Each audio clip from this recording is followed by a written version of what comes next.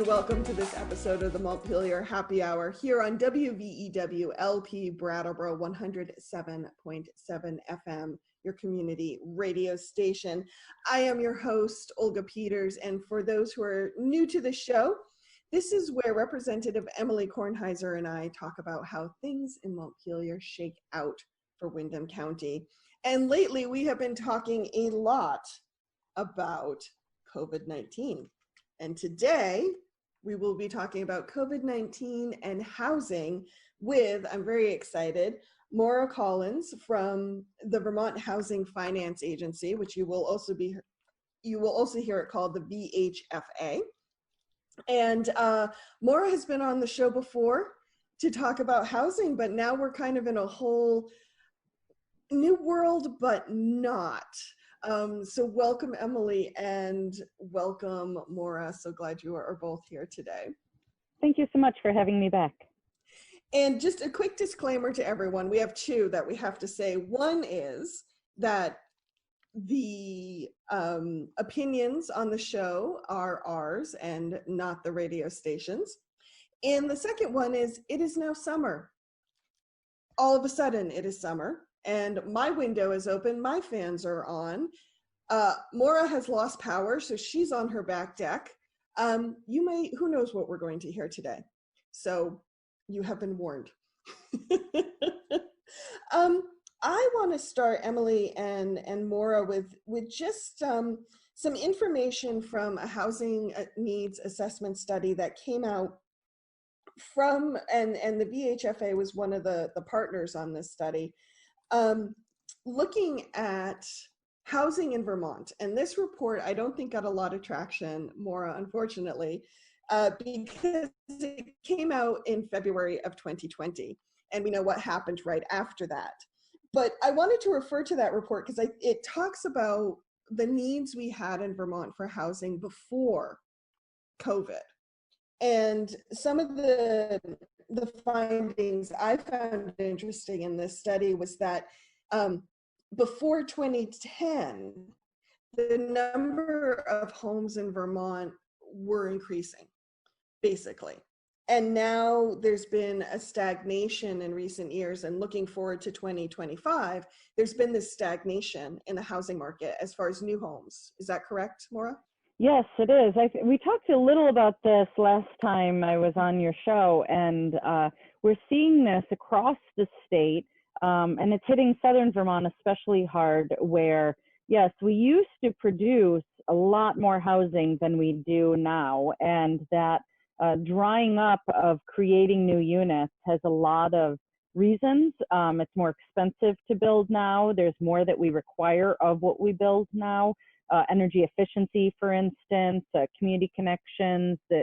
These are wonderful things that happen when you create a neighborhood or build a home, is that you're putting in rec paths and sidewalks and lots of other amenities.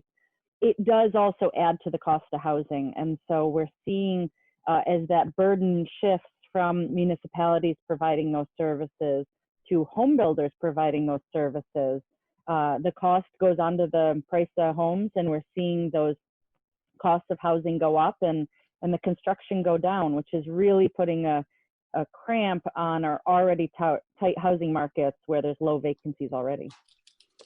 And I also found it was interesting because we have been talking a lot on the show about seasonal rentals, whether it's a family second home or like a short-term rental. We usually think of Airbnb or HomeAway for short-term rentals, but we're seeing that kind of housing stock used for that increasing. And it's interesting in Windham County. Windham County has the highest rate of seasonal home ownership. It's about 33%, where home ownership is 45% of the rental market the housing market, and rental units are about 22% of the market. So seasonal homes are right up there in Windham County, which I also found interesting. And then the other thing I found interesting, Maura, if you can touch on it, is that there's the demand for what is called service-enriched housing is also going up. So I'm kind of wondering, just so we can get a lay of the land before COVID, this need for services, an increase in seasonal homes, and a stagnation in new housing, like how do those three pieces fit together? Like what's the net outcome of that? If that's not too big a question. No, it is a big question, and it's a daunting dilemma that we face. And when I say dilemma, it sounds academic, but it really is what individuals are facing every day is they either try to make Vermont their home or are struggling to get some permanency in Vermont. Vermont and Maine, always long-standing for many, many decades, have traded being the #1 state for having the largest proportion of our homes are seasonal homes.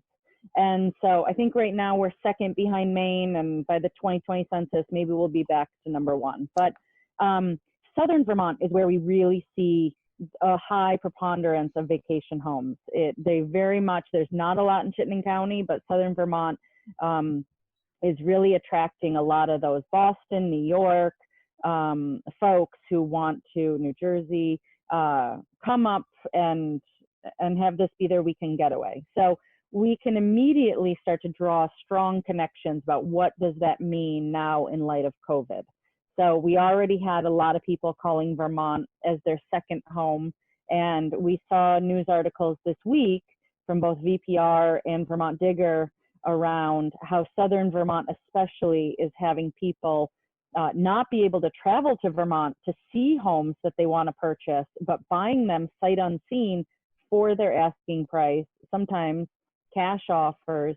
This is really going to shift the Southern Vermont housing market in ways that we couldn't even report on in the housing needs assessment that we just finished in February. So in some ways, that report is already going to be out of date. But I have good news for all the data nerds who are trying to hear these stats and figures and take notes about it. The housing needs assessment this year really built off of a housing data website platform that VHFA created 20 years ago.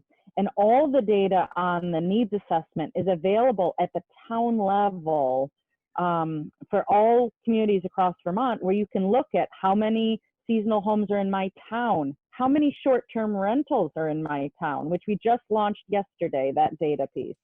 That is so exciting. I know, right? So exciting. And so I have so much to say, so I don't want to talk too long, but I'm just going to keep going on a rant of saying that housingdata.org, you can pull up these community profiles and see how you compare to other neighborhoods around you, other counties, how you compare to the statewide average.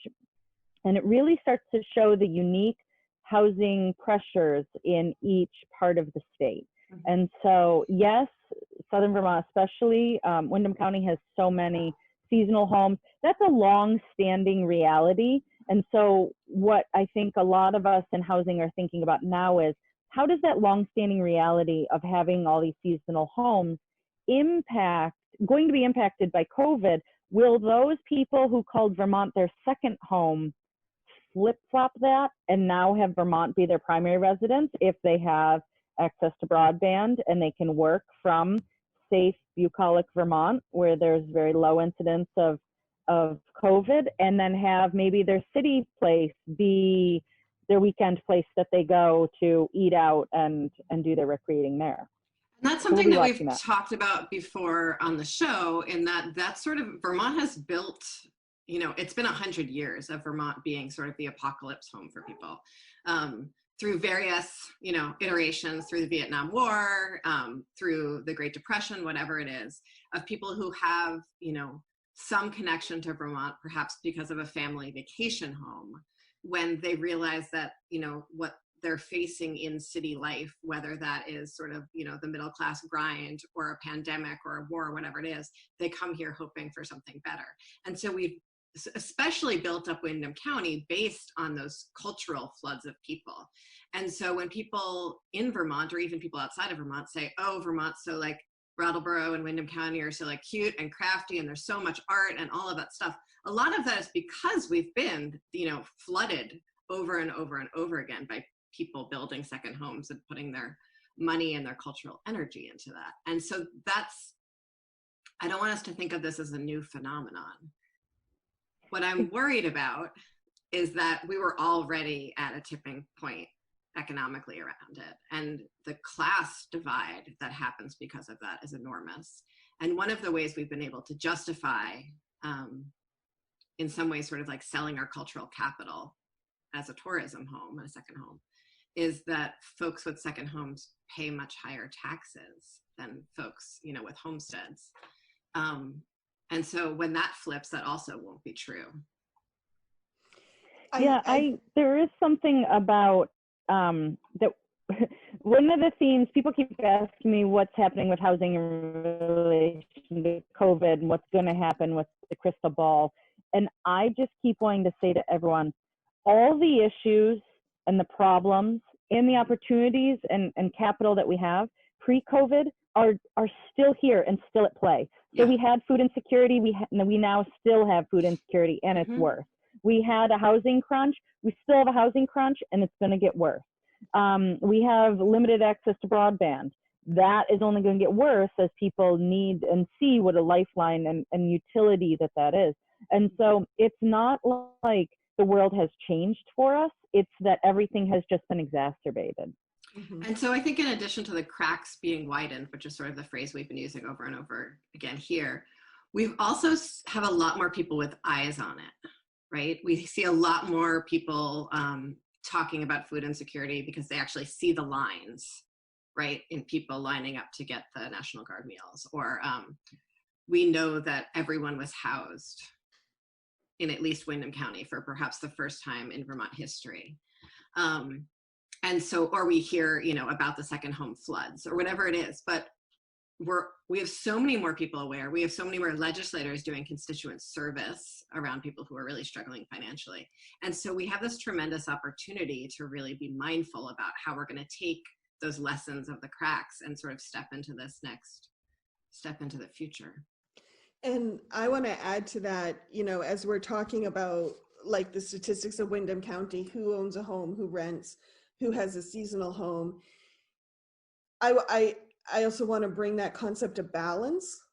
Like, it's not good or bad if someone owns or if they rent or if it's seasonal. It's about the balance within the community and where the cost burdens are. Because one thing I think the report also found that I forgot about is that there's a high number of Vermonters who are cost burdened by their housing, meaning more than 30% of their income goes to rent and or mortgage, utilities, insurance, keeping a roof over their head.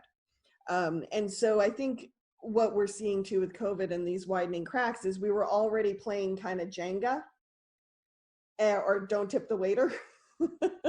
and yeah, now things are really flopping one way or the other.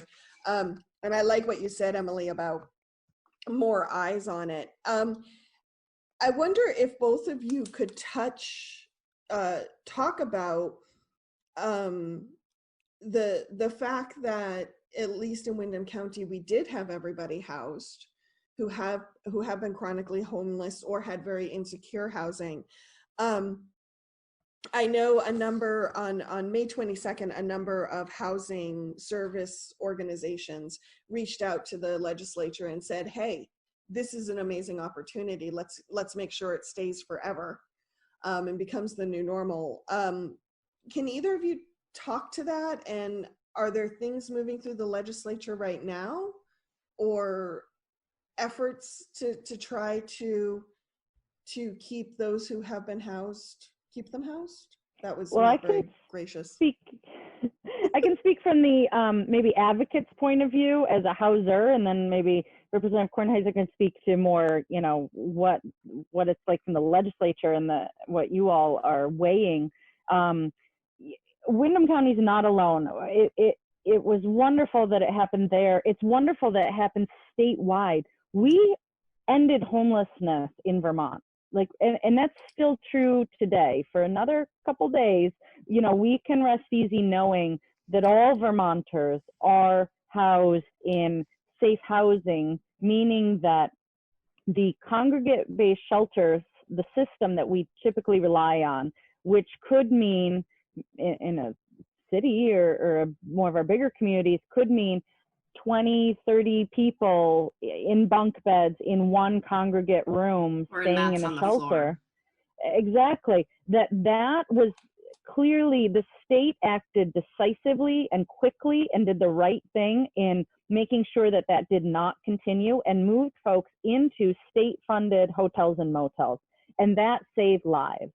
And that, as far as I know, there was one COVID positive case in the homeless community, and that person did not pass away. I don't know anything more than that, but that is a tremendous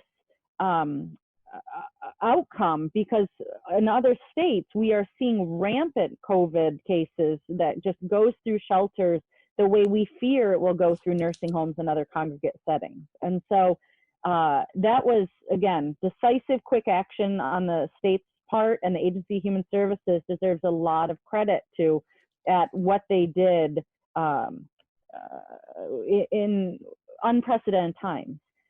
And now, so we're okay, everyone's housed, but we know that the hotels and motels are not going to remain permanent housing forever for everyone. They need to go back to their typical business models. And so in doing that, what happens next? And that's what the state's grappling with. And there was some time that housing advocates, funders, the Agency of Human Services, the State Department of Housing, a lot of us were all working together on a plan of reimagining homelessness, and what would a new system of care look like if it did not just warehouse people in shelters, but instead really looked at moving people into apartments immediately, and then providing those wraparound services and the rental assistance that would make them successful in the long term. Then the realities of the fiscal pressures became more clear, and now that window shade is closing on this opportunity, it looks like, in many ways.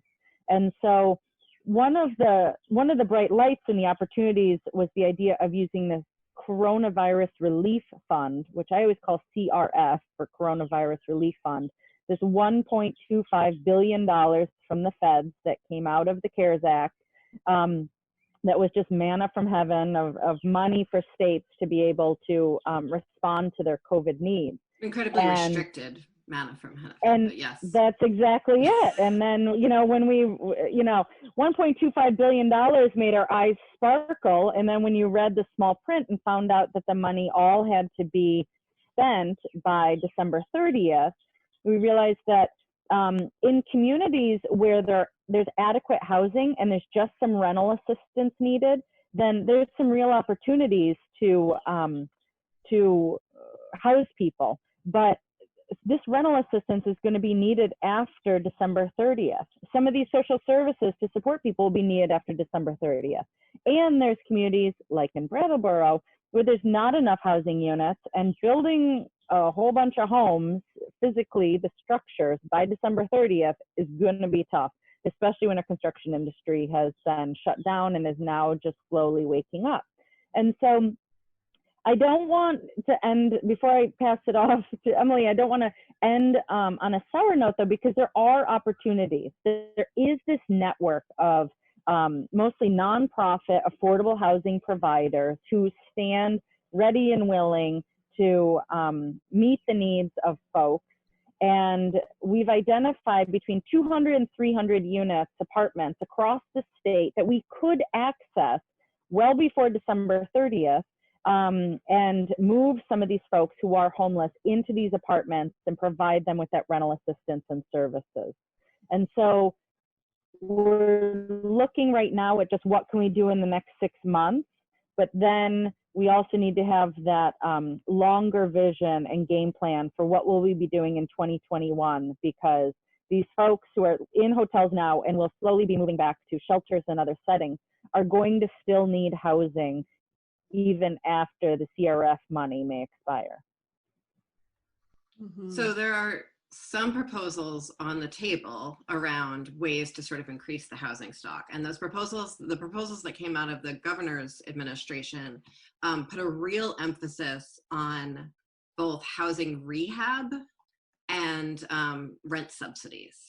And rent subsidies is sort of short-term rent subsidies for folks who are just struggling to pay rent right now and keep people housed is a separate conversation that I want to have, but it's separate from housing homeless people. It's about preventing homelessness.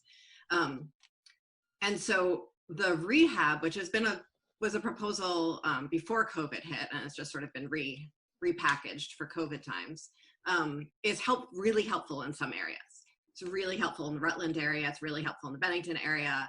It's really helpful in St. Johnsbury area. I always have to like imagine the map to do St. Johnsbury and St. Albans. Where it's not very helpful is Windham County. Yes, there are some units that could be rehabbed, but not anywhere near as many as we need. We have at least 100 people who right now, today, are housed in motels on state money, receiving services from Groundworks. We don't have anywhere near that many units. For the last many years, at least 4, we've had folks who had housing vouchers, could pay for units, and could not find anywhere to live at all, and often had to send their vouchers back. So the problem isn't even the services in the short term or the money for the housing in the short term, it's actually just the units. And so in our county, when I think about what next steps need to be that will work for us, which is very different from the administration's proposal on the table, it's really about maintaining this transitional living in a much more humane way than we have while we do the long-term investments to really build.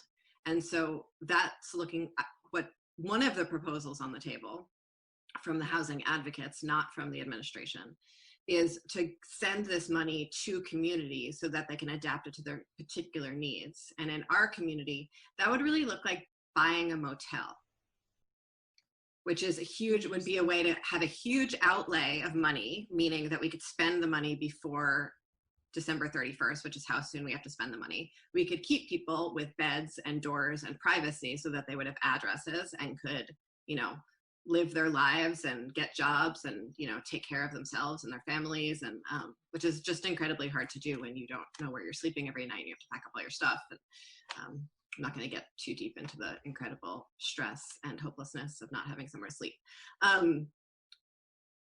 So if we could do that, those folks would, we'd have long-term temporary shelter for people, which is very different from the seasonal shelters, which are both temporary in terms of you can't stay there during the day and they're not available in the summer and all kinds of other things.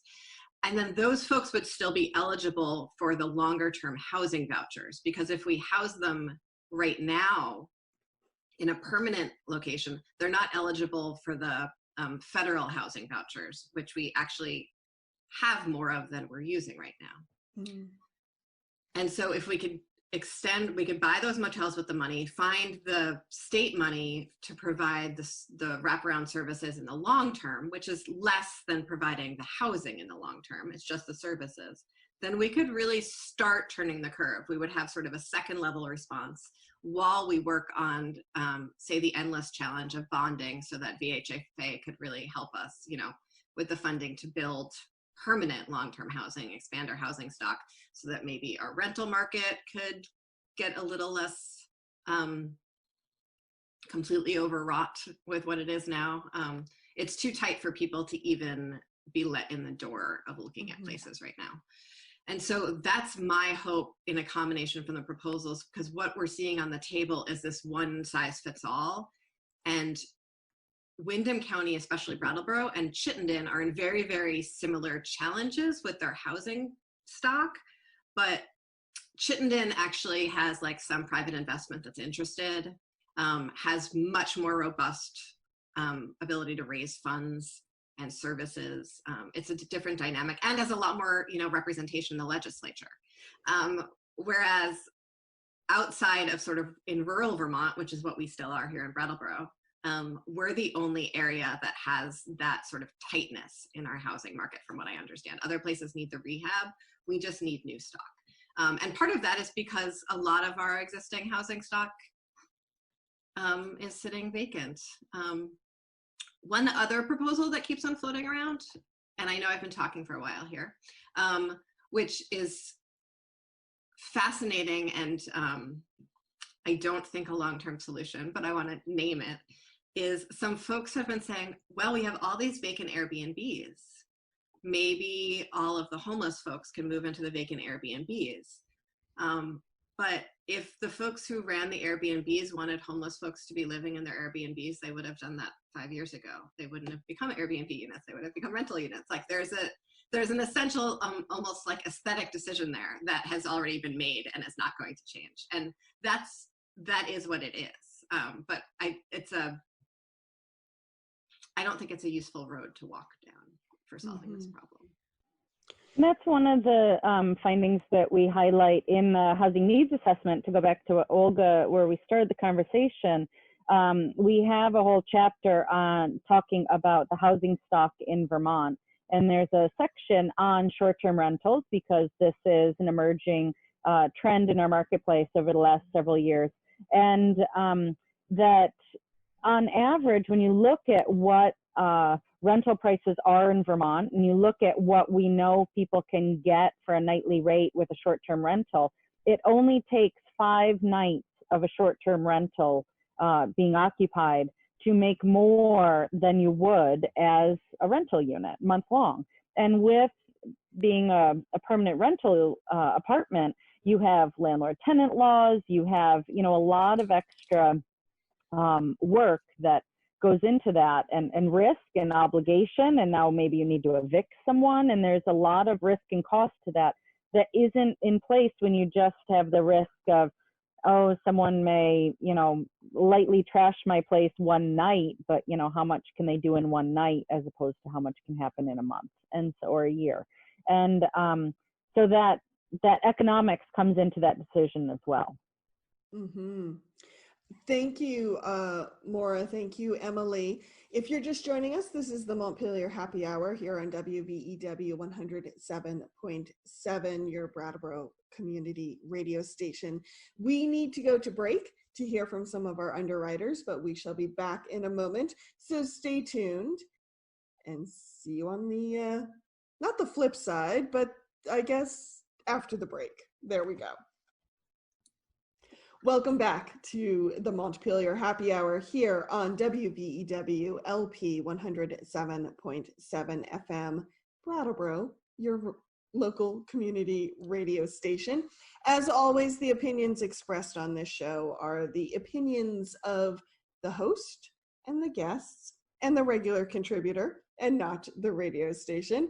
If you are just joining us, I am speaking with Representative Emily Kornheiser, who is one of the representatives for Brattleboro, as well as Maura Collins, who is the Executive Director of the Vermont Housing Finance Agency. Welcome back.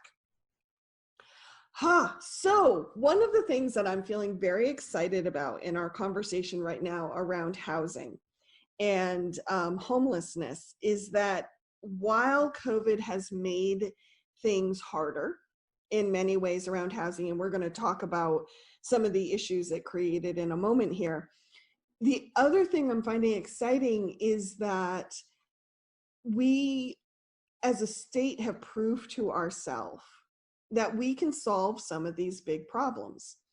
Like we were talking before the break, we at statewide, at least for the time of COVID, solved homelessness. And that was something I think beforehand, a lot of people said, well, it's always going to be here. There's nothing we can do about it. And we proved that, yes, with decisive action and coordinated action and funding, we can do it. So that to me is exciting because we are proving new things to ourselves. That said, it sounds like we're going to have to keep proving things to ourselves, because one thing that we dealt with as a community and as a state is as people, as the economy shut down and people started staying home, people's finances were impacted. I think impacted heavily would probably be an understatement. Mm-hmm. And one of the issues that arose for many people is, how am I going to pay my rent? How am I going to pay my mortgage? And one thing the state did was pause evictions. Is that correct, Emily? Mm-hmm. First, the courts paused evictions in a very haphazard way, essentially. It was not consistent throughout the state. And so then the legislature stepped in and officially paused them throughout the state. So what does that mean right now? Like, where are we right now around evictions, and what's the next step? We're still under an emergency order pausing evictions. And then for 45 days, is it 45? Okay, people keep on saying 30, and my memory of the legislation was 45 days. 45 days after the lifting of the emergency order, evictions will still be paused. But then after that, free flowing. And so I don't, if you've ever fallen behind on rent, falling behind even a little bit on rent is a very, very, very hard thing to ever catch up on. I would say even harder than credit card payments, my personal experience of falling behind on various bills. And so, for most people, the income challenges that led them to fall behind on rent are not necessarily going to be solved tomorrow. There's a few people who had huge back payments from the Department of Labor for unemployment insurance that fell behind, then got a huge payment, were able to catch up. But for most people, the time of missed employment is not going to be filled back in. And so there's still a hole in people's finances. The vast majority of Vermonters and Americans don't have any savings. Certainly not enough savings to cover an entire month's rent. And so we have all of these people that have back rent, have been building up back rent, and maybe even haven't even started to seek services yet for how to fill in that hole in order to pay their back rent, which they're still going to owe at the end of this eviction stay. One interesting piece of this all to me, and of sort of the widening of the cracks and COVID, is that we're seeing a lot of people who are newly poor or newly poorer, who haven't accessed the sort of standard services for folks who are struggling deeply on a daily basis, usually in Vermont. So we have a lot of people with, food instability who have not accessed food stamps before, and a lot of people with housing instability who have not accessed their community actions or their housing agencies before. And so as we solve this problem, I want to be really careful that we're investing in existing services rather than building a parallel system between the old poor and the new poor, which is where the direction we seem to be going with the food security system right now. And I am really nervous that that's also what we're going to do with housing security. Yeah, Laura, can you comment? Yeah, I mean, this is an issue that I spend all my days and nights thinking about. I want to be very clear that as a mortgage lender to rental housing properties, like most, I want people to pay their rent. When they pay their rent, then their landlord can pay their mortgage, and when their mortgage is with VHFA, we can then pay our bond investors, who we promised to pay when we issued a bond 8-10 years ago. And bonds, as you know, are very safe investments, and so there's no ability for us to not pay those investors back, and so that flow is important to our economy in that way. That being said, as Representative Kornheiser just laid out, there's no way through this if your job has been cut, eliminated, your hours reduced, and your business has closed. And so there's no way to pay that rent. And so the actions of the legislature to hold off and not worsen our public health crisis and having people become homeless during this time.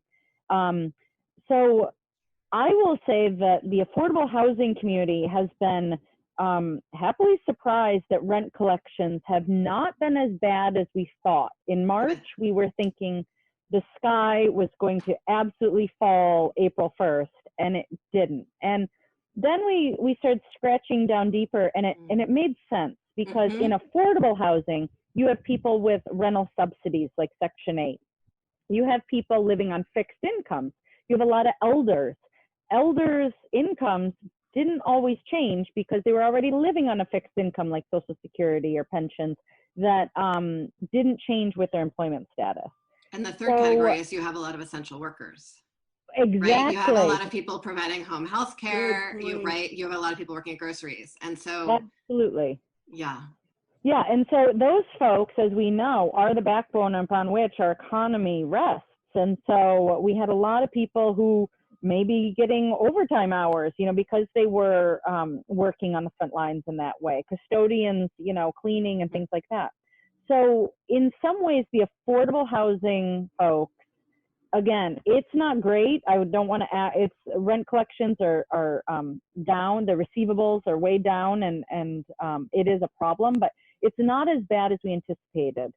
What keeps me up at night is that we know, and we verified again in that housing needs assessment we were talking about before, that over 75% of people who are eligible based on their income for affordable housing don't live in affordable housing, don't get that benefit. We do not have a right to housing in this state. We have other inalienable rights, but housing is not one of them unless you are incarcerated. And so what's happening is that we know that 75% of people who are low income and should be eligible for housing assistance don't get it because we don't have enough resources in this state or federally coming from the feds to support them. And so those folks are the ones who I'm especially concerned about. Yes. And so I do give a lot of credit. I think it's a wonderful first step what the administration has put out in terms of spending $50 million of the coronavirus relief fund money on homelessness prevention in this way, and back rent and some short-term rental assistance is a great first step to support people for the next 6 months. And so the timing is important. The quicker we can get this through the legislature and this program going, the less in a hole these households are going to be. And if we can support them through December, that's going to be great. And maybe we can support them so that they end up with not a lot extra, but just a little extra so that they can get through then January and February. So often with these programs, we look at the very least amount we can provide people. And if we could really help people build back where they were before coronavirus started, and maybe a little savings, maybe, a cushion, and be okay with their rent, then that kind of stability could get us through the winter, which I know we're all concerned about, as, cold and flu season will be upon us again in another few months. So there's a few places that we might have expected an immediate crisis to occur that didn't. So one of them is what Maura described, that affordable housing, folks who were already in affordable housing were for the most part okay through this. And then we have the fact that tax return, this happened at the same time that a lot of people get their tax returns, sort of folks with slightly more income than folks in affordable housing, but folks who are still don't necessarily have savings. Tax returns came in. There was the Trump tax cut credit, whatever that check was. There was the check that came in the mail with the dollars in it. And so those were cash infusions for people that might. The extra unemployment money has been huge. That has saved so many people. The extra unemployment money, if people got it, was huge. That's going to end fairly soon. And so we had these pieces of money that helped. And then we have folks who, and then some of those folks might have had a little bit of savings or some family connections. And so that brought people into sort of a safety and stability, maybe until now, maybe another 2 or 3 months. But then the crisis is going to hit because the economy is not getting better anytime soon. And so as it reopens, it will reopen. It's not going to be, we're not going to return to the past times. We are going to return to we're going to move into a new time. And so all of those folks who, again, I don't think have accessed resources, social services in a long time or perhaps ever, are going to need to figure out new ways to do that. And we're going to need to make it possible for them to know that that's an okay thing to do, which is very different from the existing social service system, which is really designed for people who are familiar with it. It's one of the reasons the Department of Labor situation was so dire, was because we had people who were sort of walking the gauntlet of state service provision that hadn't done it before and didn't know the secret language or the secret workarounds, or it's all insider language, that stuff. And so that's where I'm concerned. And I want to make sure that we're communicating to our community that it is okay to ask for help. You did not do anything wrong for this to be happening to you. Society did it to you. You did not do it to you. And we are here to do something about it because it matters to everyone in the community that people stay housed. And so to really make those benefits much more open and available to people who might not have sought them before, so we don't have a whole new class and group of folks who are without housing. Mm-hmm. And Maura, what, and maybe Emily can touch on this too, because I think, Emily, you were the one who said, let's work on existing programs. Let's not necessarily create new ones. So for folks who may not be familiar with some of the programs that Vermont offers, I'm curious, what is on offer? And even though you said let's not create new programs, I'm wondering if there's some places where we do need to create new safety nets. Does that make sense?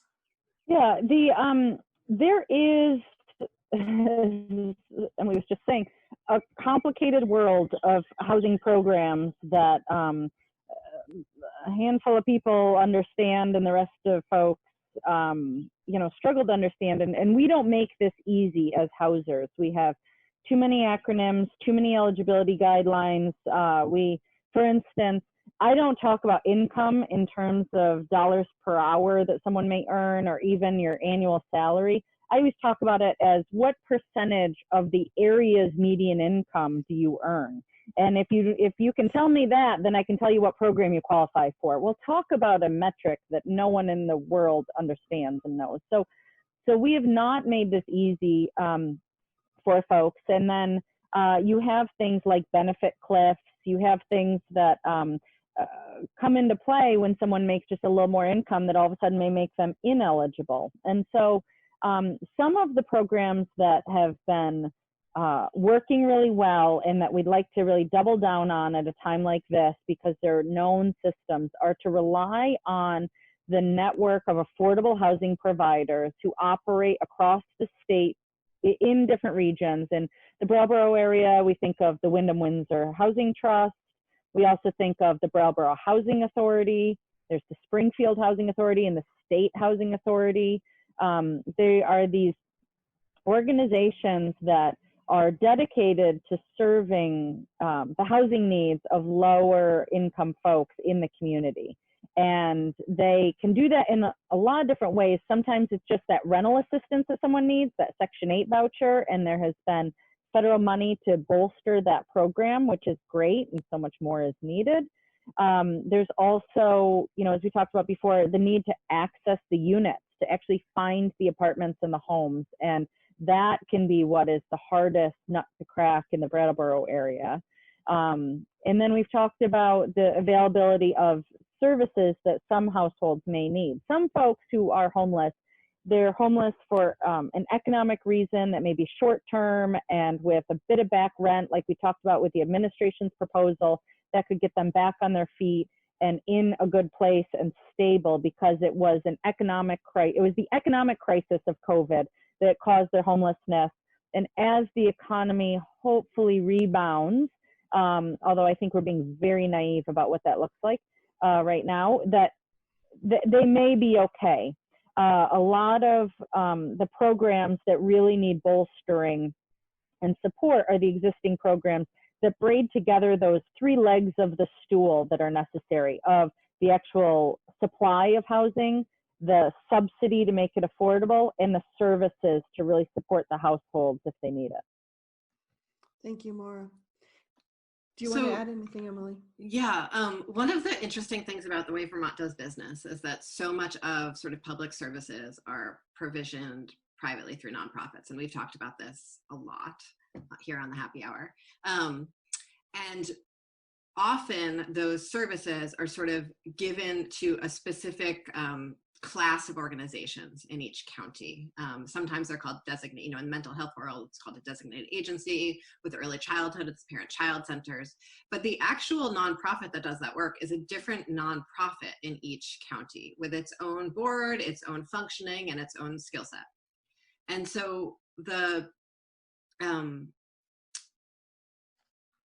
payment for back rent, sort of subsidies and support around back rent, usually goes through the community action agencies. And each community action agency in the area is different from every other and has different skills and different capacity and different relationships to their community. But they're all connected to other housing providers, both homeless service providers and low-income housing providers like the Brattleboro Housing Partnership and Wyndham Windsor Housing Trust in a system called coordinated entry. And that's actually a table that everyone comes and sits at on a regular basis, talks about systemic problems and sort of immediate case issues, and gives sort of a no wrong door system for folks who are seeking services, so that people don't have to be sort of referred from A to B to C to D to back to B in order to get their needs met, which is really, really important. One, because it gives us consistent data across the system. Two, it helps us highlight where the cracks are. And three, most importantly to me, like, people don't have to walk this like terrible gauntlet maze situation in order to get their needs met when they're already confused and stressed. And so I want to be really careful that, as new people are starting to enter the system, that they're going to have a no wrong door, that they're going to have people who say yes to them. Yes, we'll figure this out with you, and sort of partnerships in their community. So I think it's really important that as we deliver those housing subsidies to communities, even though it seems like just a little bit of a contract tweak, that it goes through our coordinated entry system and not just to one provider, because I think people seek services based on relationships, especially if they haven't sought those services before. Yeah, I'm really optimistic, Emily. I agree with you that should be the goal. I love the coordinated entry system. I wish it were more, really underlining your point of the unevenness that we see in different parts of the state. I wish it were more consistently strong across the state. You're right that in Wyndham County, you guys are doing a great job in that regard. That's not the case statewide, which really concerns me as a statewide entity. And so, but one thing I'm optimistic about is that right now we know what the state wants to do with the coronavirus relief funds as it relates to the Agency of Commerce and Community Development. They were the first department to come out with their solution from the administration of how to spend this money. And it focuses on the funding needed for small businesses, on tourism and marketing, and on housing, because those are the departments that fall under the Agency of Commerce and Community Development. We are still waiting to hear from the Agency of Human Services about what their plan is. So as we talked earlier about the 2,000 Vermonters who are living in hotels and motels and watching every day, we wake up and the calendar flips another page of the day, and we know that we're getting closer to a time when those hotels and motels won't be available. The Agency of Human Services is very actively working on their plan to transition people out of those hotels and into something different. And I don't have any insider knowledge of what's coming, but having listened to the testimony of the Agency of Human Services so far, it's clear that they are going to be investing heavily in housing navigation services. And so that's getting at what you were talking about, Emily, I hope, of that no wrong door, that really putting money into helping people access housing in a way that maybe historically hasn't been needed, because there's so many new people who need this money. So I don't know what AHS's plan is going to be. I'm told that it'll be available, I hope, in another week, maybe. I mean, I think it's very, it's at the top of what they're working on. This is their top priority. And I think it's going to go towards the kind of things you're talking about, which would be good, because that is needed. So we have just about 5 minutes left, and I know Maura needs to get to another meeting. So I want to touch base with both of you. We've pulled on an awful lot of threads here around housing in Vermont, what existed before, the issues that existed before, what COVID kind of shook up, and what we're looking at in the long haul. So what do you think is the most important thing for people to understand right now, Maura, about what we need as far as housing in Vermont, whether it's funding, whether it's new stock, whatever, what do you feel is really important for people to understand about the need? I think we need strong leadership who can act quickly. I think that too much time has already passed, and I'm very concerned about this closing window of the federal dollars that have to be spent by December 30th. We had a real opportunity to transform our homeless delivery system, and because of funding limitations, we're not going to, well, people have chosen that we will not be transforming that system in the way that was possible.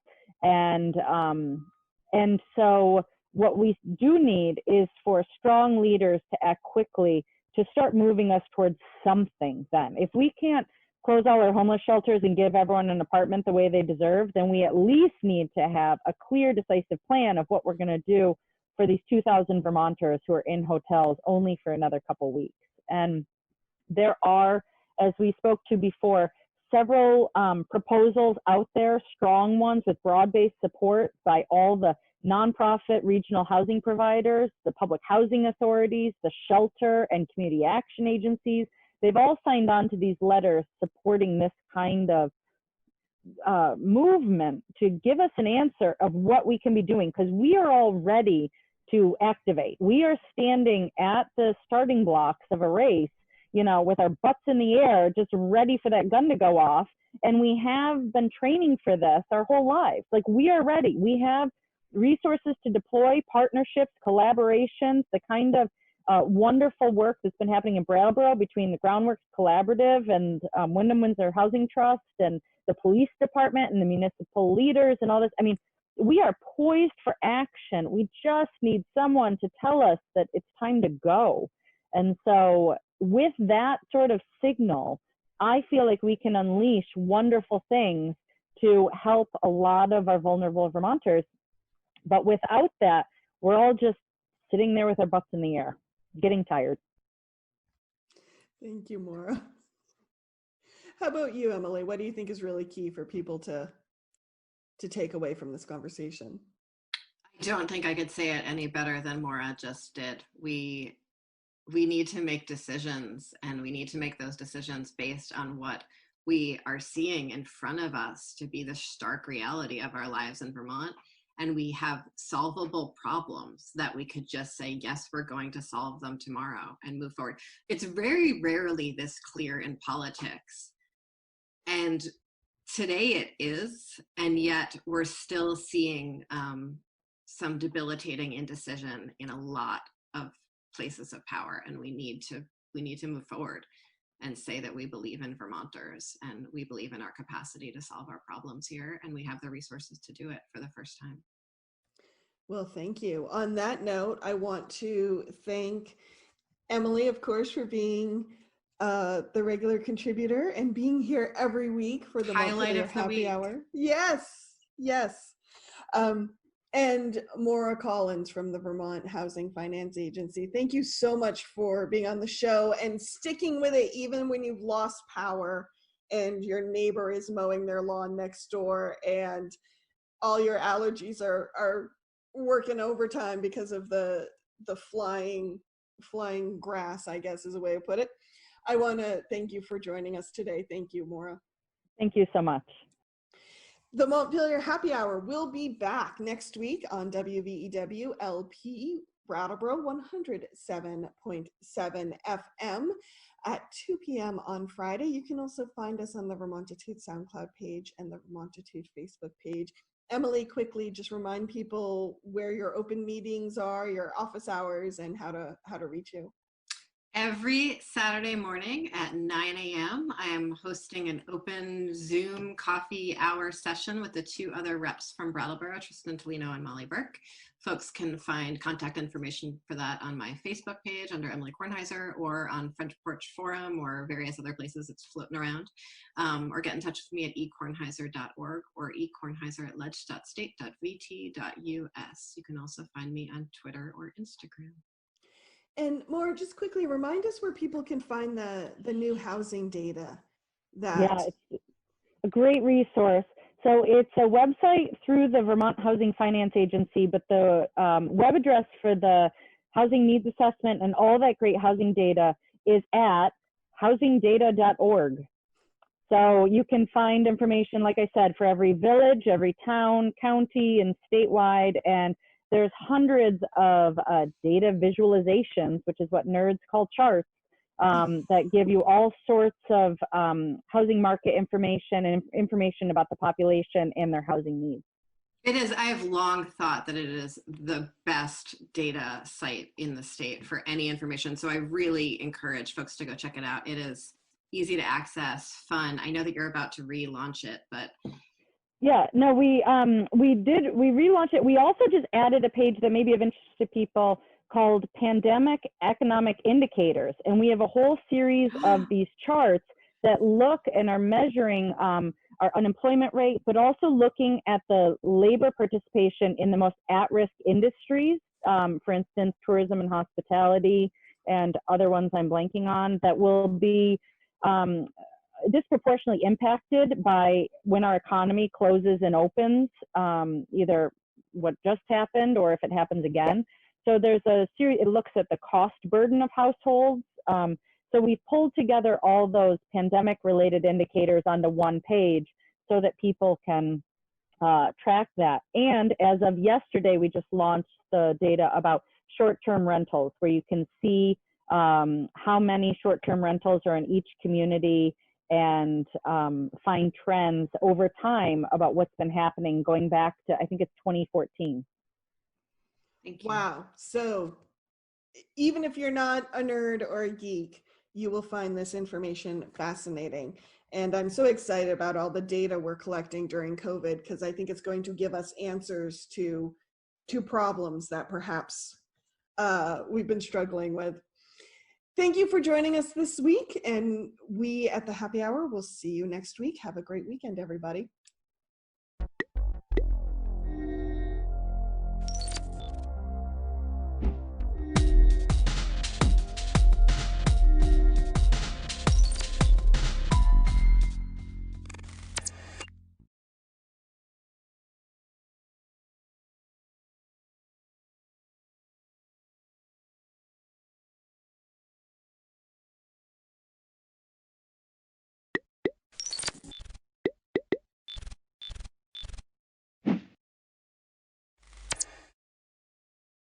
Welcome to the Guilford Select Board meeting of May 27th, 2020.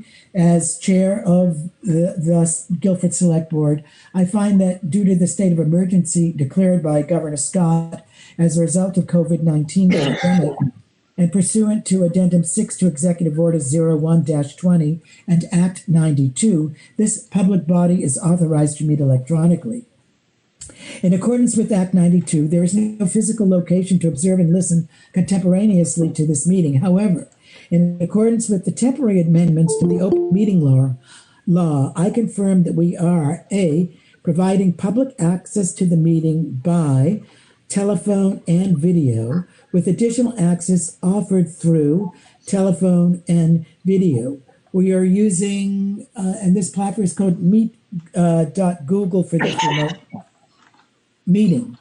All members of the Select Board have the ability to communicate contemporaneously during this meeting through this platform, and the public has access to contemporaneously listen and, if desired, participate in this meeting by going to the URL meet.google.com/NJE-CDSE.VWJ, or by telephoning 617 675-4444 and using the PIN number 157087779417 hashtag.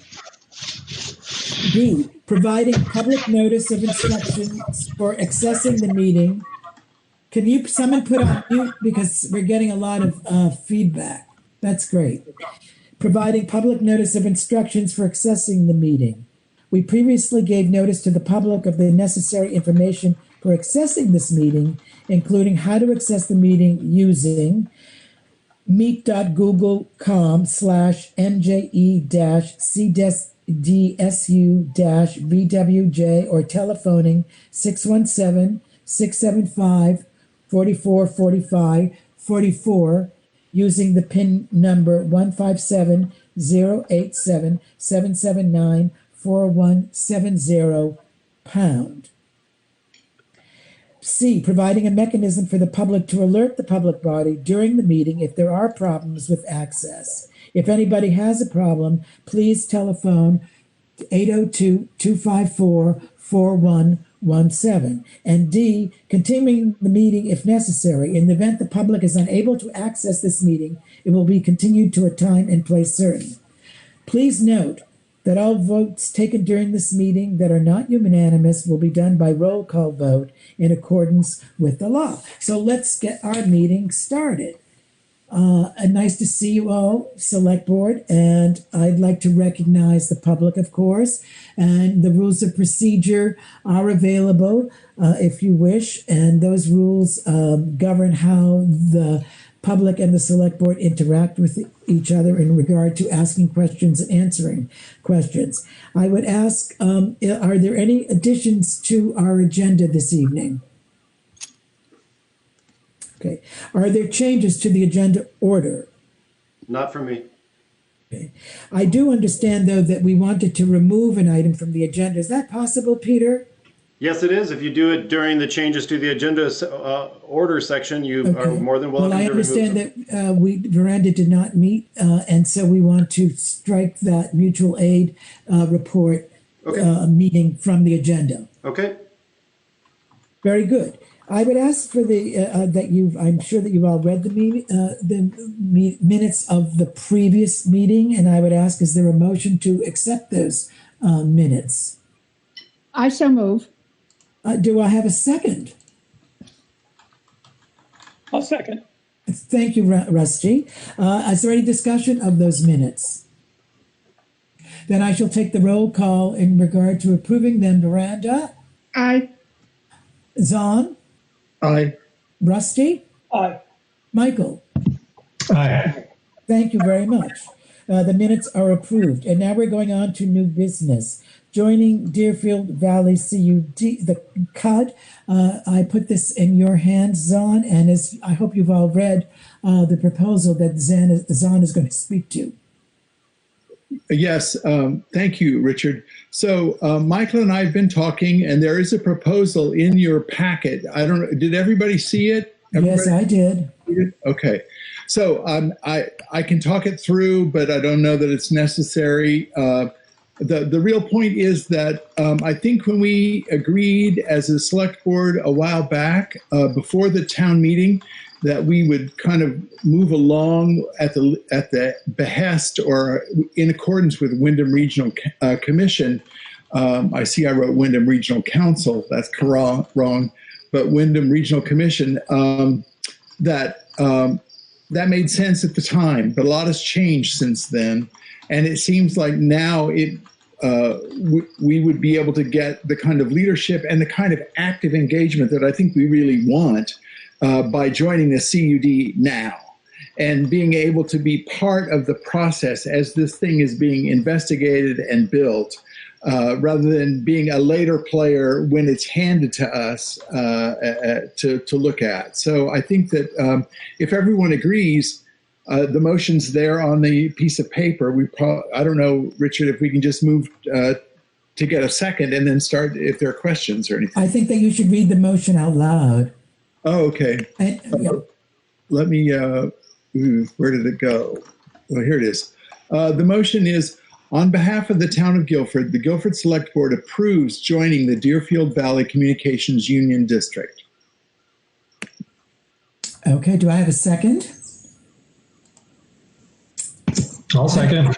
Oh, Michael seconds. Is there any discussion? I would just say that I think this is great. I'm so glad that you and Michael are on the ball here and have shown great initiative. And and also there's the an additional factor of Zahn knowing personally some of the folks involved in this, and I think that could be very helpful to us. So I'm very glad that we're getting in on this in a very early stage. So I'm very. Richard, may I just say one more thing? Yes, please. For us to be sure that we all understand, we want to make sure that in case there are questions of us individually, we want to be certain that everyone understands that this is not making a commitment on the behalf of the town for any kind of taxes or any kind of revenues. It can't do that. So we're not, this whole project has to move forward apart from tax revenue. So we're not binding the town in any way, especially at this very particular moment. Right. And we know that the select board has the authority to make a motion and accept like this, because we've checked on that. And I know that probably for each of us, a number of people have spoken to us about how overtaxed their internet capacity is and what kind of deficits there are. And I know that people who were watching this meeting have experienced that. Is there any further discussion? Then I shall take the roll. Veranda, Porch. Aye. Zahn Eastis. Aye. Rusty Marine. Michael Becker. Michael? Aye. Richard Wazansky, aye. The motion carries unanimously. Yippee! That's what I say. I think that you know, that this could be very promising. And if you've read the feasibility study,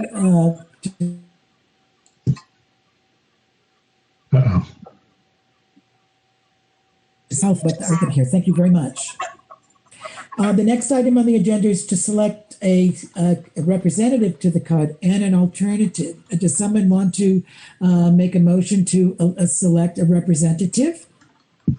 I'd like to nominate, can we do, sorry about the echo, I don't understand about that.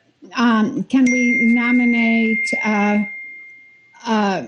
a representative and an alternative at the same time? Or yes. No, let's do it in one motion. Okay, I'd like to nominate Zahn and Michael as the rep and the alternative, and either one of them as rep and alternative, you know, they could choose as far as I'm concerned. Well, it should be clear in your motion, please. Yeah, I think so. Okay, I nominate Zahn to be the representative and Michael to be the alternate. Do I have a second for that motion? I will second. Thank you, Michael. Is there any further discussion? Okay, are you saying something, Zahn? You're muted. Yes, I'd like to try. Thank you. Sorry. There is an actual form that I sent, I think, to Richard. I don't know if you have a copy. I don't know if I sent it to Peter or not.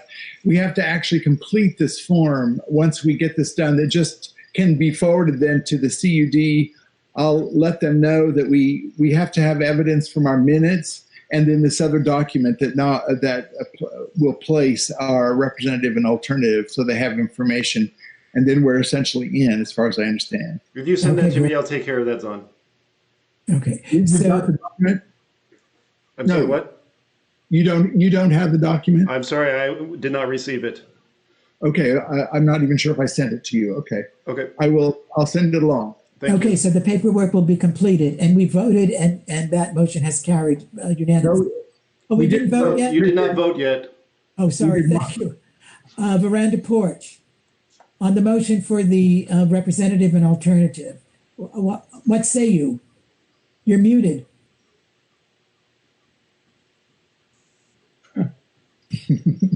You're muted, Veranda. Okay, am I not now? Yes, you are. What say you? That's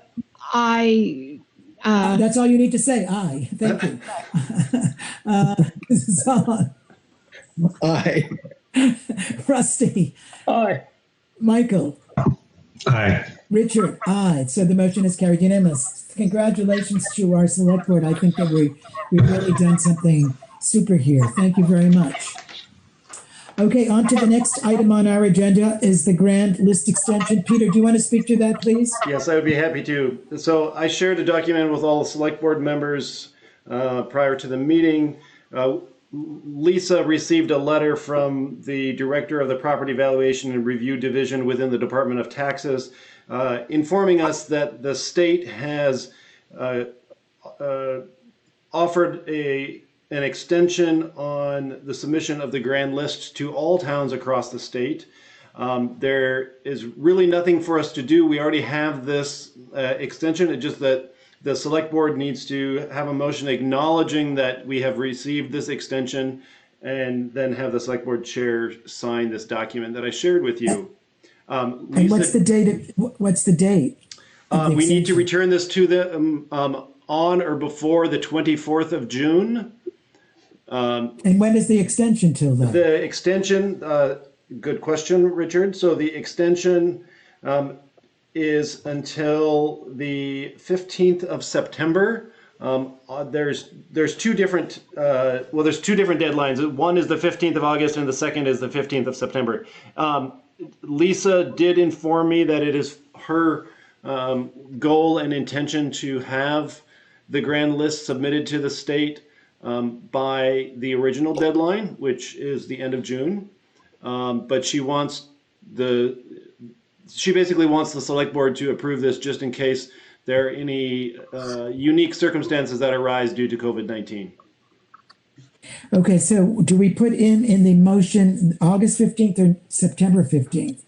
You don't even need to put in a date. You just, in the motion, someone can move to accept the deadline extension by the Department of Property Valuation and Review. Okay, do I have a motion to do that? I'll do that. I motion that we do that. Okay. Do I have a second? I'll second it. Thank you, Veranda. Is there any discussion? Okay, I shall take the roll. Zahn? Aye. Rusty? Aye. Michael? Aye. Veranda? Aye. Richard? Aye. The motion carries unanimously. Thank you very much.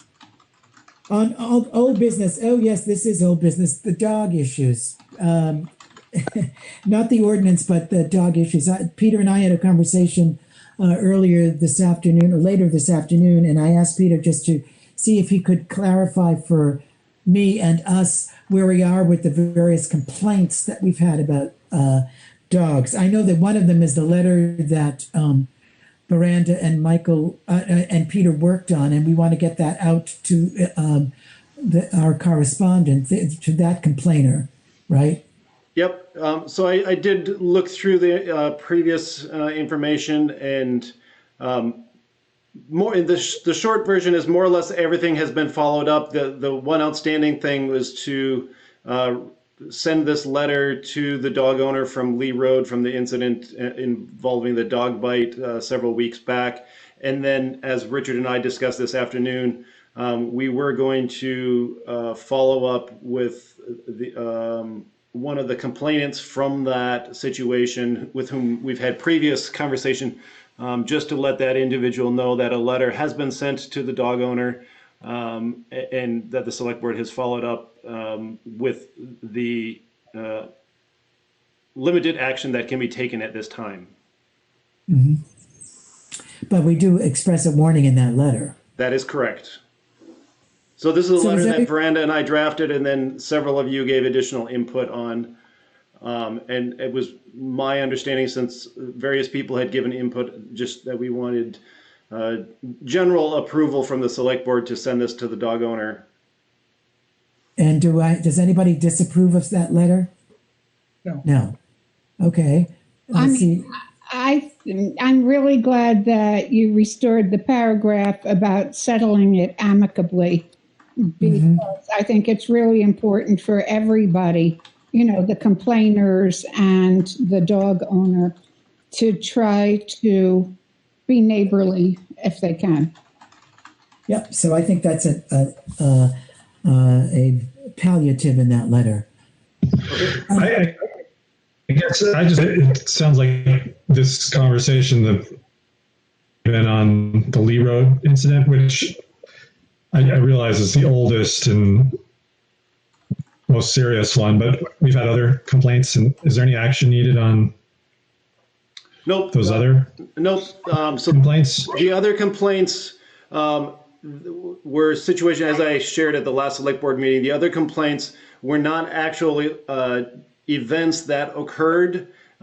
Certain people had been warned by specific dog owners that their dog was aggressive towards other animals and were warned to avoid the dog, which is somewhat out of in violation of this, in a roundabout way of the current ordinance. So I did respond to them, both people. One situation, the neighbors worked it out, and the owner of the dog did install a dog fence, and it has been working. And the complainant did respond to me that she felt that the situation was resolved amicably, so that's positive. And then the other people that I did hear from made it clear that they have not had an incident, but they are concerned as they see the dog roaming about quite regularly. Can I suggest that, Peter, that you establish a dog complaint file? I already have one, Richard. Okay, good. And is that accessible by the select board, or is that in your files? That is accessible only on the server here in the town office, which if select board wishes to see it, you could come in and do so. The other option would be, I suppose I could create a folder on the Google Drive and put that information in there and share that with all of the select board members if you wish me to do that. I don't need that, but I'm glad to hear that there's a file being kept. Yep, there was a procedure in place prior to my employment with the town, and I have been following along with that previous. Okay, and so does that file have, so if you have a letter, let's say from one of our citizens about a dog, does the file have where the status is in regard to that communication? Not specifically, no. It has communications either from complainants or to people who are the dog owners of those situations. So you might, I would suggest that you have an open and closed case file. Okay. So that we know what's open and we know what's closed. I'm just concerned that we are, as a select board, when we get a complaint, that we are very communicative and responsive to the citizens of our town, because obviously the dog issues are very important to some people. Absolutely. Yeah. Thank you for the suggestion. Good idea. Yeah. Okay, now the dog ordinance, which is the next item, you all had the revised dog ordinance, which you should have seen was filled in. Michael and I spent quite a bit of time, and Peter too, in creating a revised dog ordinance. The main feature of the revision, I would say, was the penalties, which we wanted, Michael and I both agreed should be stricter. So we tried to do that, and there were no penalties for the so-called vicious dog. There were penalties for the potentially vicious dog, but there were no penalties for the vicious dog, and we added those. And I think that in your copy of the revision, you should see that. And that, to me, that's what the major change was in the document. Michael, do you want to add to that? Michael? Yeah, I'm thinking. That was a pretty good summary, I thought. You're muted, Veranda. Can you unmute? Okay. Yes. It's a little, and yes. But you look marvelous. Why, thank you. I dressed up. looking at the penalties and the waiver of penalties, and I don't really understand the waiver of penalties part. Do you want to speak to that, Peter? I was just going to do so. So the way that VLCT put their draft document together, they gave Vermont towns the ability to implement a waiver fee. And the waiver fee is such that if a dog owner openly admits that there was an incident, that instead of pursuing legal action, which is what would have to happen in order for the fines to be implemented, that we could implement a waiver fee, which would be a reduction in the original fine by the owner admitting to the incident, and then it would not go through the Vermont judicial system. So there's no contest, basically. Correct. Yeah. Does that explain it to you, Veranda? We took the waiver fee out. We took the waiver fee out of the vicious dog. However, there's no waivers for a vicious dog. Isn't that right, Peter, as I recall? That is correct, Richard. Because we felt in the discussion that Richard shared with me from him and Michael, is the feeling was that if there is a vicious dog incident, that the town wants to make it clear that that is unacceptable, and so that those fines would be pursued in a legal manner. And a vicious dog incident means that the dog has bit somebody, and there's medical involvement. Yeah, medical care is needed. Yeah, Rusty, did you want to add something? Yeah, you sort of answered it. I just wanted to know what the definition of vicious was. Yeah. You answered it for me. So that's the difference. So, do we now have the ability to have a hearing after the first vicious incident if somebody requires medical attention? Is that one of I thought that's the way that it reads. Yes. That's kind of one of the fundamental changes that we didn't really have the ability to do that. Yes, that's before, under Michael. right? That is under Section 9. Yeah. Section 9. Which I feel better about. I mean, that serious incident on Lee Road. Section 9 outlines the sequence of the investigation. And so now it is at the discretion of the select board to hold that hearing at any point. It is no longer after a third incident. It can now happen. So if the select board deems a vicious dog incident one time is sufficient to hold a hearing, then we have a hearing. And I think that's a good change. Yes, it is. I agree. I feel better about that. Further discussion? I just would like to add, just so the select board is aware, that per state statute, that should you adopt this new ordinance this evening, that it will not become effective for 60 days to enable residents opportunity to petition against it if they so wish. I don't suspect that will happen, but it is a legal requirement by the state. So then is there a legal requirement that we have to put this out in a public way, let people know that this action was taken tonight, and sort of give a 60-day, grace period for people to respond? Excellent questions on it. And the answer to that is yes. I have to make a posting on the town website with a full draft, or not draft, but a full copy of the new ordinance. And I also have to post it in our newspaper of record. Thankfully, the state several years ago changed the statute. The reason being is previously we had to publish the entirety of the new ordinance in the newspaper, and they now allow us to reference the new ordinance and tell people where they can find it so they can review it. Otherwise, we would have had to publish 8 pages in the newspaper, which would have been quite costly. Do you think it would be useful to put a summary of the changes in the new ordinance on Front Porch Forum so that it would be widely disseminated? Because I'm sure that more people read Front Porch Forum than go to the town website. I would make an alternate suggestion that you could put on Front Porch Forum that there has been a revision of the dog ordinance. I think if you how to summarize it and what to summarize is a little bit. I wouldn't be in favor of that myself. I would say that's at the discretion of the select board to directly answer your question. So the rest, all of you would need to decide if that was something you wanted me to do. What I previously stated are the legal requirements of what I need to do. It would be good to put a simple statement on a Front Porch Forum with a link or something, or some way in which people can go and see it, but that we wouldn't spend time on Front Porch Forum trying to explain to people what was going on.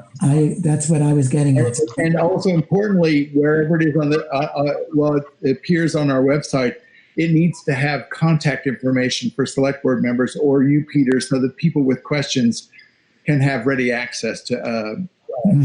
Yep. That's part of the legal requirement is there has to be contact information, minimum of telephone number or mailing address or email for a select board representative. We don't need to put all of your information up there, but I will certainly have my name and contact information on there. Yeah, I would like you to be the contact, Peter. I'm going to just ask if there's any support for the idea of posting all highway signs, new dog ordinance. These venues that we're talking about aren't going to reach. I can't understand what you're saying. Affected by I'm sorry. Is my connection bad? Ours just gone haywire. No, you sound very clear. So, can you hear me? Yes. Keep it short, but I just think we should post it on the programmable highway sign just to reach as many people as possible that don't use Front Porch Forum or the newspaper or the town website. And people drive their cars by these signs. That's universal. I'm not sure I like that idea. What's the rest of the select board feel? I don't think the newspaper is really a medium that, I subscribe to the Reformer, but, I think it's a bit of a dinosaur at this point. I'm just concerned about the use of that sign, and are we going to use that sign for everything that the select board, every action the select board takes? I don't think that's the purpose of the sign. But I'm happy to defer to. Yeah, I mean, I hear what you're saying, Richard. I'm concerned about the safety of kids, and I really want to get the message out. And I don't want to abuse those signs either, and put out every little message that isn't necessary. But I don't know. I feel pretty strongly about trying to really put the word out that if you have a dog that's out of control,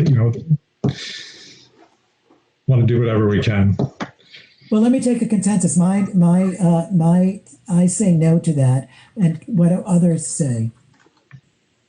I don't care for the idea of putting a notice on that sign. And further, I think people are an issue of dogs is very emotionally volatile. Yes, so that's both part of the it. dog owners who think Fido is misunderstood, and people who don't want anybody in their family to get bitten. And so being fair and clear and low key, I think, is important. I agree with that. Zahn, do you have an opinion? I agree. I agree with what you both said. Sorry, Michael. I think that it's just important that it's also important to me that we not sort of give the community the sense that we're trying every possible way we can to connect to you, and we're probably missing somehow. So please tell us how we can try harder. I think that we need to help the community understand that there are 2 or 3 ways that we speak to the community, and it's up to the community to sort of figure that part out as best they can. Yeah. Thank you. Rusty, do you have an opinion? I agree. You can't put every revision or everything we do for the select board on that sign, so I agree with you. Sorry, Michael. That's okay. Fair enough. Good try. Very nicely put. Thank you. Thank you. Yeah. I would add that I need a motion to accept the revised dog ordinance. I just briefly want to just add one thing is that all legal notices and other forms of notices similar to that are also all published on the Brattleboro Reformer website, which anyone can access those notices without having to pay for a subscription. Oh, I see. So thank you, Peter. I'm looking for a motion to. So moved. Okay, do I have a second? I'll second. Thank you, Michael. Is there any further discussion? Veranda? Aye. Zahn? Aye. Rusty? Aye. Michael? Aye. Richard? Aye. The motion carries. Thank you very much. I think we've made a great deal of progress in that revision, and that's a good thing. Thank you. I want to just say thank you for all that good work. It was very much easier to read this and kind of think about it in the fashion that it came this time. So I appreciate that very much. You're very good. Okay, now Constable and Dog Officer Peter, would you like to speak to that issue? Yes. So at the first meeting after town meeting, you folks did appoint a young man who's recently moved to Guilford as the constable.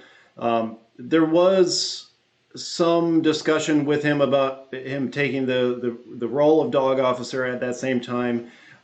He was rather reluctant to do so. One of the things with that is he had family experience related to that, as well as it would be best if that individual took some training about being a dog officer. And with the surge of COVID-19, obviously all those types of trainings went out the window, at least temporarily. The additional thing, as I had shared previously with Richard, one of the things that the select board at that time felt was important was doing a background check on that individual, which we need to follow up with our insurance company about additional information related to that, or I need to follow up on that. So really, we don't have a dog officer at the moment because that individual really was uncertain about taking on that role. So that's kind of where the situation is. So we need a dog officer. We do need a dog officer. And sorry to interrupt, Richard, just to briefly add, this is a problem throughout the entire state of Vermont. This is not unique to Guilford. Many towns across the state have this issue where they struggle to fill this role. In other states, this is commonly filled at the county level, but because we don't have county government, we don't have that as an option. Is there any select board member who would also like to be the dog officer? No. Just thought I'd ask. Why don't we form a communications dog district? And a bunch of towns together, they'll get one dog officer. Well, you joke about that, but that's actually been a discussion amongst, at least about a year and a half ago. That was actually a discussion amongst several of the town administrators and town managers within the Windham County region to look at the potential of doing that. And if each town contributed a small amount of money, say several $1,000s, and that individual, had 10 different towns that they worked for, that person could potentially have part-time to a full-time job depending on the needs of each community. Sure. But can I suggest that we have that advertised again on the Front Porch Forum and on our website, that we're looking for a dog officer? Sure. Would you like me to put an advertisement in the newspaper? Sure.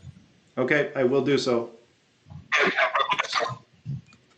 Okay, on to the next. I would just say if we get no response, well, no, let's wait and see if we get responses, because I'm in favor of the idea of towns and this alternative sounds good. So, okay, maybe see how it goes. Before we move on, does it make sense to reach out to the select boards of adjacent towns and ask them if they want to pursue this actively? I think that's good. Yeah, that's kind of, yeah. Yeah. And Peter, can you do that? I mean, Of course, that's what my job I would is say for. towns in our vicinity, you know. Yes, well, the adjacent towns. Yeah, good idea. Okay, on to the next item on the agenda, which is potential budget shortfall scenarios. This is where we were asking you to look at the fiscal budget that will go in effect on July 1st. And if you could identify hypothetically where you thought cuts could be made. Does anybody have any suggestions in that regard besides me? Richard, we had the finance committee meeting today. Yeah.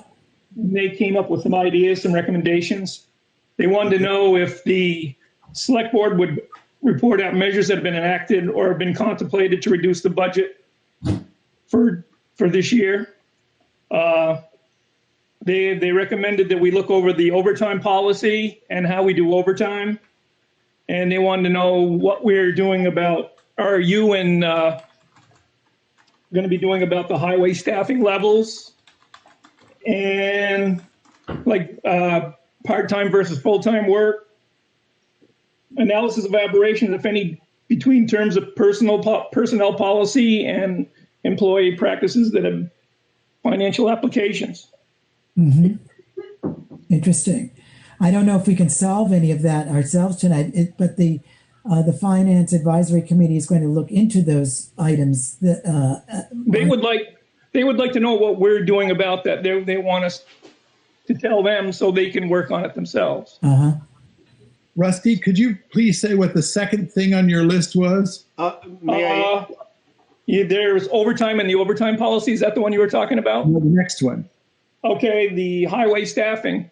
Thank you. They were wondering, I guess we have, 5 people working now? Yes. So I just want to point out that this, while in some ways it does relate to the budget shortfall scenarios, it is somewhat of a distinctly separate topic that was not previously warned on this, as well as Sheila and I are working, or will be working on drafting a memo to the select board touching on the topics a little bit more clearly and what questions the Finance Advisory Committee has on the topics that Rusty elucidated moments ago. Great. So I would say, Dazan, were you wanting to say something? No, except that I noticed that these issues are strike me as personnel issues, and none of the other topics on the sheet that we were given. And we talked about the idea of separating personnel from everything else. So it sounds like we're walking into it now here, potentially. Yeah. Well, that's where the money is, really. You think about it. Yeah. Right. Yeah, absolutely. So I mean, and there are, so you know, when I was looking at the budget, I mean, one would hope that personnel cuts would be the last kinds of cuts that an organization has to make, because we're talking about human capital and human resources. But I mean, I looked at the overtime, staff travel, for instance, and other aspects. The potential raises that we were giving for the next fiscal year are also something that we need to look at. So I don't know how does the select board want to handle it. I don't think that we are going to sit down and study these things tonight and make decisions about them. But shall we organize ourselves in a way? Shall we wait for Peter and Sheila to give us those questions in an articulated form, and then form a study committee that will be looking thoroughly into the budget and answers to those questions? I think personally, I think that's a wise decision, Richard. And I also think, as Zahn wisely noted, that this is kind of a middle area that partially falls into a personnel situation, and we have to be cautious how we discuss that publicly, as well as it's also a financial situation. But because those topics that Rusty spoke on relate to personnel, we have to be careful how that's discussed. Mm-hmm. Yeah. Has anybody talked to Danny about possible cuts on the highway crew? I haven't. No, I have not. And the fifth person is not a permanent, right? That's just a supplemental addition. A grant. That's Yes. Alan that we're talking about, right? Yes. So you folks previously informally agreed that it was okay for him to work on the grant project that needed to be finished on Carpenter Hill Road because his wages for that work will be reimbursed as part of the grant. But you did not really authorize any additional work by him at this time due to COVID-19. And then I believe that Danny and Richard were meant to have a follow-up conversation about that, and I don't know if that occurred. No, it did not occur. So one thought I have is that I think that this should be, as we do with the budget, we have special meetings of the select board. And it seems to me that that this requires a special meeting. I wish we could sit down together in person and go over these things, but at the present time we can't. But I think my thinking just spontaneously is that we wait for Sheila and Peter, and if Rusty is adding to that the articulation of what the Finance Advisory Committee is suggesting that we look at, and we have that document, and we call us a one or two, or if it's more, special meetings to just talk about where we might make cuts in the budget, hypothetically, because we're not, this is all hypothetical because it all depends on what the tax revenue is going to produce. And we don't know for sure that we're going to have diminished tax revenues this year. It's a possibility, but we want to be ready for the possibility. So that's my suggestion, and I'm wondering what the select board thinks about that. One, to have this note from Peter and Sheila, and then to use that as a kind of study guide to call several, one or more special meetings to go over the budget. Just as we created the budget, now we have to review the budget. I thank you, Richard. I think I love the idea. It's more meetings, but I love the idea of being able to talk this through in a careful way. And consider things. The other piece that will help me make decisions is guidance from, I don't know whom, VLCT perhaps, about what level of cuts. I know that's been put out there. Peter did this worksheet about various levels of cuts, but are we honing into any reality here? Are other communities beginning to understand it's going to be a 10%, a 40%, cut that's going to be required. Zon, that's the big unknown that no one has an answer to. And yes, VLCT is working hard, but they have unfortunately no concrete advice at the moment. And they are working very heavily with our state legislature and with the governor to try and figure out some form of financial assistance for communities, since we really don't know what's going to happen. And some towns are making immediate cuts effective now. Some towns are making cuts effective July 1st with the new fiscal year, even though they don't really know what's going to happen because taxes aren't collected till October. Well, and so are there examples of, or any talk anywhere about the notions of any softness around the dates for taxes being paid or fines? Or is everyone going to get, who can't pay because of COVID, are they going to get slapped with an interest payment that's binding? Isn't there? I hope there's some talk at the state level about that. So the interest level for local, the interest payment for local taxes is up to, if I remember correctly from what Penny told me, that the interest payment only is up to the select board as to whether or not the select board wishes to waive the interest payment on delinquent taxes. As our delinquent tax collector, I would personally prefer to defer to her and have, whether she writes a memo to the select board or how she communicates or joins a select board meeting. She's the expert in this topic, and I think she would be able to better speak to it. There is some state guidance. I sent it to Penny as the treasurer, and I'll send it to all of us. We came up from VLCT about where the state at the present time is thinking about interest rates and so forth on delinquent taxes. So I will. I'll send that out tomorrow morning. I found it very informative, and so much so that I thought that Penny should be looking at it. Right.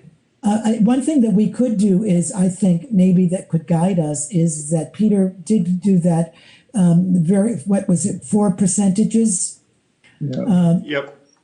Was 4 percentages, and maybe we could use that as a guide and look at the budget and see and hypothetically come out with whether we're at 15%. Okay, then we're going to go here and there to make that 15%, and then to the next one was 25%, and so for each of those percentages, we could identify in the budget where the cuts would come from and add them up.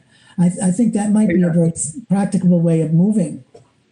Yeah, like if we had to cut 10%, these are the places we would go for that. If we need to go 20, these are the places so we could prioritize our cuts.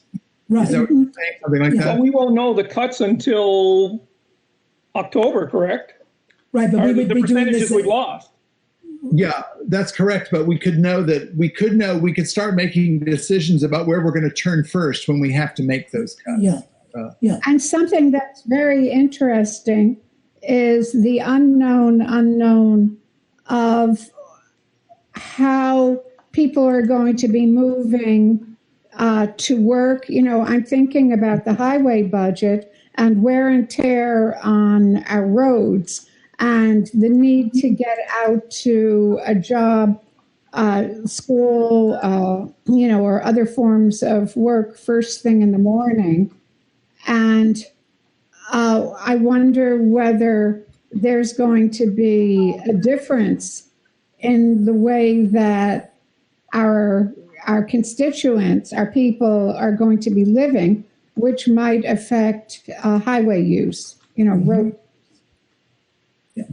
So if I could summarize where I think we've got to here is that Peter and Sheila are meeting to come up with a series of questions, framing questions from the Finance Advisory Committee to the Select Board. The Select Board will take those questions and study them, and then we will have at least one special meeting. It probably is going to be two, to come up with a hypothetical scenario where we would make those cuts using the 4 percentages that Peter established that might possibly happen in with the impact of COVID to our budget because of lost revenues. Does that sound like where we've been? Yes. Okay, very good. Thank you. So, Peter, we'll look forward to getting that kind of guiding document from you and Sheila. Yes, indeed. And perhaps I would also, if you haven't already done so, what I did was I went to the budget and looked at each line item and said, if it's necessary, we could cut there. And so I have a list in my notebook of where I think possible cuts could be made. And I urge you all to do that too, which will keep you informed. The budget is on our Google Docs. Is in the Google Docs. Okay. Okay. Did anybody want to further say something? Okay, then on to Peter's update. Richard, I was just going to offer that perhaps a couple of us could safely meet at social distance and have individual, twosome study groups to just go through, let's say, your list and my list and try to come to our group meeting with fewer variables. Yes, I would be happy to do that. I have a big lawn, so if people would like to do that, we can meet on my lawn and compare lists. Remember, I'll put out an invitation. Just remember, if more than two that of you, sounds nice. Oh, wait a minute, though. But we have to be careful of the meeting laws. Open meeting law, yeah. So if more than two of you meet at Richard's house, it has to be a meeting that is open to the public. Oh, well, maybe just two of us. I'll meet with you at my house veranda. Okay. Okay? And maybe, and I'm happy to go to anybody's house who invites me. Likewise. But you're muted, Zon. Zon, you're muted. Maybe Richard, Veranda should meet with Richard, then somebody should meet with Veranda, then somebody should meet with that person. Just chain mail it and then reduce it that way. Yeah, right. Be careful, because that has been viewed as a violation of open meeting law previously in other towns. Oh, you mean the chain? Yes, that is correct. Okay. Thank you. Okay, on to Peter, your update on COVID-19. Yep, I'll try and make this brief as I have been doing. So, sounds like we're getting feedback from somebody, possibly Michael. Thank you. So as everyone now knows, just over a week ago, the governor extended his stay home, stay safe order until the 15th of June. On a positive note, Vermont currently no longer has anyone in the ICU with a case of COVID-19. And at the moment, Vermont has the lowest total case numbers in the country. So it's very positive for us, particularly in light of the fact that several of our neighboring states are seeing increases in their caseloads. Governor Scott has also been pushing for a minimum of 1,000 new tests per day. And for the past several days, the state has been exceeding 1,000 tests per day. And with this increased level of testing, residents of Vermont that are symptom-free can go and get tested. Obviously, you have to go through your primary care provider, but you can get tested. Last week, Governor Scott also allowed the opening of parks, beaches, and other similar outdoor type recreation areas, as long as people follow social distancing guidelines. There's also some very limited reopening of municipal buildings with quite a number of caveats, which I shared with the select board and town staff.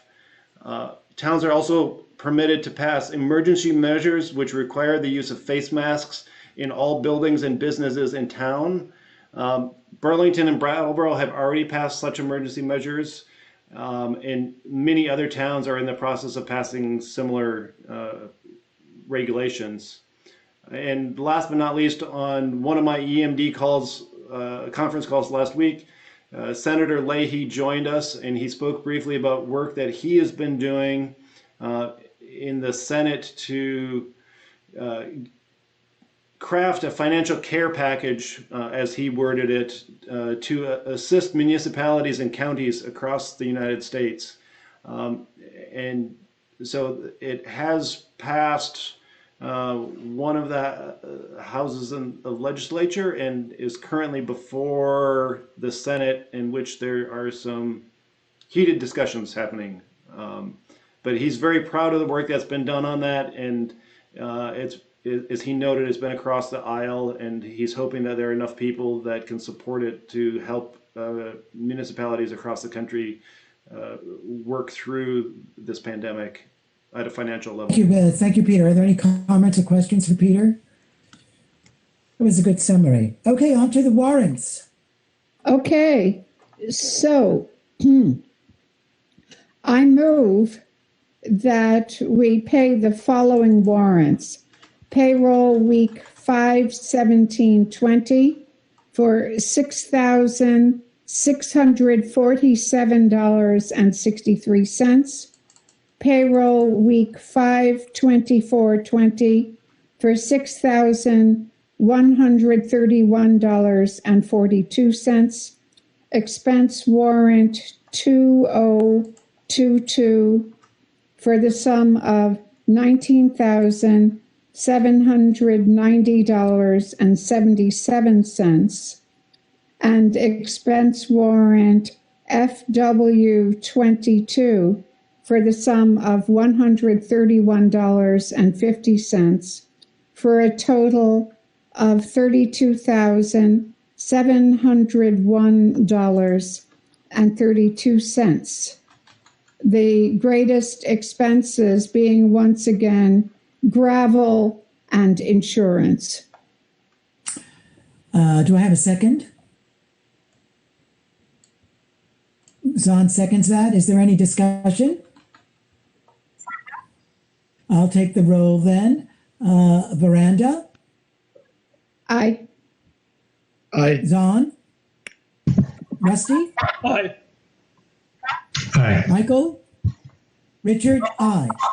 So the warrants will be paid. Thank you very much. Any communications this week, Peter? None. Oh, sorry, none. Okay. Actions taken. Actions. Do you want to handle that? Yep, actions taken during this meeting was the Select Board approved joining the Deerfield Valley Communications Union District.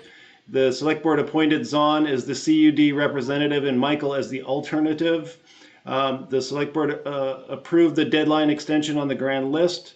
The Select Board adopted the amended dog ordinance, and actions to be taken is Peter to advertise the role of dog officer on various sources, the website, etc., and Peter to contact adjacent communities about the possibility of a joint dog officer role across communities. Good. I'd like to insert different actions taken for every one of our meetings, which is to look at the minutes of the previous meeting and what those actions were that we had said should be taken, to see whether those actions have been taken. And Richard, that's already on this list, and I have them in front of me. Okay, so I have Peter to speak with Dan about Alan's extra hours. Which I did, and that's why Dan was going to speak with Richard about that topic, as you are his direct supervisor. Right. And then the second one is Peter to draft a letter of support for BGCC and share it with Richard prior to sending it. And that was also done. Okay, Michael, Richard, and Peter to review final details of amended dog ordinance. Also done. Yep. Peter to share a draft letter to dog owner with Select Board. Also done. RFP for Tater Lane Covered Project. Also done. And Richard to discuss potential budget cuts with Penny, which I did do. And all those items one question. Sorry, go ahead. So I just wanted you to clarify what I was doing there, because I was. One question. Sorry.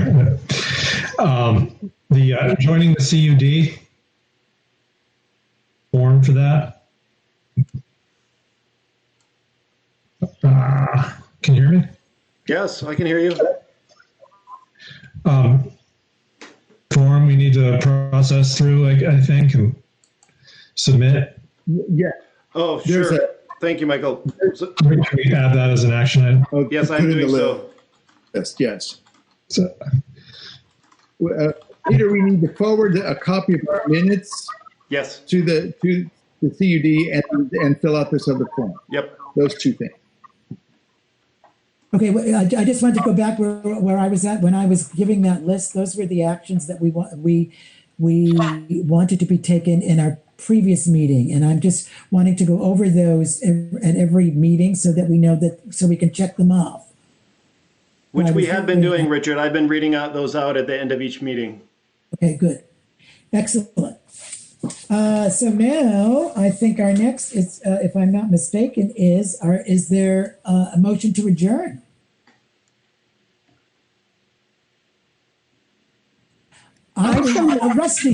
Rusty, thank you. Do I have a second? Aye. I have Michael as a second. Okay. Is there any discussion? The meeting is adjourned. Thank you. You might want to take a vote, Richard. Oh, that's good. Thank you. All those in favor, Veranda? Aye. Zahn? Aye. Rusty? And Michael? Aye. And Richard? Aye. So that we move that unanimously. Thank you very much. We're so adjourned. Have a good evening. Thank you, Peter. Bye-bye.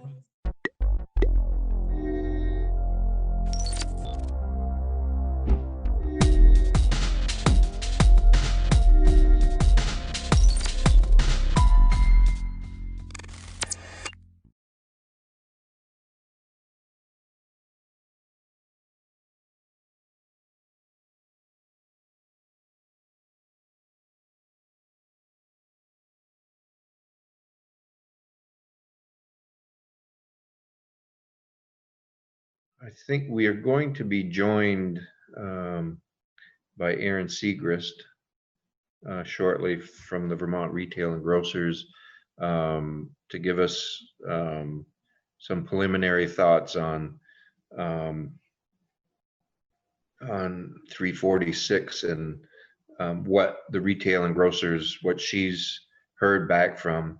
I know she's putting a survey out, but she has some immediate thoughts.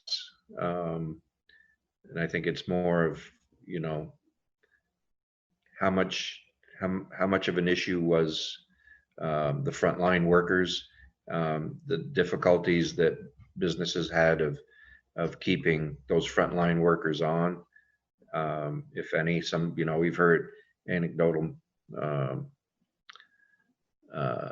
thoughts on people leaving because they could get more money on UI, but we haven't really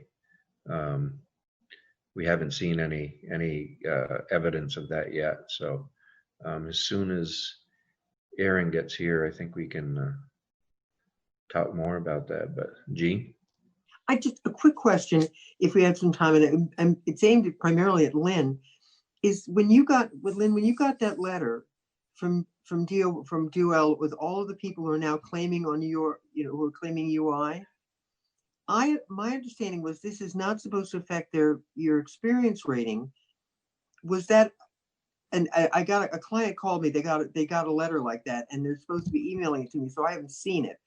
So, are they saying that they're now allocating all of that cost to your account, and they're going to raise your experience rating? Well, we have a safe period for experience rating, which I understand is 12 weeks. Yeah. We're well 2/3 beyond that. We're 2/3 into that. Some of these people, I mean, we had 2 people who gave us notice on March 9th, and their last day was like March 19th. Mm-hmm. They didn't work that following week, but they got paid for that following week. They're both on there. One of them had been there a long time, and the other one had been there just 6 months.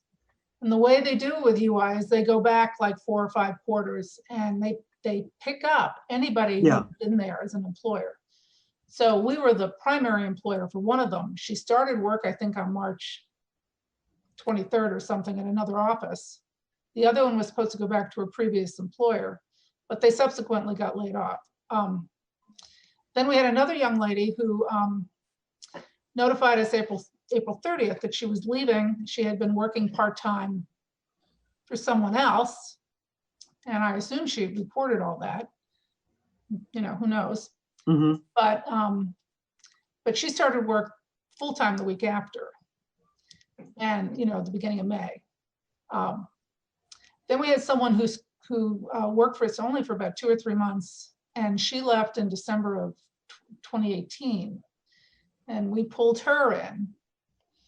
And then we had another one who came up. There was another one. It's like 4 or 5 of them. Anyway, the point is that I'm not sure what our liability is, and it's impossible to reach anybody on by phone to ask the questions like I would have done in the past. You know, we don't have that many. I mean, like we have 17 people now, and you know, we have one every 5 years or something like that. But I know that if you don't fix it, it will carry you forward for 3 years, no matter what. And if this 12 weeks is not finished and these people aren't back to work, then it will impact our experience rating. And, you know, we certainly haven't seen any patients. We're just starting to bring them back a little bit. But it's not just a simple, gee, I didn't get my check. There's no way that I can see for an employer who has issues to really easily get help, you know, just to give me some guidance, you know, there's no way. There's guidance for the employees, and they can go online, but there's no way for me to go online and say, yes, this is verified, or this is a problem, or whatever.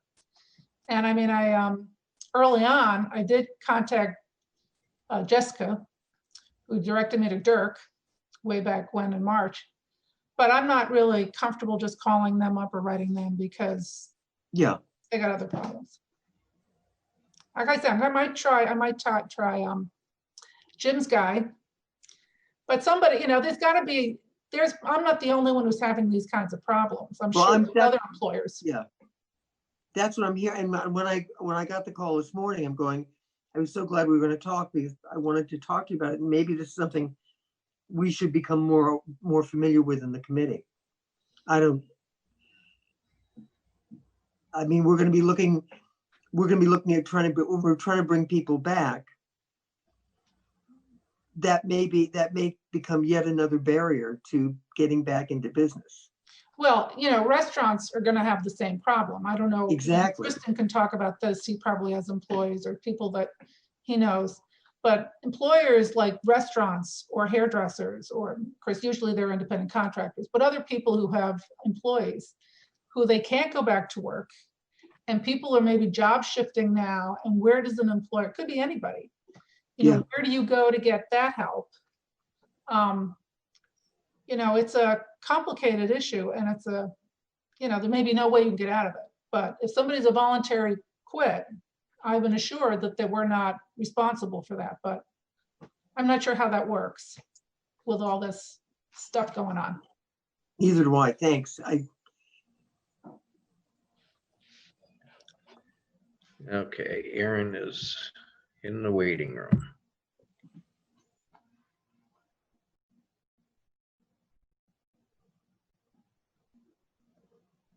Hi, Aaron. Hello. Thank you for joining us. Sorry we didn't get the information to you sooner. That's okay. I should have reached out sooner, so my apologies. It's okay, not a problem. So, we're looking at S346 and the hazard pay, and with a lot of questions, and I think the committee, rightfully so, is worried about the federal government's ability to claw back $60 million from the state of Vermont if we're not doing something properly. And so, some of the questions that have come up are, this is actually turning out to be an historical payment, and where, were employers finding that people were actually quitting because they could get more money on UI. And those are the type of questions that we're wondering about, because I think that's something that the Fed would ask. So I know you're putting a survey out. I know you don't have numbers yet, but I think you probably heard some things back from the retail and grocers. Yes, yeah. So for the record, Erin Segrist, I am the president of the Vermont Retail and Grocers Association. Yes, back when everything hit, when COVID-19 hit, we were inundated with phone calls from our members. How do we keep our employees safe? How do we keep them on? And once the unemployment insurance came down from the federal government, the additional $600, there was another wave of phone calls saying, how do we keep our employees? Because they are seeing a lot of opportunity to make more money staying home. So we've fielded hundreds of phone calls about this issue. We have been watching it S342 from afar, and trying our best to get feedback from members. We have sent out a survey. We sent it out last evening, but we have received some preliminary responses. I want to say I checked right before this call, and we had received just over 30 responses so far. So as the weekend goes by, I'm sure that we'll continue to get responses. We'll put it in our update tomorrow as a reminder to get more information, and we'll be happy to report back to you. Preliminary responses have shown that 40% of the respondents have provided their employees with a bonus. 66% of those bonuses are recurring bonuses. So it may be like $100 this week and $100 bonus next week, or a greater amount. We did not ask for how much they provided, but we did ask them overall what they provided as a general bonus. 15% of respondents have said they've provided $1,000 or more for a bonus. 10% responded that the bonus was anywhere between $101 and $300. And 5% report that the bonus is 5% between $500 and $1,000, 5% between $300 and $500, and 5% under $100. So it varies, but the greatest response right now is 15% with a larger bonus of $1,000 or more. We also asked about hourly pay increases. 80% of respondents have provided employees with an hourly pay increase. Again, this is a small subset. This is not representative of the entire food and retail industry. So happy to report back. But 29% of the respondents have provided an increase of $1 to $2 per hour. 19% have provided a 50 cent to $1 per hour, and also 19% have provided a $4 to $5 increase per hour. I have several members who have called and said, I'm doing everything I possibly can, and I've had to increase those increases just to make sure our employees are coming back. We also asked how, if employers used money from the CARES Act to provide those bonuses or the pay increases, and 65% of respondents said that they have used funds that they've received out of the CARES Act. So, that was the major feedback was, how do we get more money so that we can keep our employees safe and taken care of? We've also heard, from various members, they have seen employees call in sporadically, much more regularly, but also sporadically. They'll come in for a couple of days, and then they'll call in for a few days, and then they'll come back for a couple of days. I know that our members are also receiving a lot of outreach from the Department of Labor asking for verification about their employees receiving unemployment. So there's additional demands on employers to respond to those requests. I understand that many of you are probably receiving questions about why only specific employees are eligible for these funds. We have received that from a couple of members as well. We also administer the Specialty Food Association, and I don't believe that manufacturing falls directly under this bill. So we've received questions about that, but a majority that we have asked, as far as the grocery and retail sector, many of them are saying, I'm doing the best I can to provide increases to my employees right now, but I can't do that indefinitely. So, they're open to different opportunities. I will say that some of the concern that also comes with that request for any type of help is, my understanding is that employers would have to make all of their books and records available to the secretary or the attorney general. There is quite a bit of concern about sharing proprietary information when it comes to making sure that their employees are eligible. They certainly have heard loud and clear the bill's requirement that they don't reduce hourly compensation. That certainly hasn't been a problem. I think, again, they want to do everything that they can to keep their employees and provide them the pay that they feel they deserve. I think the biggest concern, again, is where is the money coming from? Is it available through the CARES Act? Are we capable or able to do such a program with this money? And also just making records available is the concern that I'm hearing. I'll stop there. I'm happy to take questions. Questions for Aaron? Zach? Thank you, Mr. Chair, and thank you, Aaron, for coming and speaking with us. I feel like some of your language was referring to like future tense of keeping people on. I'm sure you're aware the legislation pretty much refers to giving these additional incentives for up until tomorrow, I think, and then the previous 2 months. I was curious if, in that context, if how your employers feel about it as opposed to going forward. So just to clarify, you're asking, should you move the time period? Is that what you're asking?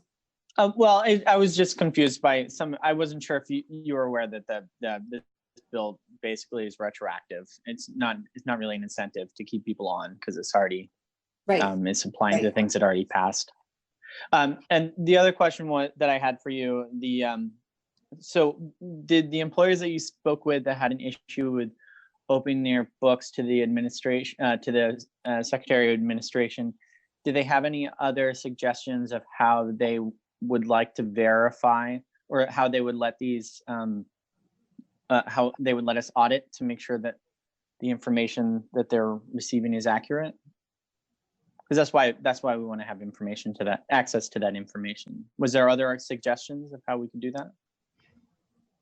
I did not ask for suggestions, but I'm happy to pose that question.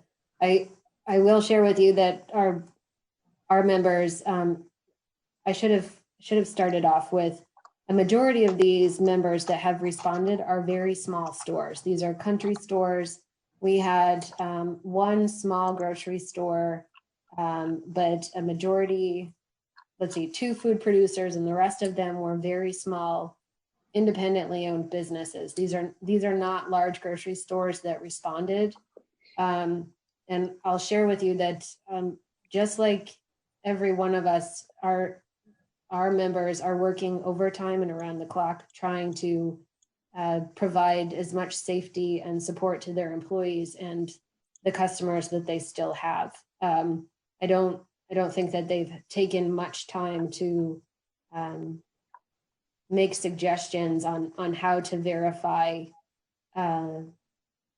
whether their employees are eligible. I think that they're just doing their best to provide as much help to their employees as possible.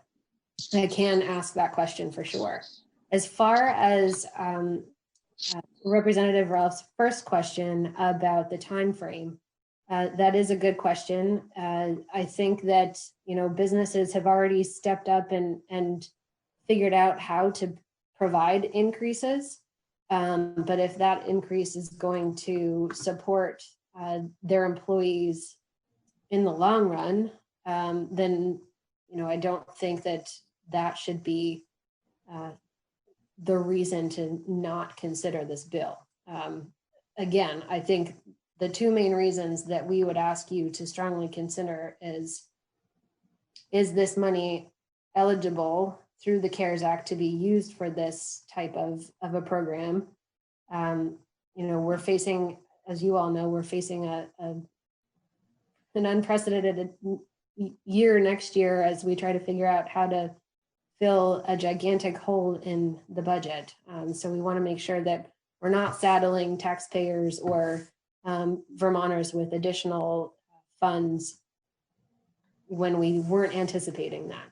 And secondly, making sure that it does cover those who are on the front lines and impacted by working with the public who we don't have any control over at this time. I'm not sure if that answers the questions, but. Okay. Charlie.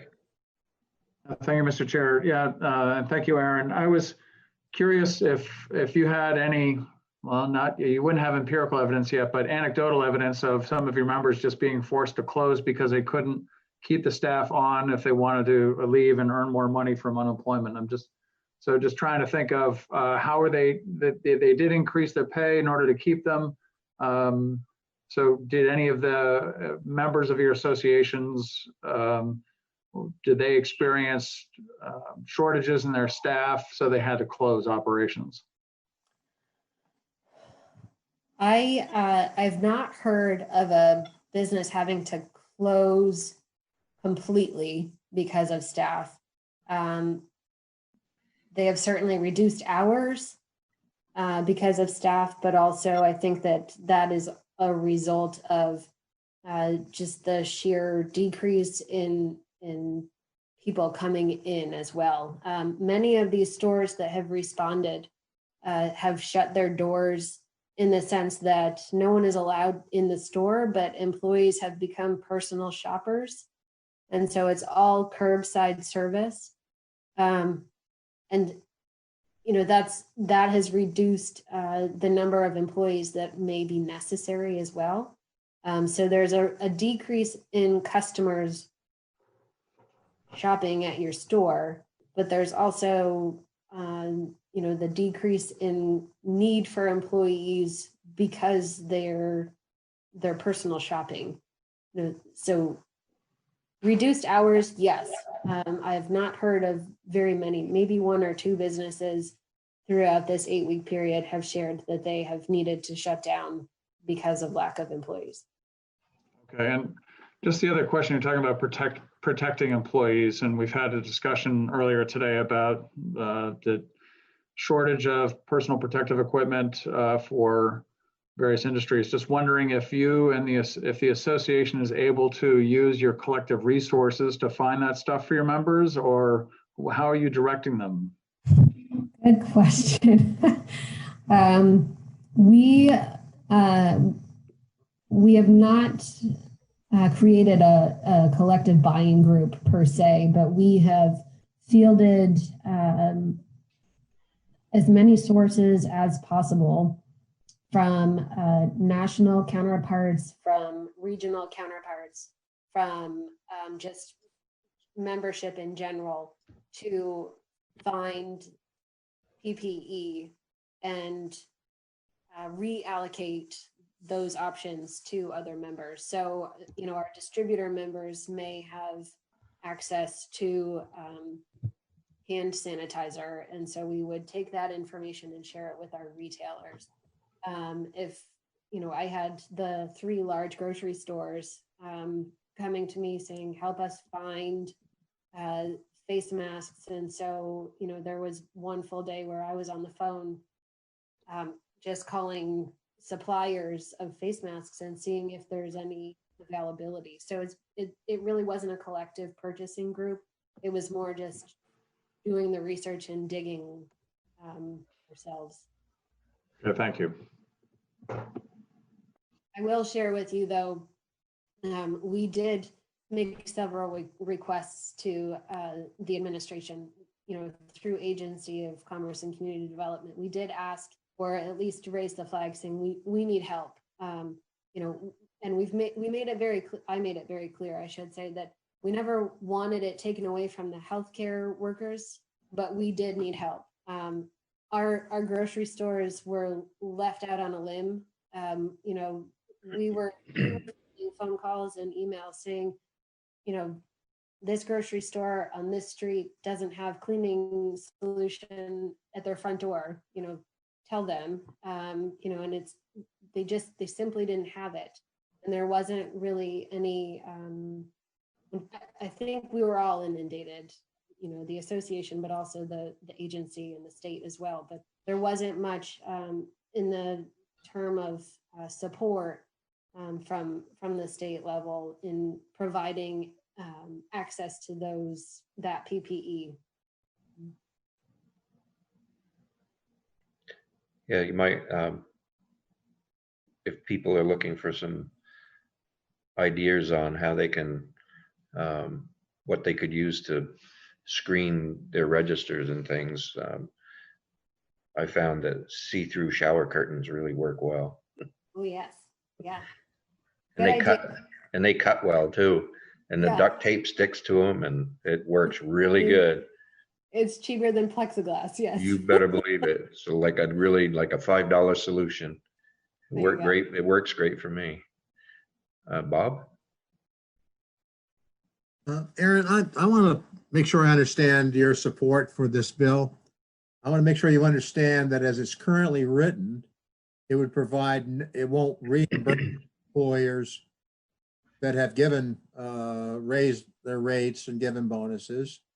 And that what it all will do now is provide a, if you will, a reward, let's call it an appreciation reward, to those individuals that the employer didn't provide a bonus to, that worked from the March 5th, 17th through tomorrow.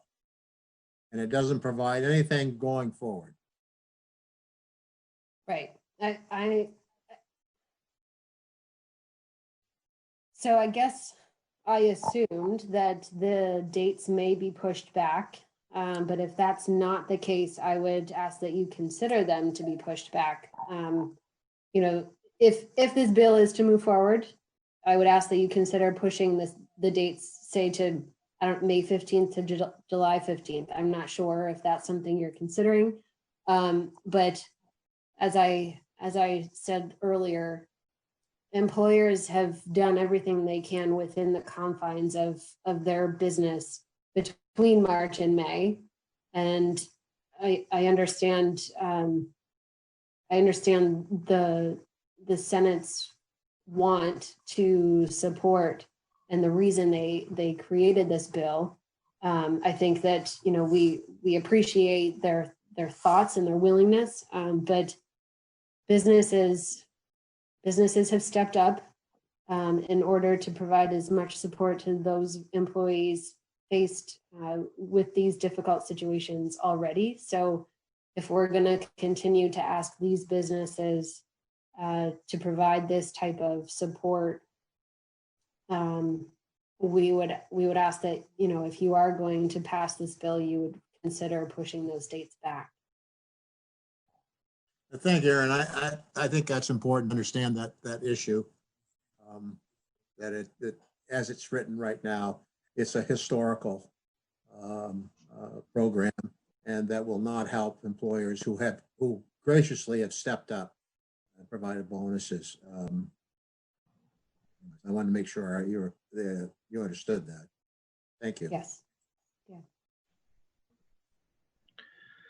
So I think one of the Lynn, you have a question. Go ahead. Yeah, I just wanted to know, in the context of your members, the retailers and grocers are not known for having high margins. Where are they going to be in July or September if this thing continues with shortages of supplies, increased wages? I mean, whether this bill passes or not. I mean, this is not, it's not easy on anybody, but these are people with 1% profit margins. Yeah.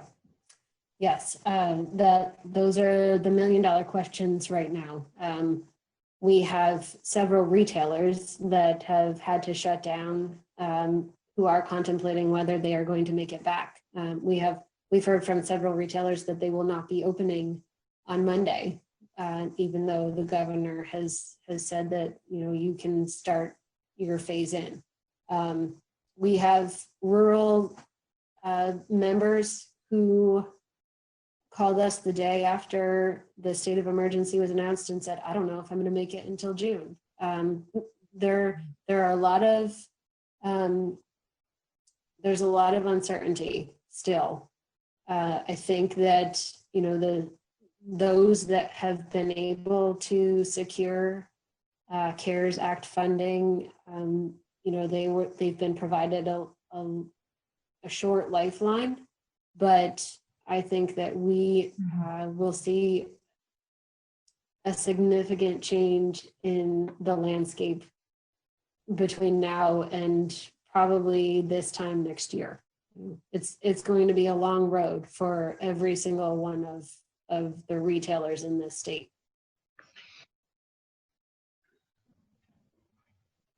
Thank you.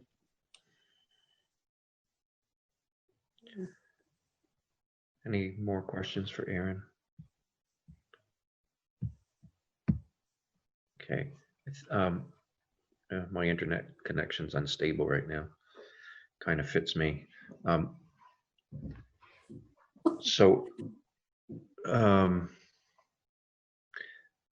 One thing that you brought up, Aaron, the secretary and AG being able to look at the books. And I'm not really sure exactly what we'll have to, I think, delve into that a little bit more, because I think we should be limiting it to payroll books, not the whole business books. And it's, it's kind of, it seems like it's broad right now. And I think we're only looking at payroll and making sure that the people that we're putting in, the names of the people are actually frontline workers, and that we're not, that no one is cutting back on their salaries, on their bonus pay or anything that they're paying, in order for those employees to get the extra dollars. So I think a little bit of tightening up there would be good. I think that clarifying what information is required would be helpful. I think that may provide a better opportunity for people to weigh in with their considerations. But I think there's a great deal of concern, not necessarily solely for proprietary information to be disclosed, but also just the administrative requirements right now. These business owners are incredibly stretched thin, just trying to make sure that their employees are safe and their customers are safe, and they're providing as much product as possible. That's certainly something that I would ask you to consider. Yeah. I think I shut my video off because now everybody's moving correctly now, but I think that now I lost my train of thought. Well, okay. So I believe that the thought process in the Senate was that they would, that the Secretary of Administration would come up with all the parameters and, the types of things that, and the forms that the businesses would have to fill out. So I don't think they wanted us to get too specific, but we may be able to come up with some bumpers that they would need to use. Yeah. Yeah, and I was thinking about the same idea of moving this forward, so that, if it's found that we're in good standing to do this, I think we'd be in even better standing if we're doing it going forward than trying to provide a historical payment, that from what Bob's been talking about. And I agree that it's already done. So how do, then it does turn into a bonus, which is prohibited. So I think we'll look at those avenues too, going down the road. So, Jean. Thank you, Aaron. I wanted to, your membership is the backbone of our economy. I mean, you're the small businesses, all of which I came out of. And I'm glad to hear that a lot of them have access to some of the PPP plant money. My concern is, my concern is, are they as the ACCD rolls out its plans, they're looking to various people to work with businesses, and I'm concerned about the lack of connection between your membership and RDCs. And are you getting any feedback that their local RDC is helping them? Is this how do we structure things to get to your membership, to the smallest of the mom and pop sits in a corner somewhere in, I don't know, Sheldon? That is a good question. Those are relationships that we certainly foster among our members and other organizations. I'd like to think that we've been doing a good job putting our members in touch with different professionals around the state, whether it's attorneys that can provide them some guidance on financials and accessing PPP and additional CARES Act funding. But that's certainly something that we as an organization could put out there. Yeah, that's a good question. It's certainly something that we should be thinking about. I think RDCs are doing a great job, but yes, they're more geared toward larger businesses. We are also working closely. We've just started to reach out to the designated downtowns and all of the heads of those organizations to make sure that we're communicating with them and providing as much guidance and putting them in touch with as many of our contacts as possible. We're working overtime to try and provide as much information and access to them, but point taken. We'll make sure to reach out to the RDCs as well. And we're going to be, and as you weren't on early, but next Thursday, ACCD is coming in with the beginnings of the plans. And I would urge you to be there and be a strong voice for the because I come from that world, and I know how busy people are just in regular time, just getting the paperwork done, much less running everything else. And those are the people I just want to make sure we have a safety net for, we can structure something. So thank you. Yes. I have been in touch with Ted Brady, the Deputy Secretary, and he's been gracious enough to keep in touch with me about their plans. So he's making sure to keep in touch with us, and we're doing our best to make sure to get as much information out to members. So I will certainly be there, as much as I possibly can. Thank you so much, and keep up the good work. Thank you. Aaron, have you been working with the task force too? Governor's task force. Yes. Okay. The Restart VT. Yeah. So sporadically, yes. Debbie Winters has been my direct contact. The association put together a restart proposal. We worked for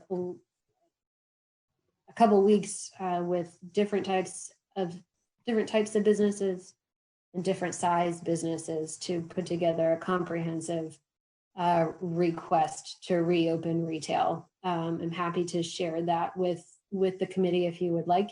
I'm happy to share that the governor and ACCD and the task force has heard our requests, and they've moved forward with, I would say, most of them for phase one. So it's been a privilege to work with the task force and the agency and the administration through all of this. I think that every single one of them deserves some recognition for all of the hard work that they've been putting in. And certainly there's no handbook on how to make it through a pandemic. And I think that, they've created a really good structure to communicate with organizations like VRGA and keep us informed, but also be sure they're making sure that they're hearing from our membership as well.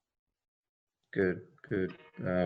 Yeah, and also in a recovery part, that if there are things that our members need help with, especially the ones that were shut down, I think that's what is going to be brought to us next week on how do we help these businesses. So if you have hopefully you've given input there, and if not, it'd be good to give them some thoughts. Yeah. Lynn? Happy to do that. Yeah, thank you, Aaron. As someone who did apply for PPP and who spent 6 weeks, almost 2 months, just trying to get the paperwork and the requirements and the details and referring to wherever, this was like, and also still trying to work with people and trying to get the unemployment and all the other stuff. The paperwork and the accountability piece in this is extremely time consuming. And if people are trying to run their business and keep it going and trying to take care of day-to-day stuff, it probably isn't practical. The smaller the business, the worse it would be. I mean, you're so busy working in your business that you don't have any time to work at your business under your normal regular circumstances. And in times of crisis, you certainly don't have the time. It was insane. I mean, it's still insane. Now we're trying to get people ready to go back, and that's even more time consuming. Someone today, when I was talking to someone at lunch, they said to me, this is like restarting your business from scratch. And I mean, I think that applies to everybody, just about any size. Right. Certainly somebody who hasn't had any continuity or very little support. I think that the RDCs are way too big to be of help to the small businesses that are your clients. Maybe a Hannaford's or something, but most of them not. But it's almost like you need to have a small business consultant who sits down and says, okay, you do not this, and then you do that, and then you do the other thing. And, it is overwhelming. It is totally overwhelming. Yeah, and I'd like to think that we've done our best. We're a small office. There are 3.5 of us in the office, or working from home, I guess I should say. But I'd like to think that we've done our best to serve as that small business consultant, at least for retail. I spend every waking minute thinking, okay, this is what I'm hearing now. What's the next step? We've put together checklists, making sure that you're thinking of everything to keep your employees safe. We've put together checklists of stuff you should be thinking about in order to reopen your store. We've worked with our associate members who are, business service providers, trying to put together as much guidance, or at least make accessible as much guidance and as many checklists or documents that will help these businesses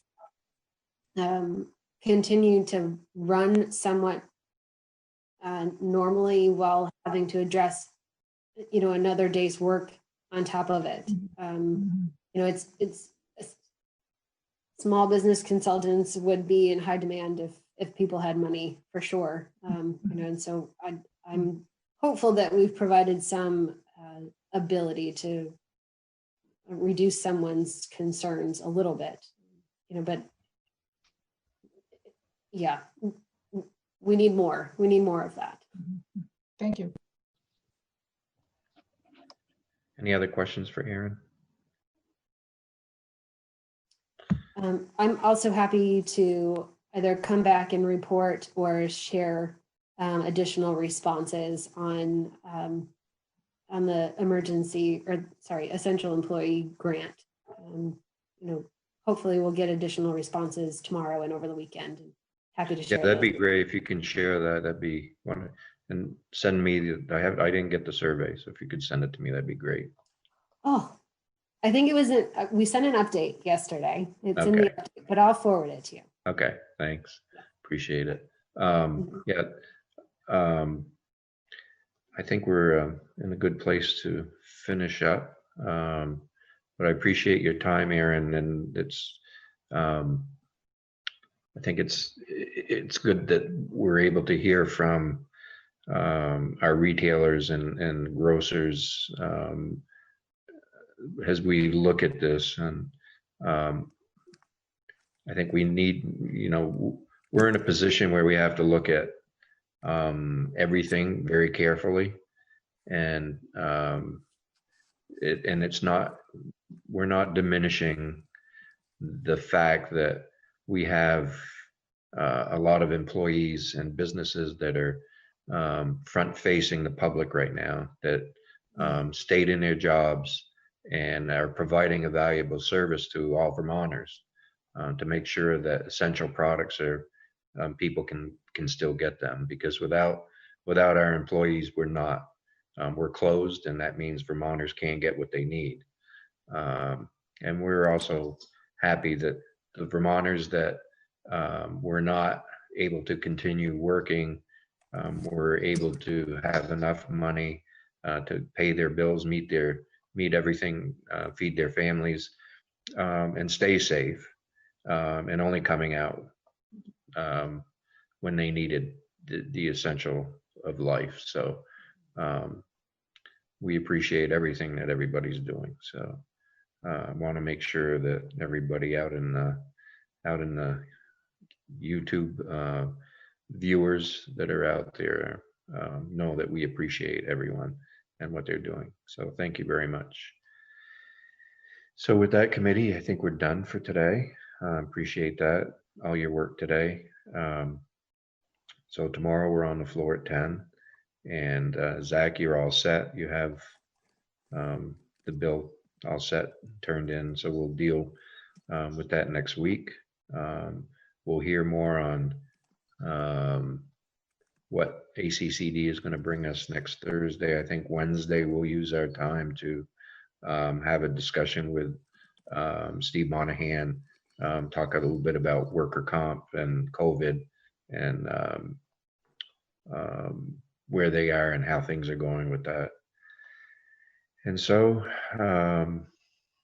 committee, have a good rest of your day. Thank you for your work. And Christy, you have a question?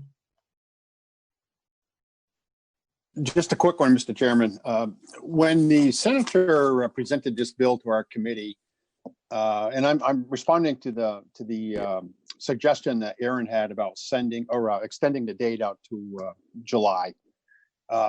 This bill was presented based around a formula, if I'm not mistaken, if I recall correctly, to the number of people that would be eligible and the amount of the grants, and it was total up somewhere near the 60 million, so to speak. So do we need to hear more on how this formula was, as we go forward with this bill? Do we need to hear again, or how this is generated, or what other funding may be eligible under the CARES Act?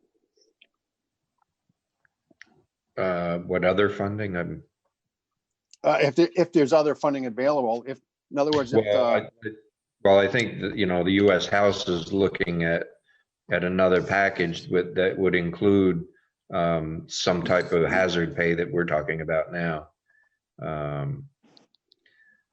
And I think there is some language in this bill that talks about, this would pause if something came from the government that could replace it. So. Mm-hmm. Yeah, and I don't think the premise of the bill changes at all, even if we push it forward, that it's still pay for essential businesses with front-facing employees that are putting themselves out on the line. It's not for the businesses now that are allowed to open up. I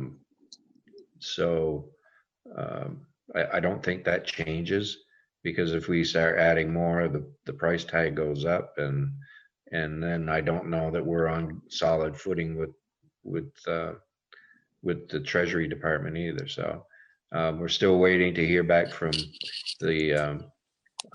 our federal delegation on what they think and what kind of responses they're getting.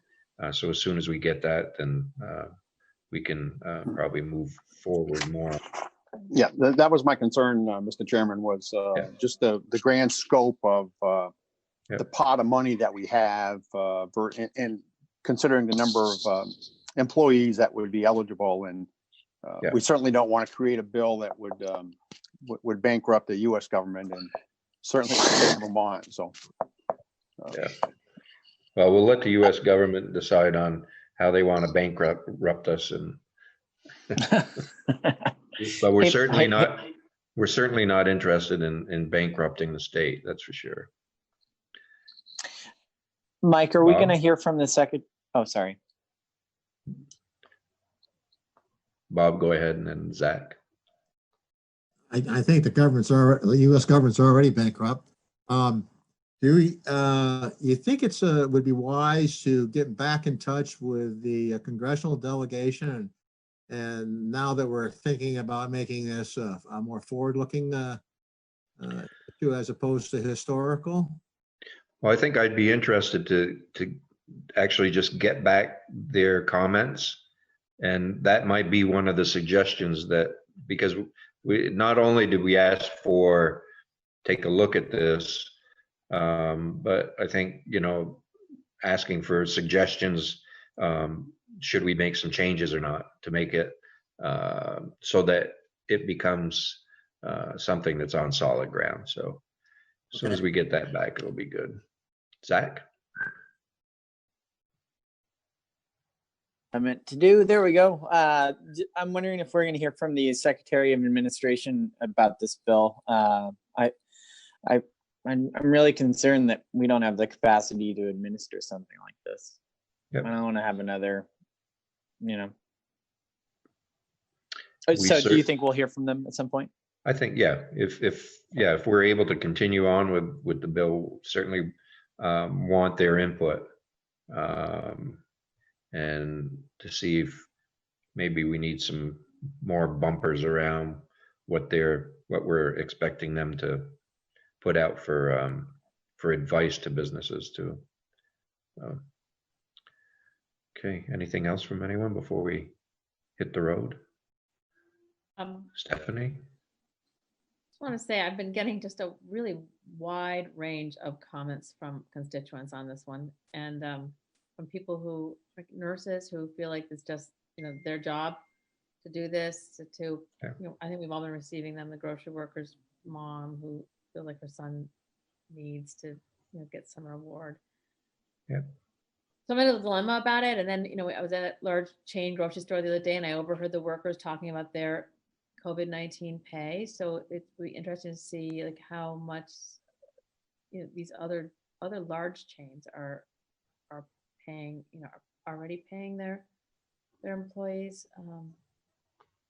Yeah, I think we all received one from a large retailer last week on what they're doing. So I think there's a lot going on out there, because, you know, I think we heard it from Aaron today that in order for businesses to continue on, they realize they have to pay some more to keep their employees there, because it's a dangerous situation for a lot of people. So I was speaking yesterday to while I was making my volunteer grocery deliveries, I was talking to the owner of a small store, and he said everyone thinks he's doing really well, but the reality is that he's not, because COVID-19 has made it so that his catering business is flat. No one's stopping in to get sandwiches anymore. Like all that sort of side businesses that go on with the small general stores are just kind of evaporated, even though the grocery business has obviously spiked up. But I hadn't thought about that, and you know, anyway, just a little economic insight. Well, usually your deli and food businesses generally have a higher profit margin than groceries do, but Jim. Thank you, Mr. Chairman.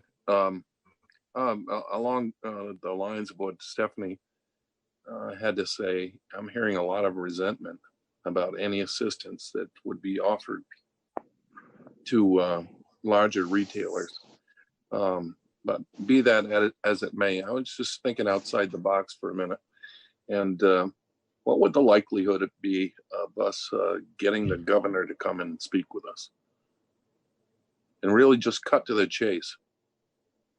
That door generally doesn't happen. That's why he has people in the administration that does the talking for him. I think my 16 years, I think we've had the governor talk to us maybe twice. I think Jim Douglas talked to us once, and I think Phil might have talked to us, but it was more in a big hearing setting, and it was probably before we started the hearing. But it's not. It's very unusual for that to happen. Or even his chief of staff. What do you got to lose? Yeah. Well, first of all, we got to figure out if this can stand up or not, and right. Before we commit the state to $60 million. Okay, thank you. Yeah. Anything else, anyone? Okay.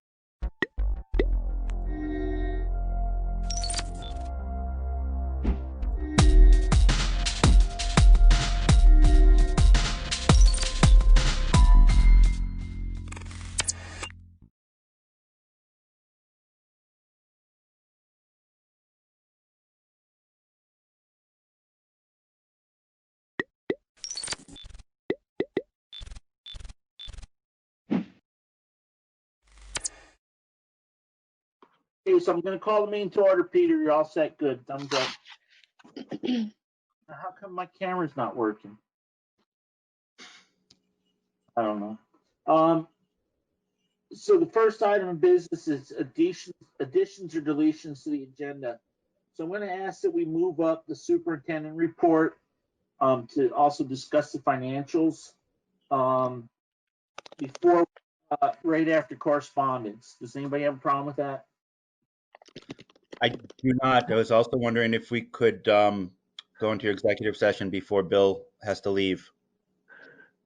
Okay, for what? Contractual. Okay. Am I aware of it? You are not. Okay. Should really let me know ahead of time. Before we it was do something that. I saw this morning. I apologize. Okay. Yeah, I guess we can do that.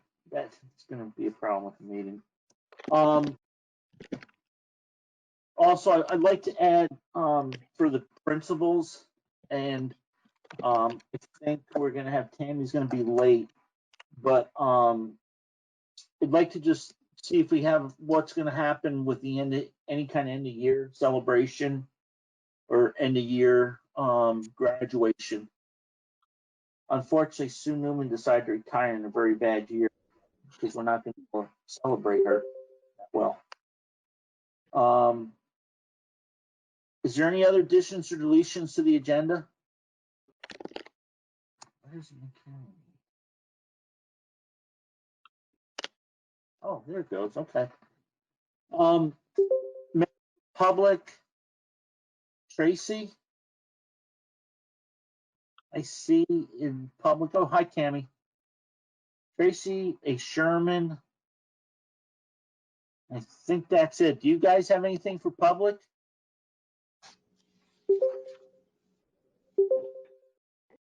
I will need some names. Okay.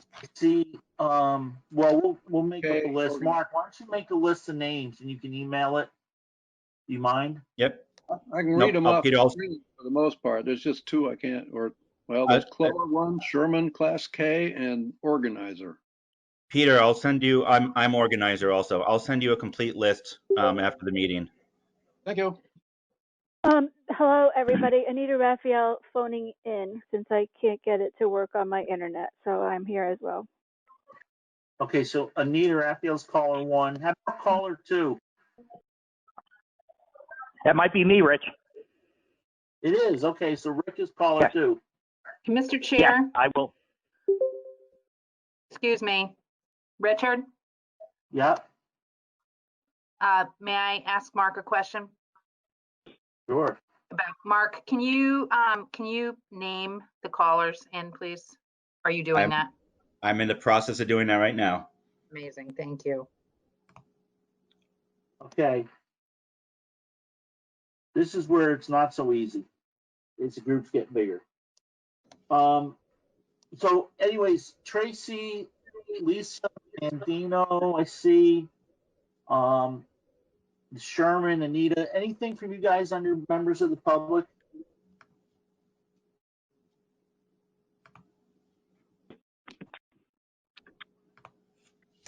Okay, seeing none, I'm going to move on to review and approve the minutes of the May 4th, 2020 meeting. Okay, I'd entertain a motion from a board member to approve the minutes, and then we can make correct. Laura moved it. Do we have a second? I'll second. Okay, sounds like Rick seconded. Peter, I've got on the call to order, I think we spelled somebody's name wrong. I think we got Mark's last name wrong on a move to approve the minutes. I will check it out.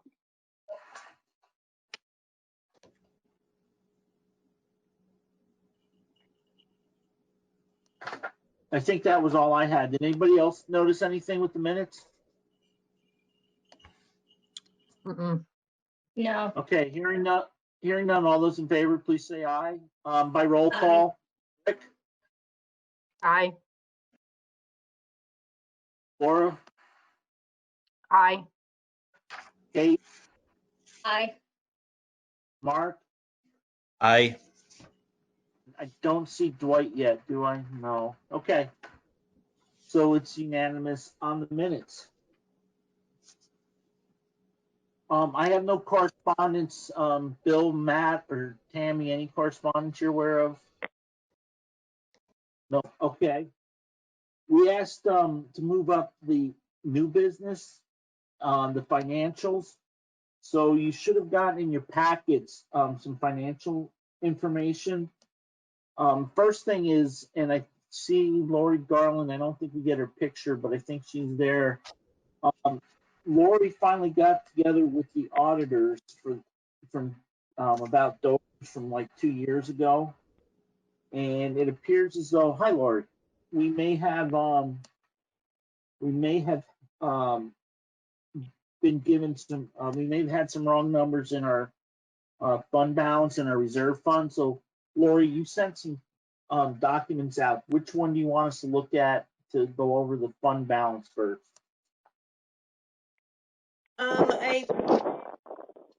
You want to start with, I was going to just talk to basically where you're at right now, where I'm projecting River Valleys to come out right now.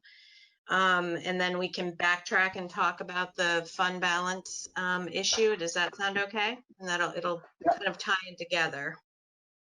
You're leading the show.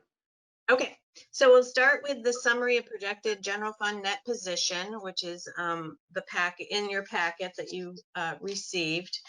So this is just a basic, this is the general fund only. This does not include any of the capital funds or anything else, any special revenue funds. We're just going to talk about general fund right now.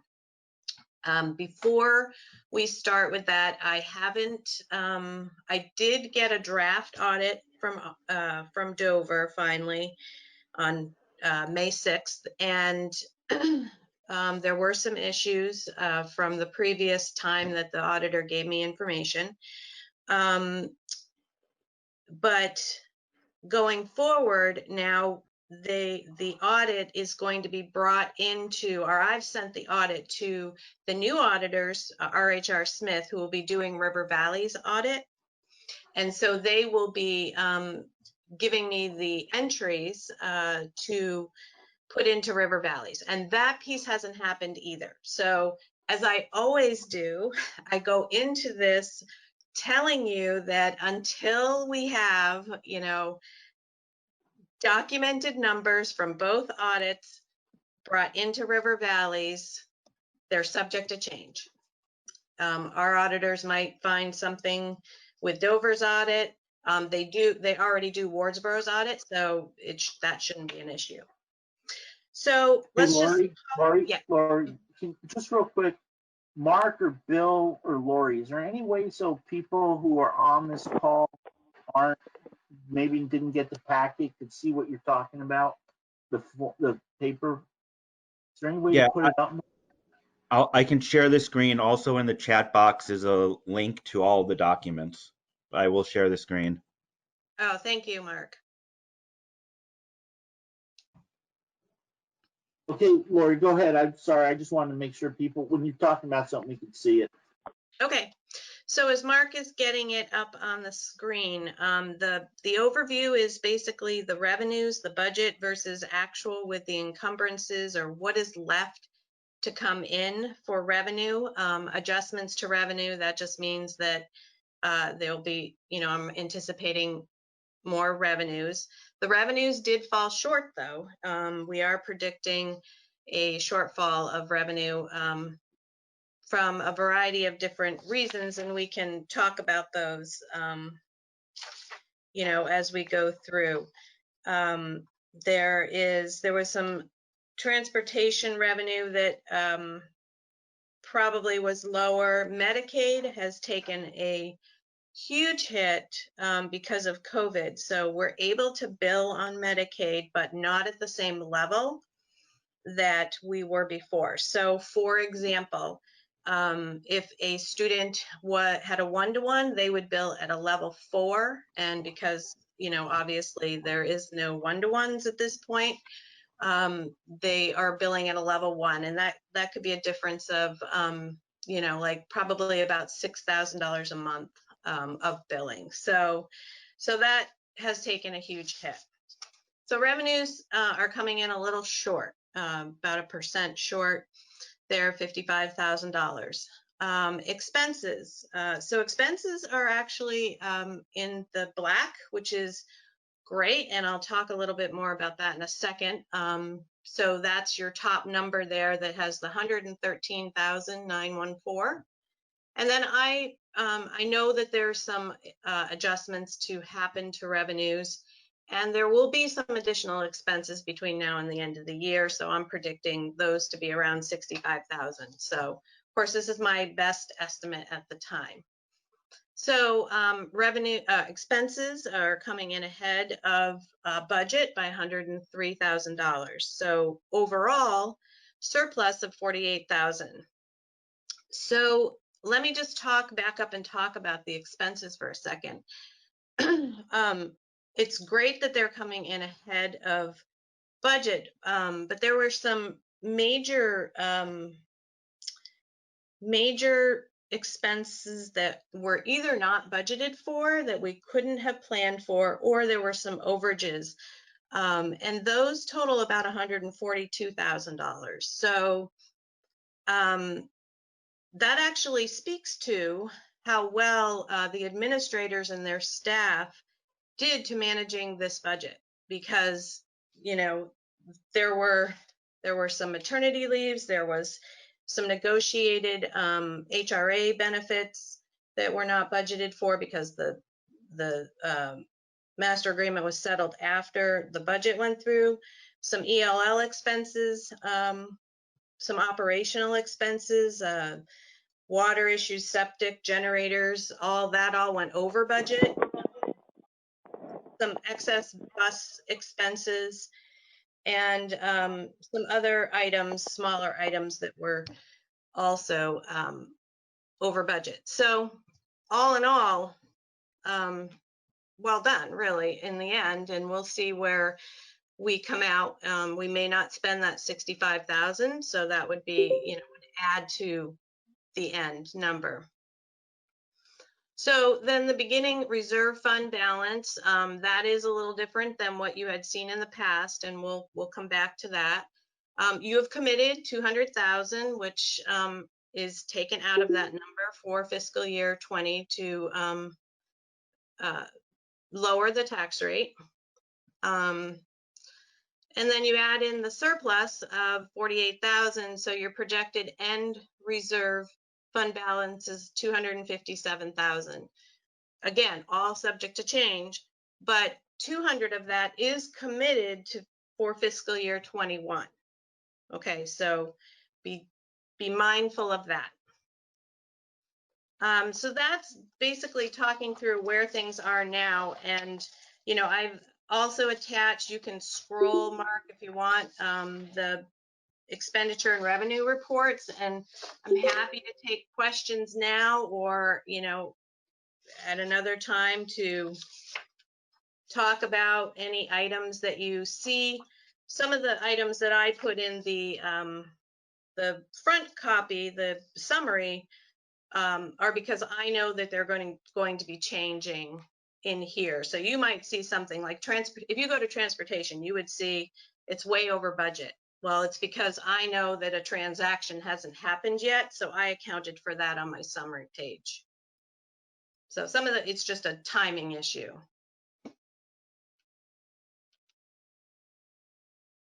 So does anybody have any questions with the format? I did, if we go down to expenses, Mark, I just want to talk a little bit about that. I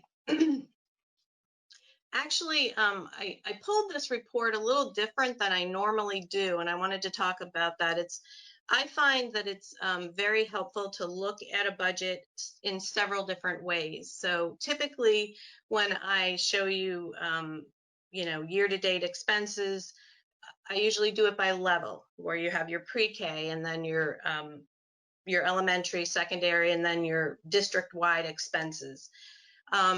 In this one, I did it by basically by department or by what we call function. So it just gives you a little bit of different look to see what are we spending on direct instruction, what are we spending in art, and so just as a different way to look at it. And I just wanted to point that out to you guys. Sometimes it makes things pop out like, why is that, you know? It's what I do for control. So I don't know if anybody had a chance to look at this ahead of time or.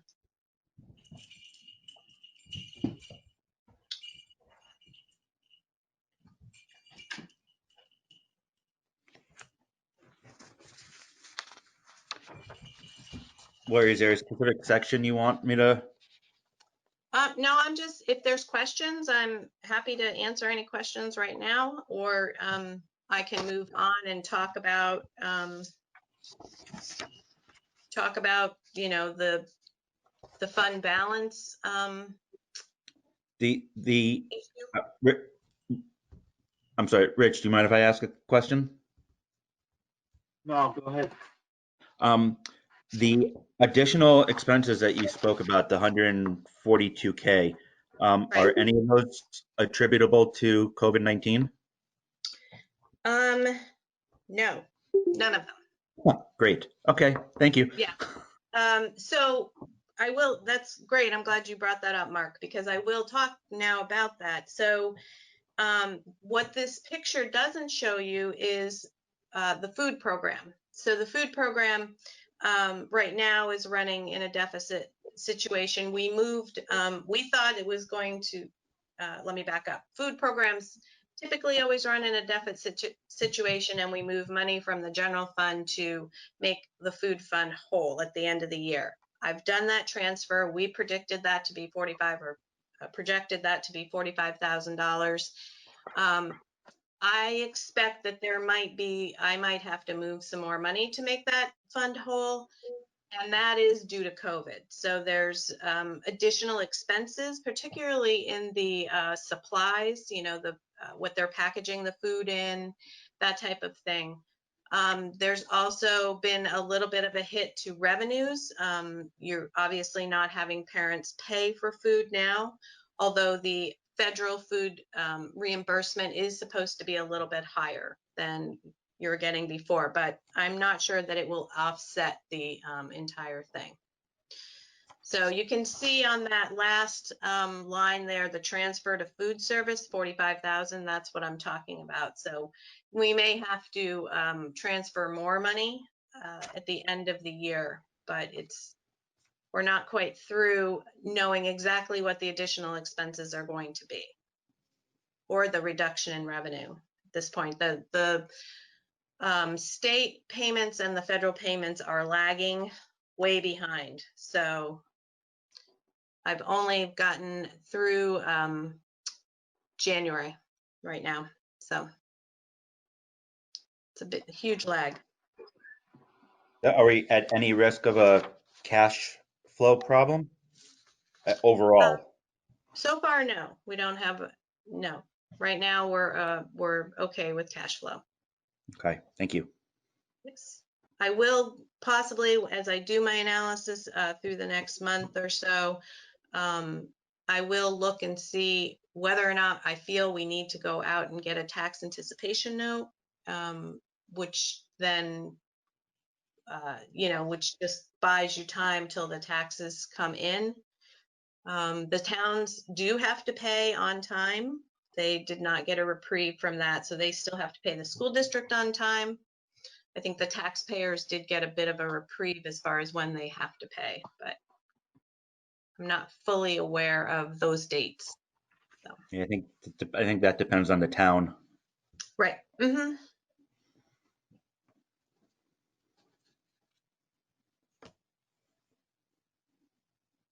Is there any other questions for Lori? I can only see a couple people, so you have to speak up. Oh, here we go. Now I can see everybody again. Hi, Dwight. There's no questions for Lori. I think that covers reserve fund discussion. You covered that, right, Lori? I'm sorry? You covered the reserve fund. Well, this is the general fund. This is your operating fund, and that's what we just went through. Okay. So you want to cover the reserve fund? Sure. So you back went dead on me for several minutes, so I thought you were talking about the reserve fund. Oh, sorry. So I think it was obviously back before town meeting. I had reached out to the auditor in Dover and tried desperately to get some numbers so that you could have them. And, as with anything, it really, you have to go through the whole process of the audit before they're solid numbers. And basically what ended up happening is that there was a transfer of $100,000 that he didn't see. And so he gave me an inflated fund balance that we brought in. So about it was actually ended up to be about $160,000 that was not there in the end. So when I finally got the draft audit on May 6th.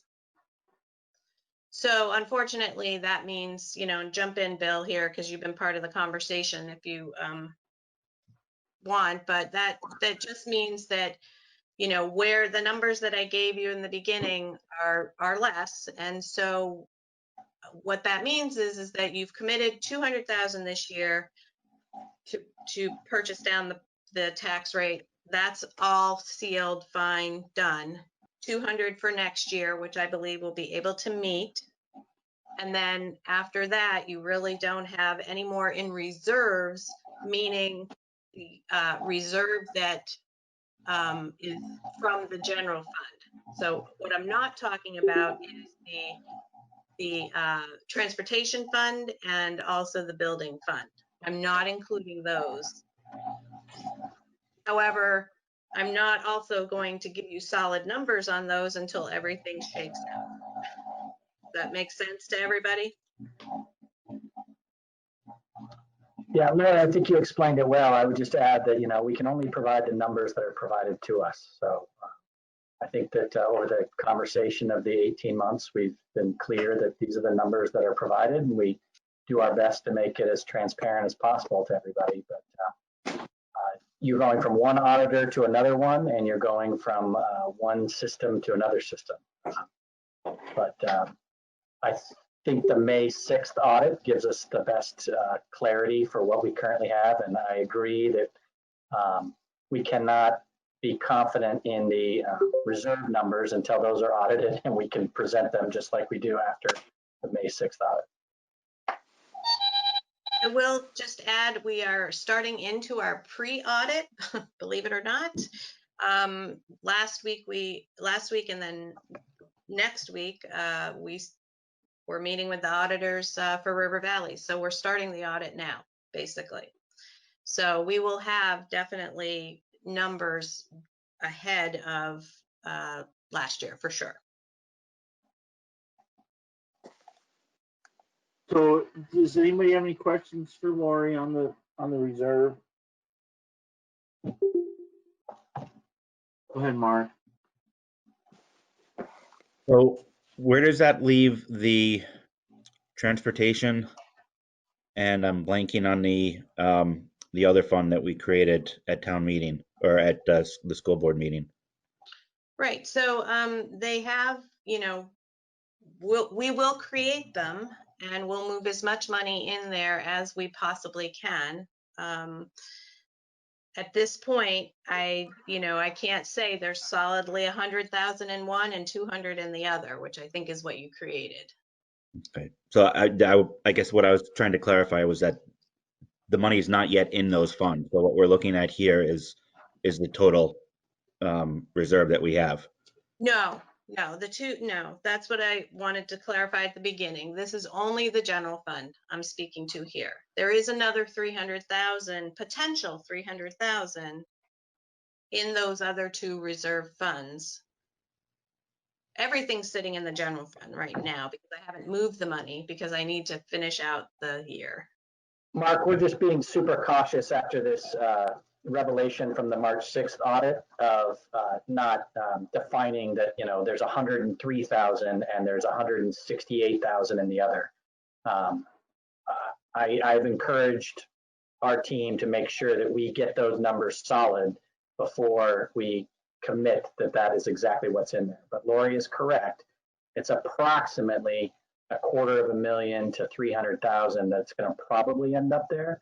But we've been in this situation before, and so we don't want to put that down on paper and have you guys have a commitment to that until those are clear.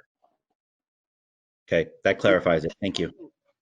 This should also be easier now because Lori, instead of you having to go to two different people and in different places, I mean, it's going to be one auditor doing all our books. We finally got all the money together. So it should, I mean, we shouldn't have these kind of issues in the future. No, not at all. I mean, I monitor all year long what's going on, right? So I have a pretty good idea of where things are going to shake out when I know what the ins and the outs are. And I only had one side of the equation, and I had to, like Bill said, go with what I was told. So this is just another example of us having some growing pains. Mm-hmm. Yeah, it is. And there may be other ones that come up. It would have been better if it had been in the other way, not the deficit, but we had 100,000 more than we thought. But we're in better shape than a lot of school districts, I think. So unless anybody has any other questions, we can let Lori get ready for the next meeting. Okay, thank you, Lori. I appreciate it. Oh, Mark. Yeah, no, not a question. I was just going to say, Rich, I withdraw my request to move the executive session ahead. It's a technical issue that I can deal with over email later. It would be too complicated. So. Okay. So Bill, superintendent's report. Sure. So since our last meeting, we're getting continuing evolving guidance on gatherings. It looks like June 1st is going to be a prime date, as is the governor's pattern. He is previewing that June 1st is rising from 10 people gathering to 25. So both Matt and Tammy are thinking about how that will play into some ceremonies for the end of the year. It also is something for the board to consider about holding live meetings. The challenge for the board will be that you guys rarely have meetings over 25, but if you do have a meeting over 25, you're just going to have to think about a protocol for that. That will not be announced until at the earliest Friday, the 22nd. So probably something you want to look at later after June 1st, but I just wanted to keep you apprised of that. Across the WCSU, we are getting ready to wind down the year and getting prepared for some summer opportunities, as well as preparing for the beginning of next year. Unfortunately, I don't have any more clarity on what the beginning of next year looks like. We are going to be running the Explorers Camp summer program that has been run in Newbrook for the past 5 or 6 years. We are going to be practicing all of the protocols, all the safety protocols that will be necessary if and when we do open up at the end of August. So that does give us an opportunity to practice, how kids enter the building and what the PPE requirements are for all of our staff, and how do we keep kids in smaller groups, and how do we enter from outside doors, and what is the traffic pattern inside, and how often are we having cleaning schedules. So all of these things that we had prepared for in the childcare about 5 weeks ago, we are now implementing. There's a 13-page guide from the Vermont Department of Health, which is extremely helpful. Chris Medina, our Director of Operations, is preparing all of those plans and preparations. It's what we're going to learn from so that we can open up in the fall in a safe manner. Those are kind of the major things that we're working on at the SU level, but I'll take any questions if anybody has any.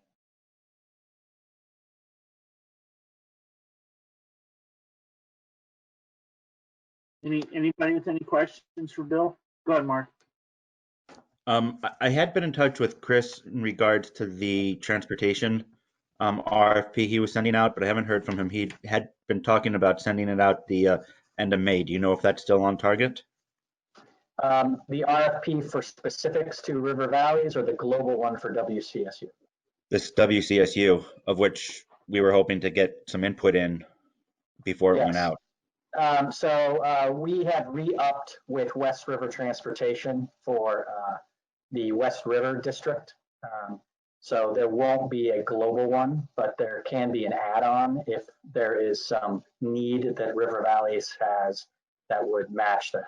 But when we initially talked to West River Transportation, they did not have the capacity to take on River Valleys. And when we spoke with our pre-RFP with the local providers in Southern Vermont, the cost was highly prohibitive from us engaging in that opportunity. Okay. They are still going to be doing, for the time being, the Wardsboro transportation? That is part of what we can deliver, but if River Valleys would like to make that change, we can also make that alteration. That is as far as they can extend themselves, is to the Wardsboro. Quite frankly, the Wardsboro is a pretty cost-effective delivery system for the River Valleys students. Okay. Thank you. Anybody else, any questions for Bill, or comments or requests? Okay, hearing none, let's go back to old business and principals. You guys are okay right now. Tammy, you don't have to leave us, do you?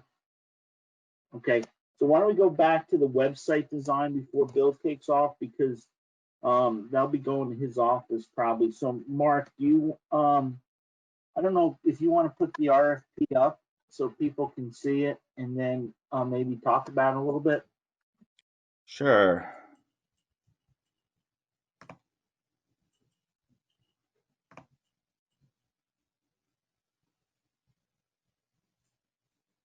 Well, you're pretty up. Did all the board members get to do it? It was sent out in an email, so hopefully.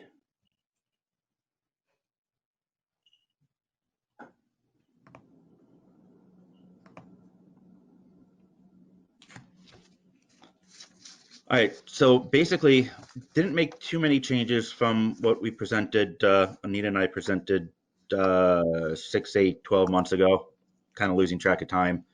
The major change is that I took the budget section out And the reason why I did that was that because in general, professional RFPs from corporations don't include a budget because you are seeking the professional advice from the companies that are going to be answering the RFP. And I didn't want to pigeonhole us to a number that was too large and thus making all of us uncomfortable, or too small, which wasn't going to be able to provide some of the basics of what we were looking for. And what I've done is, let me see if I can get more of this on a page. This is the basic list. Can you read that, or is that too small? Anyone?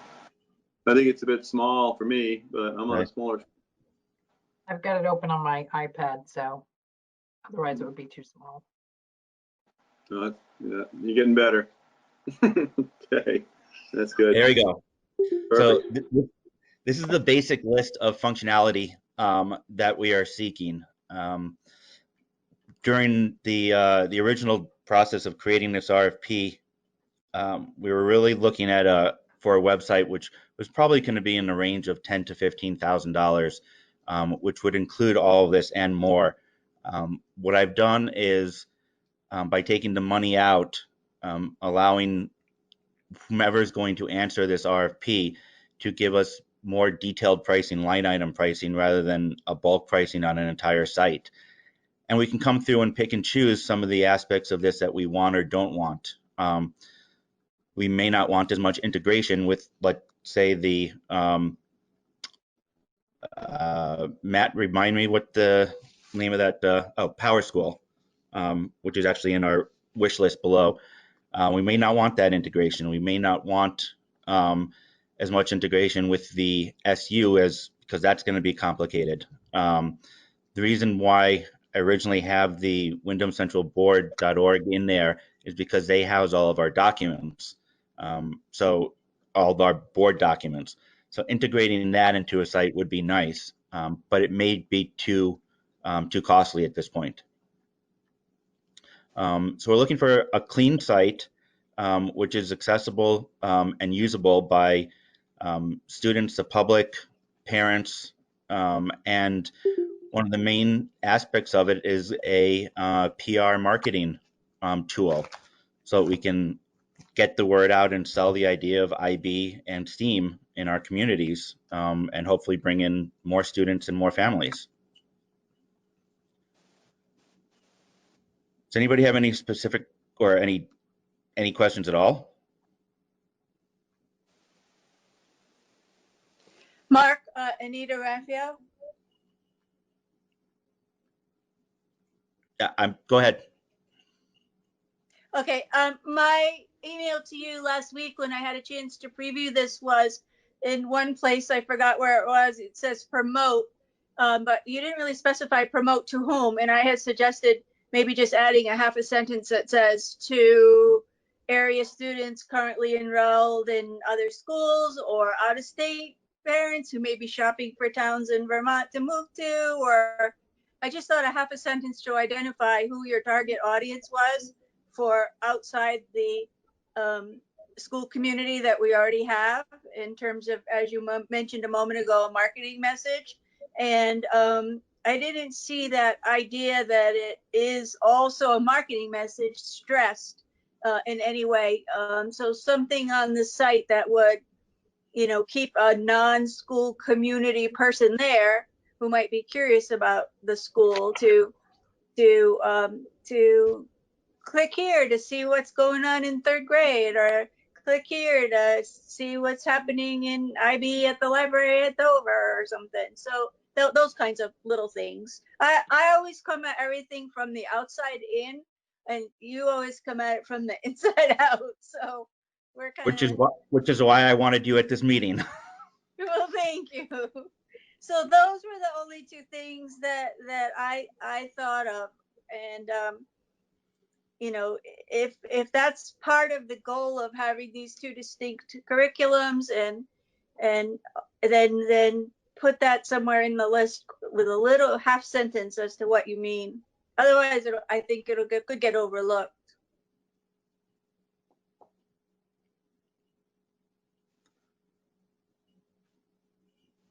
Is there any other comments from anybody? Laura, did you have something? Trying to remind myself about the budgeted amount for this.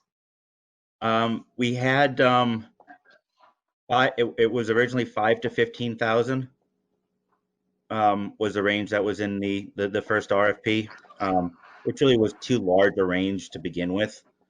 I also think that we're going to get a wide range, hopefully get a wide range of proposals from this. And I didn't want to put I really don't want to put a dollar figure on, because if we put it too high, it's going to be more money than we want to spend. If we put it too low, we're not going to get some of the aspects, some of the integrated aspects between the two schools and the board that we do want. So I thought it was best to see what the results of the RFP are, and then we can always adjust from there if we need to. I have another question, Mark. Go for it.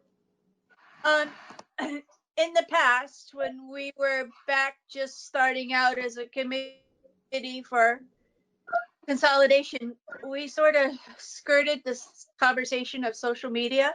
But I notice on here you have at one line item social media integration, share buttons, follow buttons. Does that mean there'll be personal other people doing social media for RVUSD, or are you just gonna put those buttons there so if somebody sees something on your website they want to share with their cousin in Minnesota, they can share? How were you envisioning, how was the board envisioning or projecting what they would or would not do on Twitter, Instagram, Facebook, yada yada? That line item is the latter. That's for somebody who comes to the website that wants to share something on their social media. So an article on, on how STEAM is doing at Wardsboro. They want to share it with their Facebook group or Twitter followers or whatever the case may be. So the board hasn't taken any direction in participating in social media as its own entity on any platform? Not something we've discussed recently. Okay. Hey, before we get too far into this, Bill, I know you're going to have to leave in a couple minutes. Do you have any comments or input? No, I like the approach of laying out, what you're looking for and leaving it open to find out, what the responses are. And then you guys can take the next stage and decide how to whittle it down and actually engage with a vendor. So, no, I like the approach that Mark's taken. What I was kind of hoping for, and Rich, I apologize, was that we would take the lead on something, get the process rolling, and then maybe present it through the WCSU for a more uniform SU website. Once we kind of had the process in place. That was my hope. May not work out, but. Bill, could you talk to that? We are so overwhelmed with COVID world right now that we are not thinking about these types of things. So I don't know what path we're going to be on. We've had to delay some other stuff because we have to be focused on supporting the teachers and supporting the families and supporting the students right now. So we've kind of put anything on building something new and future on the back burner at the WCSU level. So I do appreciate finding out some vendors that might be interested in that work. And if there's an opportunity for us to merge the needs of River Valleys with the needs of the WCSU, I'm more than happy to have that informed conversation. We just haven't spent a lot of time thinking about it. And I was thinking beyond WCSU, also West River, we are all one supervisory, Happy Union, and Wyndham and Marlboro also. Sure, we can have that combo, and I think that what Mark has laid out here just provides us the ability to have a more informed conversation. But we have not set the stage for that. We haven't planted the seeds for that. But I think this would be helpful, no matter where it leads to. Or how long it takes to get there. So Mark, I was looking over the timeline and it looks like it's a pretty tight turn from the responses due to the selecting of the finalists. Do you have some criteria all set up for what we're looking for in terms of what, to narrow the field down depending on how many responses we get? I don't have anything specific, and I was gonna, if we are gonna move forward on this, I was gonna bring up the question of the dates and the timeline. Basically, all I did was push back the dates that were in there in the same time frame that we had in the original one. So it's open for discussion. And the only other thing with what Bill was just saying, and I looked through this briefly. I don't think there's anything that says that we reserve the right to accept or reject any and all bids, and that this, depending on the price, this project may not go through. Because it nowhere does it says we're requesting proposals, but it doesn't say that we are. There's no ability for us to back out of it if, like, next week or next meeting, we find out that Lori was really off, or the auditors are really off, and we're $300,000 in the hole or $400,000. So I would just want to make sure we add something like that to the request. Bill, does the SU have some standard language for that type of clause? You're on mute.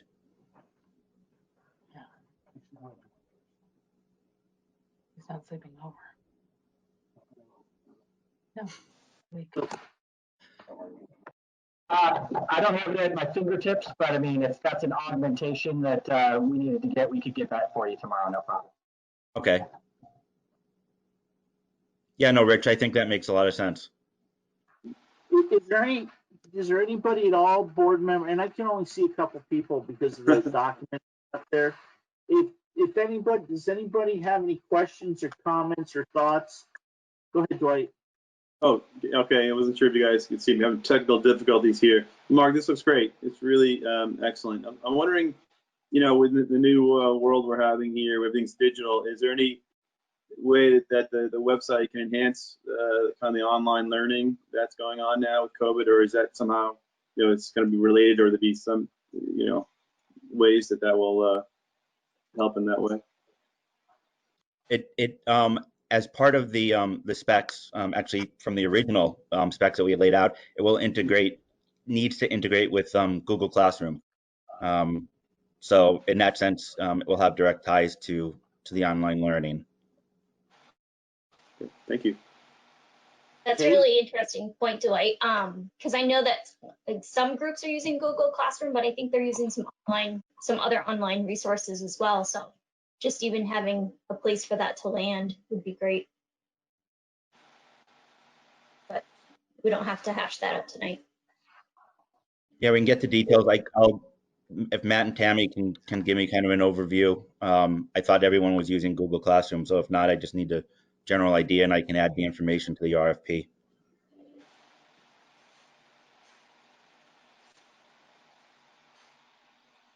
Anybody else? Rick, you got any comments, sir?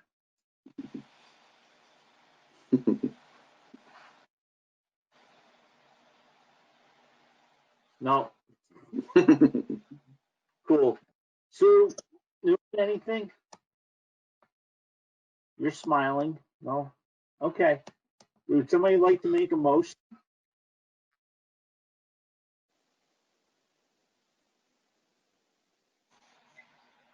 What are we voting on? Well, we would make a motion to approve the RFP as presented with and if you would want to, we could add the bit about the ability to say, to reject any and all the standard language that Bill would add to it. All right, I'll make the motion. that we approve the RFP as written with additional language, giving us the opportunity to discontinue the program if we feel necessary for the website. So there's a motion made. Is there a second? I'll second. Oh, there we go. Okay, Mark, you seconded it. Is there any further discussion? Hey, Yes. You guys are gonna. Someone wants to. Yes. Go ahead, Laura. Sorry, I keep talking and I'm muted. It's nice, Rich.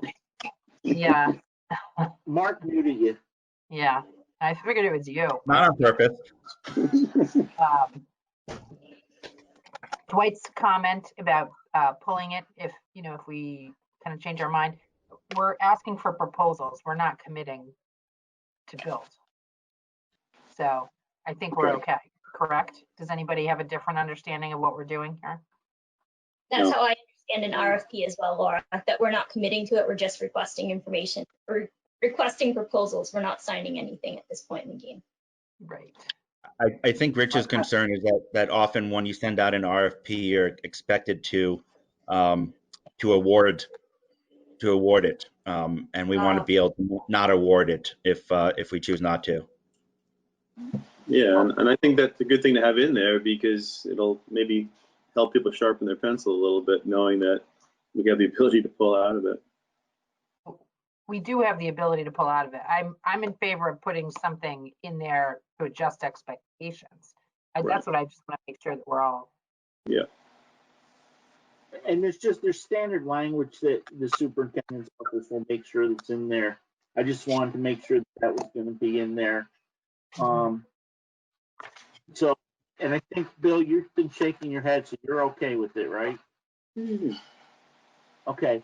So why don't we, if you guys are okay, is there, the only other thing I was going to say is it says send proposals to, and I think it's easier if they just go to Bill's office. I shouldn't see them, and then Bill, you can present to us when it's time.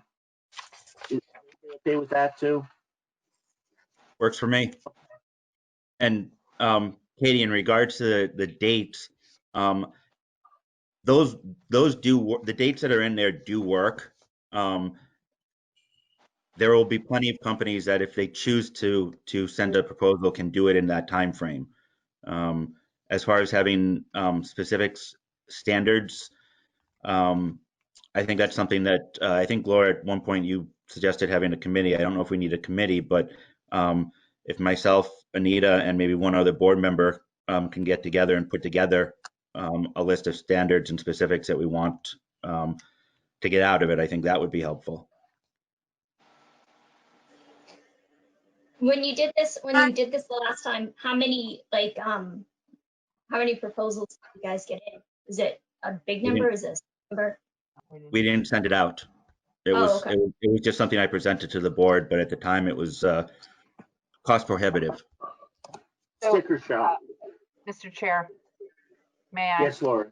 Okay, Yes. so I do think it would be helpful, and I do think it would be helpful to have staff and or administration or, administration's office to be a part of that. I think they were, right, Mark? I worked to some extent with Matt on it, got some ideas from him, but I would love the input of the two administrators. Yeah, I think it has to be pretty central, I would say, making sure that, because they're going to have to making sure that it's responsive for the staff and administrators, just making sure that, yeah. Okay, so Matt and Tammy, do you mind weighing in? Sure, I'd be glad to. Is this good? Yep. Yeah, Mark asked, we went through a lot of questions together on this, and I've seen RFPs for tech work before. It looked right in line with other RFPs I've seen. It leaves enough information in there, I think, to have some latitude as a board and as administration to make a selection or not based on what they provide. We might find that nobody has a good offer, and that's okay. That's part of the process. You know, I saw lots of integration with the administration. I think that's really important so we can respond to the teachers' needs. And, you know, I'm curious. I'm just curious to see what some of these proposals will look like and what their price tags will be. Tammy, you have any comments? No, No, I think Matt covered it. Thank you for asking, though. Dwight? I mean, I'm not sure, maybe this is in the RFP, but how is it being distributed? Like, how are we attracting people? I do a standard newspaper ad, and I assume the Reformer and the Deerfield Valley News. I'm not sure how else the SU distributes RFPs, in all honesty. Matt and I had talked at one point that I forget his gentleman, but the guy who does some tech work for the district already, does websites. Could ask him to take a look at it.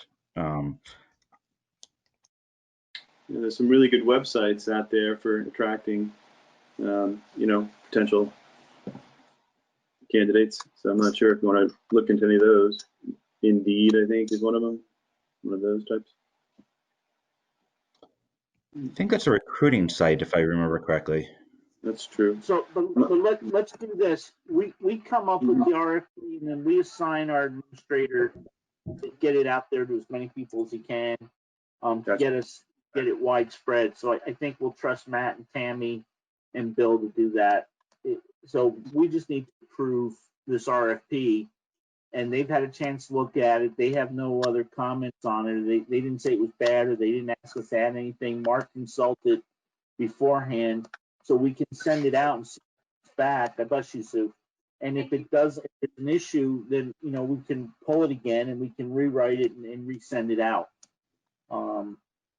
So you don't want to do it too many times. It's like the boy that cried wolf, and then nobody will put any serious effort into it, because to really respond to an RFP like this, somebody's going to invest some time and effort. And if we say, you know, we're just going to write it off or not even bother, you know, to take it seriously, then they won't bother to submit stuff. So My hope would be that a proposal would be a menu of options that we could then pick from, and the structure of the back end structure of the website would be put together, and we'd be able to add to it at later date as funds or needs became available. okay, are you guys ready to vote? I know, Bill, you're gonna have to leave us shortly. Okay, why don't we need to do a roll call vote. Rick, aye or nay? I'm fine sending out an RFP. Okay, Dwight? It's a yes. Kate? Here's Kate. Yes. Mark? Aye. And Laura? Yes. Okay, so it's unanimous. So, and Peter, you're all good with the motion and stuff, right? Okay, good. We're through website design RFP. So Bill, you'll get that out, and Mark, Bill needs anything, he'll get hold of you, okay? Okay. Yep. Thank you, Bill. Next item is IB update survey review and discussion. So Matt, you got a whole bunch of stuff to look at, 4 or 5 pages. If people need it to go up on so they can see it, let me know. That again, the problem is when it goes up there, then I don't know if anybody's asking to be recognized. I don't know if Mark can see everybody or not either. But why don't we let Matt go ahead and I think it was 4 or 5 pages. You gave us a really nice colored graph. Yeah. And you want to go ahead and tell us what you found. Sure. So yeah, the page went out, of course, with all the other meeting documents, and I thought I'll just give you a brief maybe 30-second view of the analysis. So I met with the IB coordinators back in the winter, and we talked about doing a 2-year program review. This was the end of our 2nd year of having a full year of authorization. We also had received a letter from a parent with some questions and concerns about the program, so we thought it would be timely to do just a quick analysis and see how parents are feeling about the program. So we set out to find out essentially answers to 3 critical questions. One is, as parents, as family members, do you support any kind of authorization for the school, or do you support no types of authorization for the school? As the IB program is a type of authorization or accreditation. Second question was, we wanted to know if parents and families felt confident in the material, that they generally had a good idea of what IB is and how it impacts their child's education. The third question was that we wanted to know if parents generally supported our continued development of the program at Dover School, because it does require money and time and coordination, and it's a lot of work to keep the program going. So we wanted to make sure that the parents are still generally behind it. So as you can see from those first 3 graphs, if you have the document open, and can I just pause and ask, is there anybody that would prefer to have the document open on the chat, knowing what Rich just said? Okay, it looks like I see lots of heads, but there are a bunch of cameras muted, so. No. All right, seeing none, we'll proceed. I wanted to give people an opportunity to agree or disagree or do that strongly. The questions are designed from the perspective of what do I want to know? The answers are designed to kind of, require people to take a stand on something. I either agree with this or I disagree with this. It's a statement, and that's what we were trying to find out.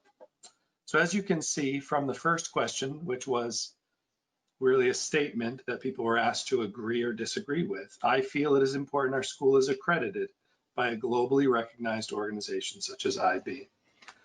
You can see roughly 1/3 of the respondents reported that they disagree or disagree strongly with that statement, and roughly a little less than 2/3 of the respondents agree with that statement, that they feel it is important.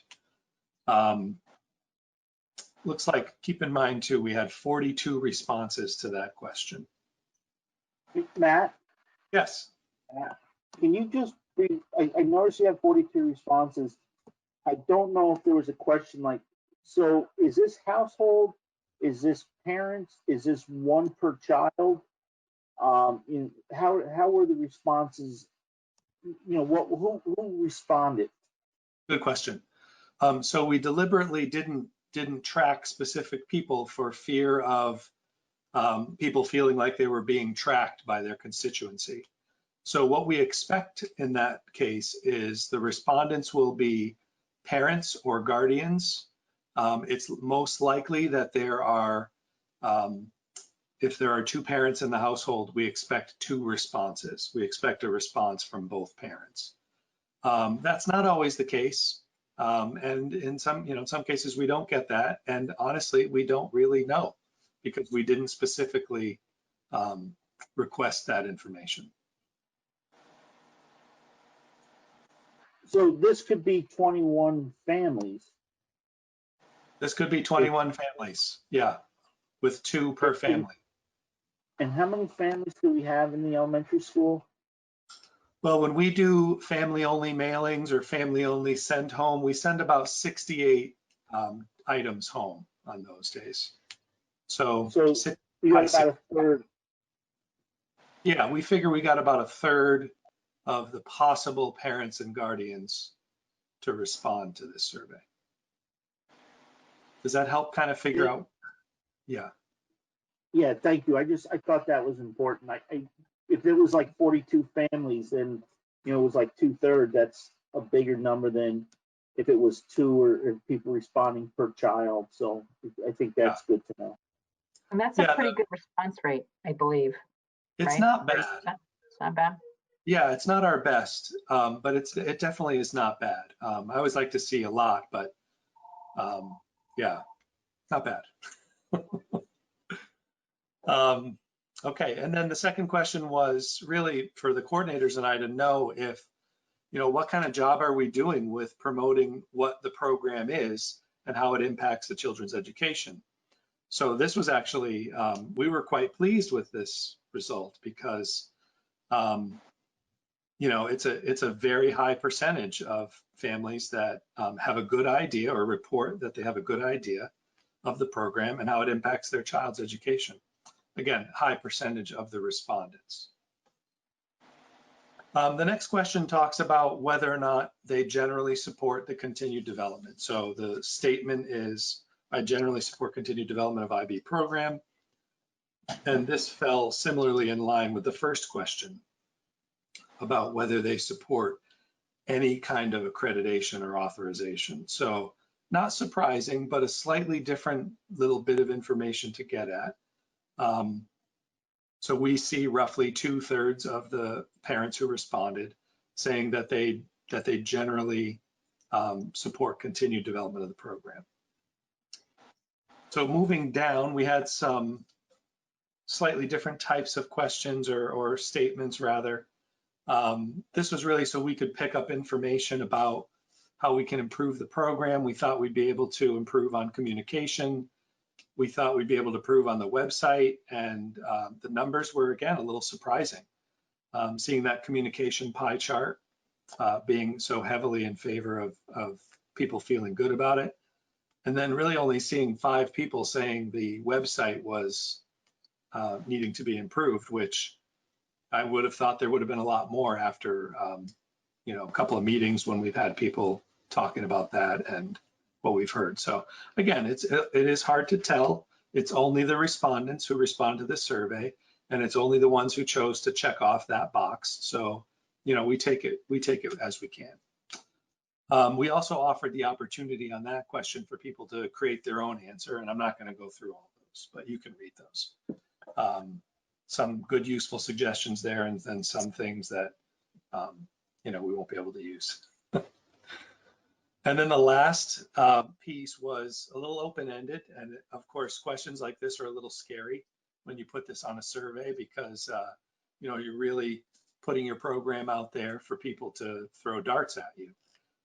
However, if we claim to be reflective about our practice and we care about developing our programs and what we're doing, I think we have to ask these questions. So this was a kind of an open space for other thoughts. And I did put in a little piece in there about please use this space to offer your praise, suggestions, ideas, thoughts, or productive feedback, and an opportunity for people to leave their name if they needed to receive a response. Unfortunately, nobody did that, which is okay. Which meant people were preferring to be anonymous. But again, this is full of some really great and helpful comments and a few not very helpful comments. Most of this we can grow from and get better from. So I'll let you read through those, or maybe you've already done that. I tried to organize them a little bit because it was a little overwhelming to manage these comments, but you know, the ones that were kind of like people on the fence, or maybe they weren't really specific to IB, the ones that were specifically but generally not in support, and then a few comments from people that are in support of the program. So any questions about any of the comments or anything? So Matt, I want to ask you a really tough question, and you can pass if you want, okay? And we won't, like on that game show, you know, whirl you around in space or anything. But you came into IB kind of stuck in the middle. It was kind of like a freight train coming down the tracks, and then developed in the passion of a previous administrator, and then you got hired while we're in the getting the program up and running. and you learned a lot and you've done a lot with it, but it wasn't exactly your program. It got forced on you. I think you've done a wonderful job, and I've commented several times to you that to carry somebody else's vision through is not always as easy as when it's your own vision. But can you give me an honest assessment or your honest opinion? I mean, what do you think about the IB program yourself? Before we then we'll open it up to other questions. Well, yeah, that is putting me on the spot, but that's okay. And that's good. you can pass. No, I'm not going to pass. When I was being interviewed for the position, I tried to dutifully do my research and figure out what is this IB thing and what does it mean? And knowing that I was likely to be peppered with questions by the interview committees about, what's your stance on this and what does this mean to you? And honestly, I fancy myself a reasonably good researcher. Okay, I'm a little bit like a dog on the bone when it comes to finding things out. I had a hard time. A lot of the materials were password protected. You had to be an authorized school. You had to have an account, and it was a little frustrating. So I didn't know a lot when I got started with this. Then I went to my first workshop and I started to learn some of the vocabulary. I started to see how the primary years program was different from the middle years program, which was different from the diploma program. And it really kind of forced me to ask myself, what's important to me about teaching and what's important about learning and what kind of academic culture do I want to be involved in? And what I found is that I like the IB structure for primary years. I think it's so different from middle and diploma. It really focuses on giving a school like Dover, which traditionally has not been a school that adopts programs in the sense that, we buy this canned curriculum, everybody gets their book, and they got to be on page 16 on week 2, section 4. Dover has had a long tradition of kind of picking their own materials and having teachers have that creativity, which of course, has its own drawbacks. But the IB units really give teachers a framework to build their curriculum on. And they have flexibility to bring things in and out. They can be creative. They can adapt it to meet their kids' needs. They can adapt it to bring in current affairs. It's focused on acting locally, but thinking globally. I mean, if there wasn't a time more important for us to be learning about the world than now, I can't imagine. I can't imagine one. And then finally, when you see, not really finally, but when you see that this particular program has been adopted by 156 countries around the world, I think we got to be onto something. It's something that makes us unique. I understand there's a cost to that. There's a cost to everything. If we roll back and roll out a bunch of canned curriculum, there's going to be a cost to that. And as a community, we may be forced to make some of those really hard decisions in the future. But my stance, as I've been in this business for 25 years. I've seen a lot of kids, seen a lot of teachers. And I think for the cost, this is a great program that provides flexible structure to our staff to bring things to our kids that no other school in the state is doing. And, I'm not going to say I get a lot, but I do get families that call us up and say, we're thinking about moving to your area. Tell me about your school. We heard you were an IB school. Had a call yesterday or an email yesterday from a parent who is moving out of the city, moving up to their Dover home. They got 2 kids, one of them in 1st grade next year. Yes. And their daughter attends the United Nations International School, and she speaks 3 languages. And, they could have sold their house in Dover and moved somewhere else, but they found the school. They talked to a few of our parents who gave excellent reviews, and they're like, wow, this is, as long as we can get internet up there and work, then we can move there and know that we're going to have a small school that's really thinking globally, acting locally. Teachers have creative license, and Yeah, so I'm probably going on and on, Rich, but that's where I am on it. Okay, I really appreciate that, Matt. Laura, if I could just beforehand, can we just give, I see Allison, I think was here somewhere, and Sue Newman, and they're our coordinators from the beginning. Can we just give them a couple minutes? If, again, I don't want to put you guys on the spot, so if you'd like to say something, it's great. If you don't, we understand. I don't know where Allison is on, because I don't see her on the screen, but I continue to support IB. I certainly want to stay co-coordinator because I believe in it. And I think that no matter what the program, whether it's STEAM or IB, the inquiry is so essential to kids to get them to buy into learning concepts and skills. And as Matt said, the PYP structure allows us the freedom to bring in the Vermont standards, the Common Core standards, and weave them into our program. So I think our kids are getting everything that is mandatory and the enrichment of having the PYP program. Thank you, Sue. Allison? Yeah, I just wanted to say that when I heard parents were questioning, I really wasn't concerned about it because I knew it was just a minority, and I think that's a common natural thing to have a small minority question, and I think that's a healthy thing. And I didn't really even see a need for the survey, but now in retrospect, because the results were so great, I feel they're great. I'm glad we did it. And also the feedback that we got, the comments that we got, mostly we got comments that were negative. And again, if you're happy with things, you usually don't make comments. But if you're not happy, you're going to sit down and write some comments. And Sue and Matt and I were really able to look at those comments and say, okay, yeah, we can address these things. We can one of the main things that jumped out at me was a question about basic skills and questioning, are we teaching basic skills?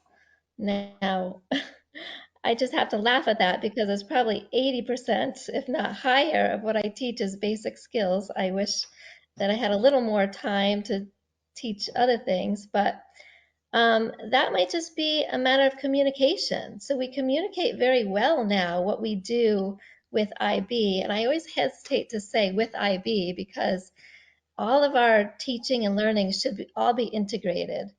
So I just feel like an easy step for us, our next step would be to communicate all the teaching we're doing and not just communicate our IB units and the fine details of those units, but give the parents more information about the total content that we're teaching. So I'm feeling very positive about it. I really like teaching this way. It broadens me as a teacher. It makes me excited as a teacher. So I think we're in a good place. Thank you. Laura, you had a question, comment? Just a comment. I really appreciate the thoughtfulness from Matt and now, Sue and Allison, and appreciate the survey. I think it's good to have this type of questioning. I think it's good to have this kind of check-in with our school community and our staff and our board. And so, good job, Matt. Okay.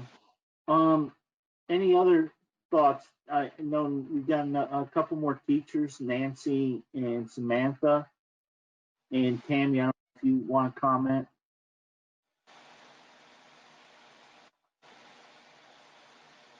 No. Is there any questions? We've got a couple people from the public on. There's a Sherman, I'm not sure who, and Tracy. Do either one of you want to make a comment? Are you asking teachers to comment? If you want to make a comment, I don't want to put people on the line. I just want to make sure everybody gets a chance to be heard. I think it's going really well. IB has so much to it, and it takes a long time to figure it out and figure out what you're doing. But once you get it going and on a roll, it's an amazing way to get kids and to thinking. And we still are doing all our math and literacy and rolling it together.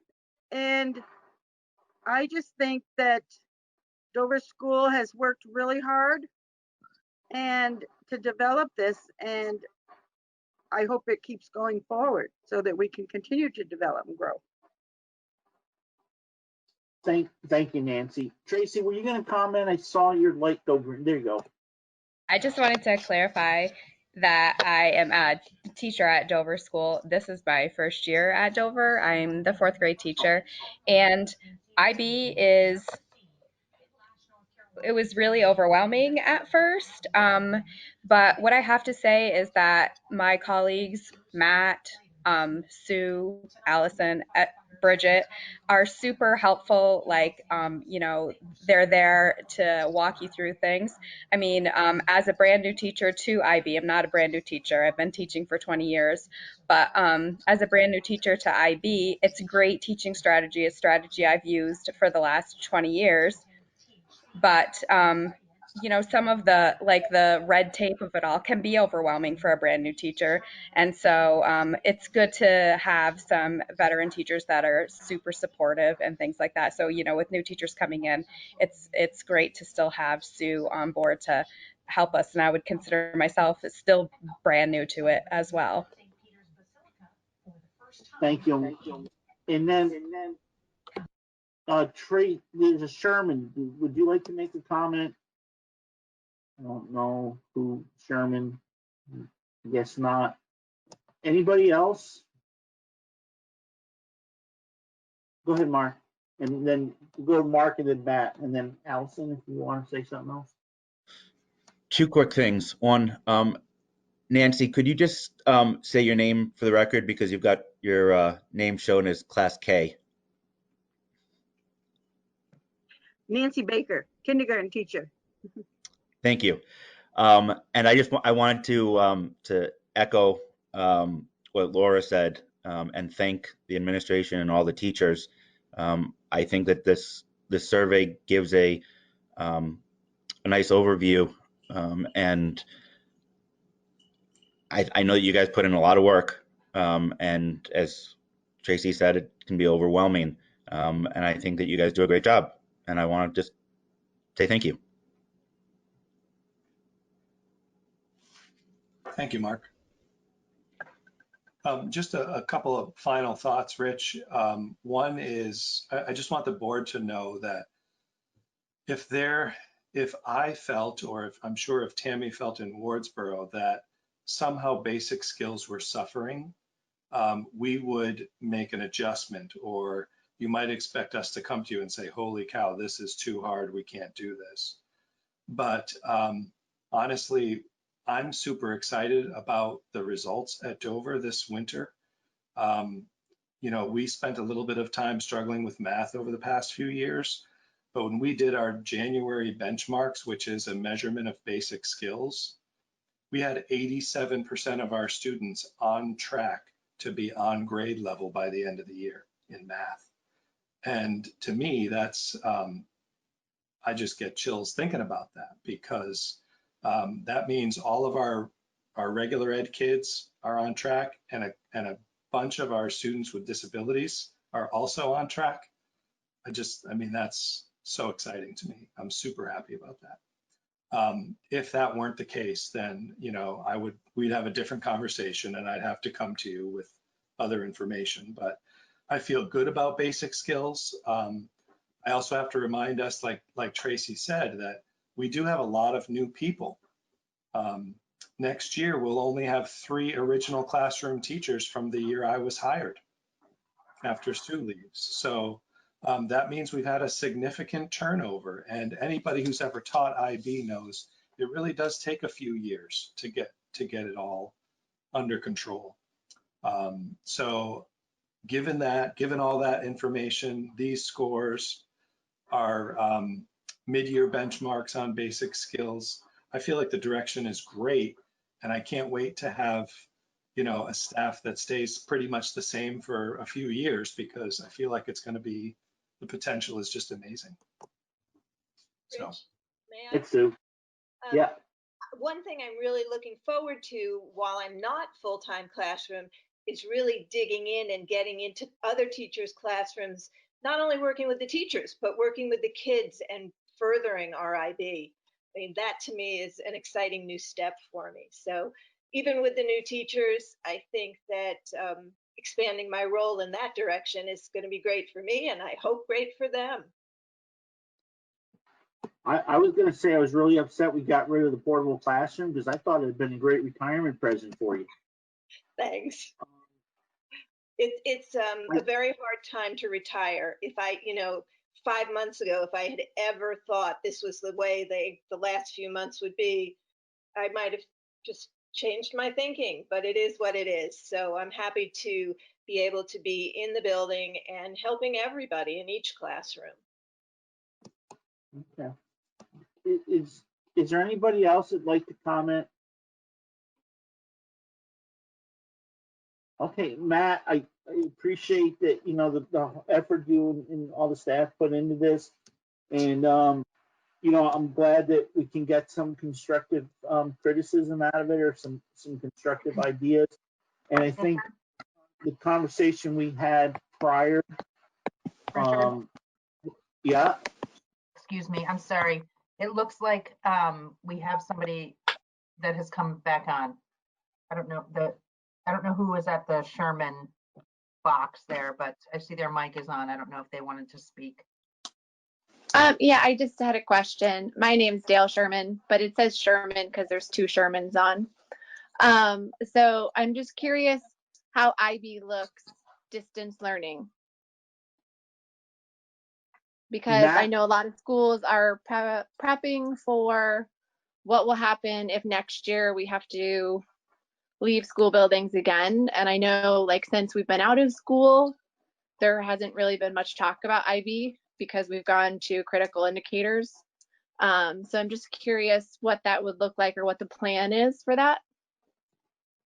May I answer part of that? It's certainly going to look different in the primary grades. Right now, the 6th graders who have had IB, most of them for several years, they're actually working on their exhibition projects virtually. The IB group has certainly given us a lot of leeway on how kids do it, because that big action piece is really not available to them. So they're planning what their action might be. But the older kids have been able to come up with lines of inquiry to investigate. A lot of them are investigating things related to COVID-19 worldwide, not just in Vermont. And they're taking what they know of IB and they're applying it. Nancy might be able to, or Allison, tell you what's happening in the younger grades. Matt, you or Allison, or Nancy, I guess. Go ahead, Nancy. Yeah, go ahead, Nancy. Well, I was very fortunate because kindergarten does not have to do 6 units, the same as the older grades. Pre-K and K only have to do 4 units, are only required to do 4 units. And I luckily had done my units before the COVID happened. I had done 3 of them, and the 4th one was going to be done by the Unified Arts. So luckily, my units were done. They're already finished before we stopped for COVID. Okay, thank you. Matt? Yeah, just piggybacking on those guys, it looks different a little bit in the lower grades than the upper grades, of course, based on how independent the learners are. But as Tracy mentioned, teaching an inquiry it's not anything new. It's been around a long time. I think when we had to focus these last several weeks on the continuity of learning planning and the critical proficiencies, we had to really focus on those basic skills, and that was at the expense of some of the IB projects that, particularly in the younger grades, that they were working on. And I was wondering if maybe Allison would be willing to speak to that. Either, have you been, how much have you been able to sustain of your units, or have you had to completely revert to basic skills? Yeah, I completely reverted to basic skills, and what I did was I tried to find information for them to read or videos to watch or projects to do that I put as extra assignments for kids who finished the basic assignments that were have-tos, if you will. So they could still explore if they had the option, if they felt they had more time. It's a tricky situation because some kids are very independent learners and they're done with the work that you give them and they need more. Other kids are not in that situation, and giving them a certain workload can be overwhelming. So it's really had to be differentiated. So it certainly was not an expectation by any teachers, except maybe Sue with the exhibition, and her kids were just, gravitating towards it. So that was my situation. But I think that, Dale, your question was about next year and how it will look next year. I am assuming that IB, because they keep on giving us information about the current year, that they're going to advise us and help us through that. And we certainly haven't created a plan. I think it's safe to say we're not going to just not do any IB teaching next year. So my plan would be to go with what IB is advising us to do. And in fact, I'm taking an online IB math inquiry course right now, and that is one of the questions we're addressing. What will this look like? Especially, of course, this is math, but what will this look like when and if we have to go back to distance learning? So hopefully I'll have some answers for that to share with the teachers. Right. We don't even know right now how many students will be in the classroom and for how long next year. So, we need to get that information first before we can do any planning for what we're teaching and how we're teaching. In a couple of weeks ago, there was a phone conference with the Secretary of Education, and he said the same exact thing, that he's directing all his staff and all the administrators to determine what school is going to look like in the fall. And the one comment, I think Mark was on the call too, the one comment he did make was it's not going to look like any fall school opening that we've ever had before COVID-19. So Matt, you want any other comment? Yeah, just to follow up on Allison's comment, so much of it is dependent on how many hours a day we're going to get. So when we reduced to 2 hours a day, we really had to prioritize. We restructured our unified arts. So much had to change, and we're having to change. We'll have to change again, and we'll have to change when we find out what we've got to work with in the fall, and we'll have to prioritize then as well. So. Dale, does that answer your question? Do you want any follow-up or? Yeah, I think that answers my question. I'm just really looking for, I would think that the school was going to put that in as part of their continuing learning plan, and that would be something that they would be making a plan for, as we're making plans for just about every scenario under the sun right now. What are you guys doing in your district? For planning purposes? Yeah. We are planning some summer pieces. We're planning some teacher work over the summer in preparation for things. Wings, in coordination in our district, is doing some work, even starting up kind of in the next couple weeks, I'm pretty sure. But it's all, every week is a new something. every time there's a new press conference, it seems like there's something new. Yes. Is everybody okay? Any other comments on that, on the IB? Okay, hearing none. The next thing we were going to have is we're going to put Tammy on the spot, and we're going to have a STEAM update. And there was a short proposal, a half page. So Tammy, lead us through this, please. Sure. So it's mostly about the STEAM integrationist position that we had hoped to hire. Just a little background, I had advertised the position starting on March 4th and on schoolspring.com. And the longest you can advertise a position is for 8 weeks. So that ended on May 4th. So it was advertised for a total of 8 weeks. And we got about 2 applicants total.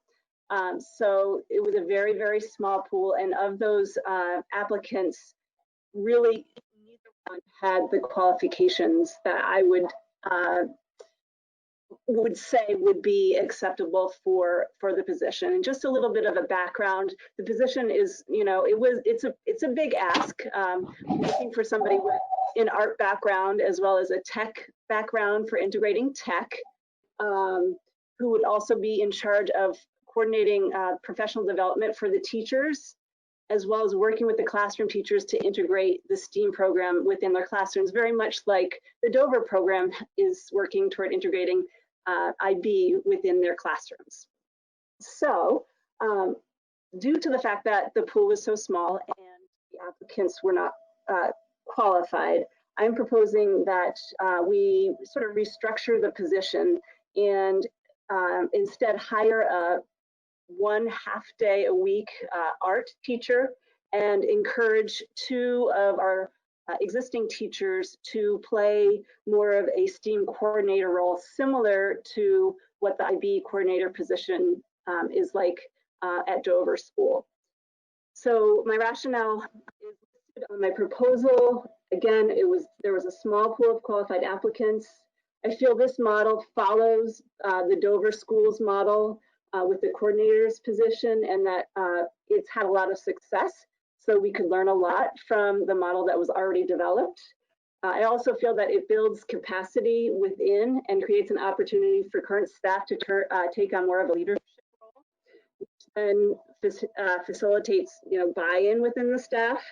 I also think that this model would foster sustainability of the STEAM focus.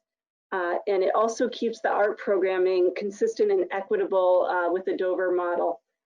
And as a result, it would be about a cost neutral, maybe some possible small savings, but Lori and I haven't necessarily figured out the complete financials.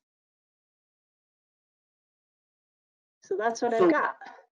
One of the things when we went for the IB and we interviewed for the IB coordinator, we talked about doing it as a 1 person, and then while we interviewed people, we went to 2 people because the people we interviewed were both very enthusiastic. But one of the things we found out shortly after getting into it was, I remember Allison saying it was like 1 day a week.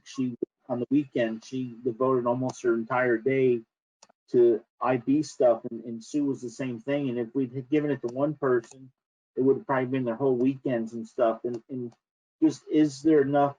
It's a fairly big commitment. So have you talked with staff about it, or were you going to approach us first and then go to the staff, and then, or how did that work?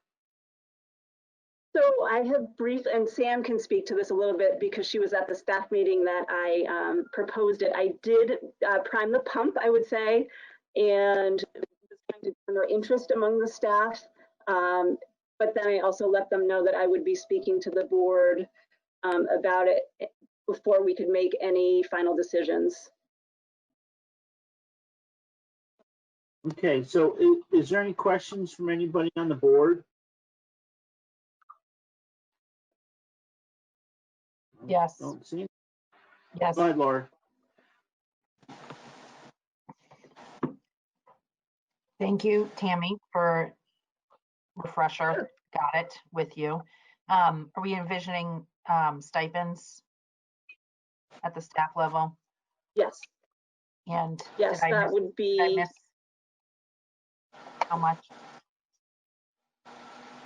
So we haven't exactly worked out the financials, but as I said, the position would be most likely cost neutral to what we had already budgeted for the upcoming school year. So yes, it would involve paying for the art position as well as some tech integration, and if 2 teachers agree, paying a stipend for 2 staff to do the coordinator position. Okay. And so may I continue, Rich? The fine, yeah. So Tammy, will there be ongoing education, do we anticipate, for teachers? Can you tell me? And I apologize if I've missed these updates. I know during legislative sessions sometimes I do miss stuff.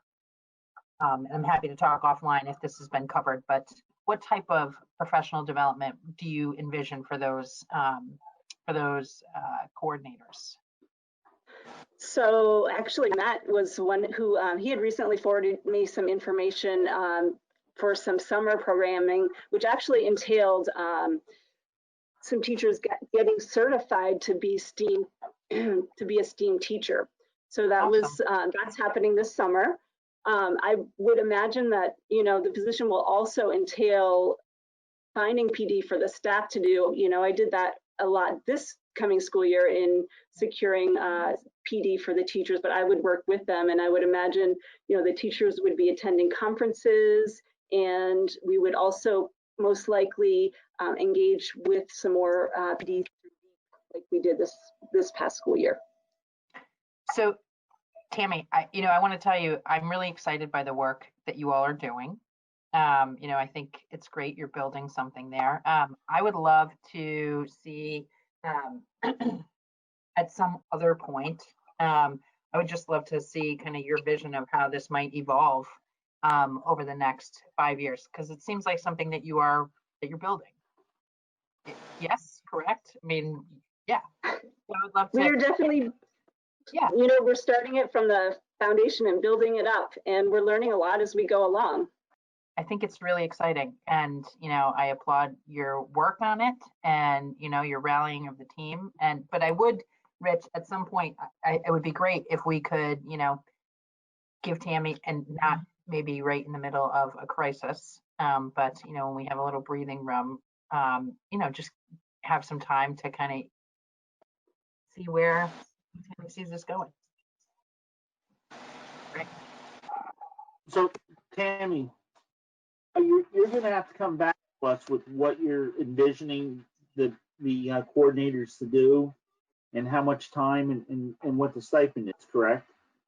So, well, I can tell you right now, the positions would entail, again, coordinating the professional development for the teachers as well as themselves. It would also involve working with the classroom teachers, again, to integrate the STEAM program within their current subject areas. So those are 2 things right off the bat. Yeah, I was just wondering, do you see it as, a day a week, part-time, day a week? Are we going to try to, I think one of the things we did, and we put some money aside last year and this year, so like you could send staff to training and have substitutes available. Would you have more of that? And I don't remember what we put in the budget for next year for that. So would that be increasing the budget? Can you just work up on some of those numbers for us and let us know what they look like? Sure. But we're definitely working within the current budget that we have proposed for next school year. Okay, so it would be something you would start July 1st. Correct. Okay. Dwight, do you want to make a comment? No, I think kind of what you were talking about. I was wondering, is this something we need to approve, or since it's already within the framework of what was been given, it's just kind of seem you're rearranging the position a little bit, try to modify it based on what took place. So, are you suggesting, Rich, we need to get more numbers in order to approve this, or is it already kind of within the framework that she's kind of just letting us know what she's doing? I don't understand. No, so we would have to approve any stipends because that's in addition to a contract. It's another contract that goes beside. So if it was going to be Tammy Bates was going to be the coordinator, she would get a separate contract that would state, this is how much you're getting and this is what you're expected to do. And then she would present that to us as a board, and the board would actually vote on this.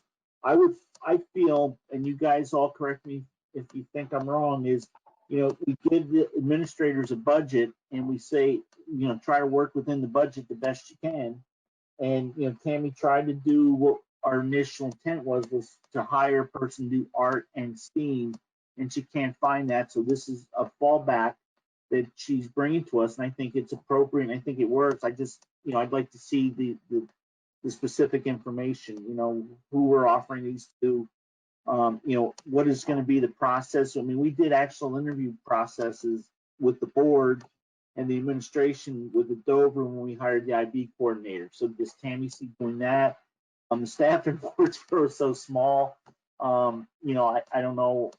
So I guess that's just kind of where I'm saying more specifics. And if nobody has any major issues with it, Kate, you or Rick or Mark and Laura, then I think we should just ask Tammy to move forward and at a future meeting bring us some agreements to look at and where we're going. Okay, I understand. That's great. Tammy, is that good with you? Is that? Sure, if you can just be more specific as to what agreements that you're looking for. Are you looking for like a stipend agreement, or what specifics do you actually want? I think you said you needed to talk to Lori about how to make the agreement or do the contract for the stipend. Just as far as final numbers, I didn't have like final numbers for you, so that would be the only thing I would consult with Lori on. Okay, and what agreement's going to be signed? I mean, what's the contract look like for that position? Okay. So I will get that. Sue and Allison and Matt, I mean, I'm pretty sure there's a stipend, there's a contract for the IT coordinator that specifies duties, responsibilities, and what the stipend is, isn't there? Yes, there is. Yes. Yep. It's a one pager. Yeah, it's like an addendum simple. to your contract. It's a separate page. It's sent out at the same time as our teaching contract, but it's a separate contract. Matt, maybe you can share that with Tammy and help her with that. And then Tammy, we just need to make sure it passes, the HR person, because I remember the IB one, we changed something because there was no benefits involved. It was strictly, strictly a stipend and a set amount of money. So that's the only thing I'm talking about, is just to make sure that we do everything right and above board. Sounds good. And again, it shouldn't be an issue because you can model, and then I'll get to you in 1 second, Sam. And we can just model the Dover one. And I think that came from central office or when that first one came out. Sam, you wanted to make a comment? Yeah, I just want to say how excited the whole staff is to work together on this STEAM and move the school forward in STEAM. Unfortunately, we were all going to go to the NSTA conference in Boston that was canceled, with an eye on leadership and integration and really moving the school forward. So, unfortunately, that did not happen, but it's 100% buy-in across the staff. So I think that a proposal for, what Tammy's saying makes sense, because we're there already and we don't have to coordinate with an outside person who doesn't know what our hopes and dreams are. So we definitely are at the place where I feel like we're ready to create that vision. We jumped in, we started it, and, we've talked about what we would do this summer to really hone in on the vision, at least for the next year, if not, the next couple of years. And I don't want to overstep my bounds, Tammy, and speak for you, but it's really, we're just so excited about it. We can't wait to just keep doing. It's unfortunate that we're teaching virtually because we were really on a roll.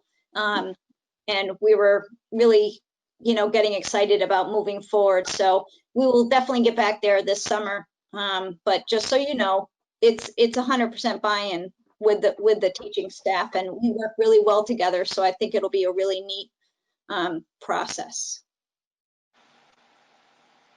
Thank you, Sam. Tammy, any other final comments, or are you all good? Yeah, I think I'm good. It looks like Kate has something to say. I'm sorry, go ahead. I had the opportunity this year, I think, was it in February, Tammy, that you guys did the STEAM night for families, or January? Yeah. I forget. Everything seems so far away now. But they hosted a really great family night, and they showed off some of the different STEAM activities that the kids had been working on. And it was just really a great experience to be able to see what the kids across every grade level, they were all working on similar projects, but obviously a kindergarten kid is going to take something way different than a sixth grader and everything, but they were all working together really nice. It's a great program. So I'm really happy that they're moving forward and going ahead with it. Thank you. Tammy, one other thing for a future meeting, don't kill yourself over this, but the question Dale asked of Matt, how does IB work next year if we don't have school again? Too, and that may be a good thing to address because there may be some concern. Like Kate and Sam were saying, when you had all the kids together and you were doing the competitions and trying to, build things as groups. And I remember you had like somebody was a scribe and somebody was doing the work, and that seems really cool. And how does that fall into virtual learning in the future also? And then that may be something because, who knows how much longer this is going to go on. So is everybody on the board good?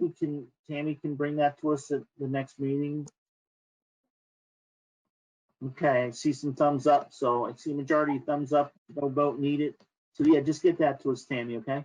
Sure. Rick's good. Okay. Tammy, stay right on. Don't mute yourself because you got principal's report. We'll let you go first. Is there anything else to report? Okay.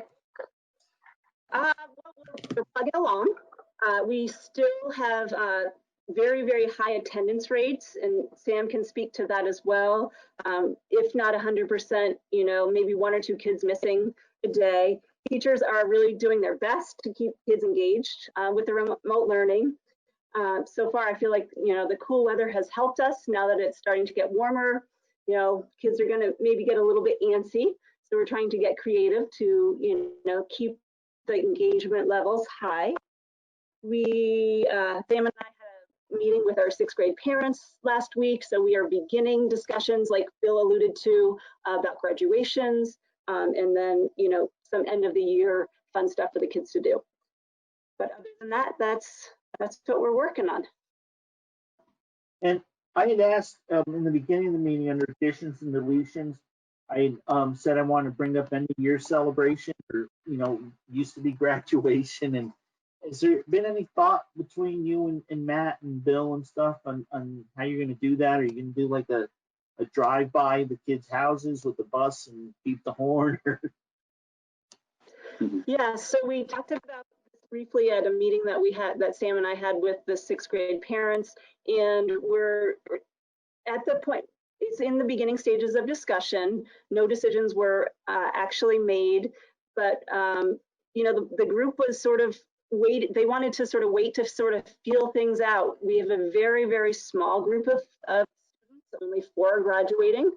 So we might be able to work within the limitations of a 25-person group, if that's possible, and do something, socially distancing ourselves, but something live versus a virtual celebration for graduation. Okay, thank you. Does anybody have anything for Tammy? Any questions? Matt, you're up, sir. Thanks. Food service is running well. We're still averaging 50 to 55 meals a day. The deliveries are going up. We're up to 25, our maximum delivery, which is a lot. The staff has been doing development in both schools, and actually all the schools in Wyndham Central on Wednesdays. That will continue through the rest of the year. We will start working in Dover on our schedule for next year. We'll start that work next week with the hopes of having our schedule in place, at least assuming a normal-ish opening. The maintenance projects are plugging along. I don't remember exactly what we budgeted for internal painting for next year as a capital project, but that will actually be done going into next year. So whatever we budgeted, we won't have to spend, which is super exciting. And we are in discussions now about what we can do for summer school with the recent guidance that's come out, and what we have for staff and finances and what the options are available. I'll have to send home a family survey on usage of summer school later this week so that we can gather some data about that.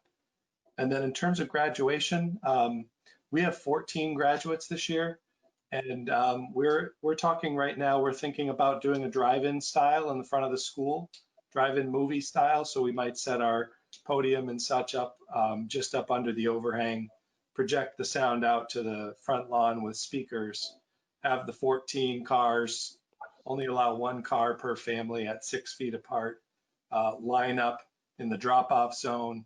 That will still leave us some options to have maybe a second car for each family as well. No contact, just, hear the speeches, hear the recognition in person. We'd like to be able to broadcast it over live stream of some sort, either a video conference or otherwise. If the governor releases the crowd size up to 25 on June 1st, then we would also invite the staff who were comfortable to participate in that kind of thing to join us. We're tentatively looking at June 10th as our date for that at this point. Phew.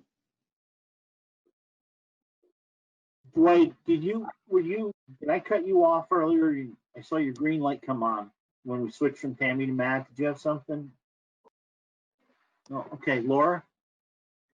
Yep, I just wanted to say thank you, guys, Matt, Tammy, staff, for all the work you're doing to try and honor these kids and try and keep things moving. I know it's exceptionally hard, what you're doing, so it's appreciated. Thank you. You're welcome. Okay. Unless anybody has anything for the principals. So right now we have June 1st as a schedule. Oh, go ahead, Peter. I'm sorry. I got disconnected somehow or other, and I missed most of Matt's presentation. Matt, if you could jot me a couple of lines, what you want. Thanks. See the keyboard to Matt's right? He was playing that for us, and it was just music.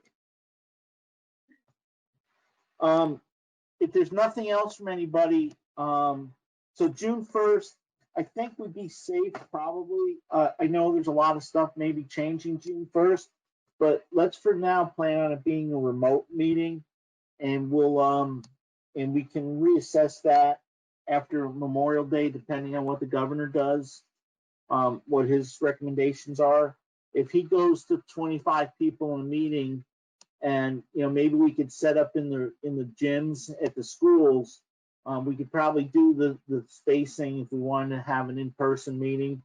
So we'll just kind of keep that that open. We do have a couple contracts to discuss, so we do need an executive session for contractual. And I would ask that the two administrators stay on.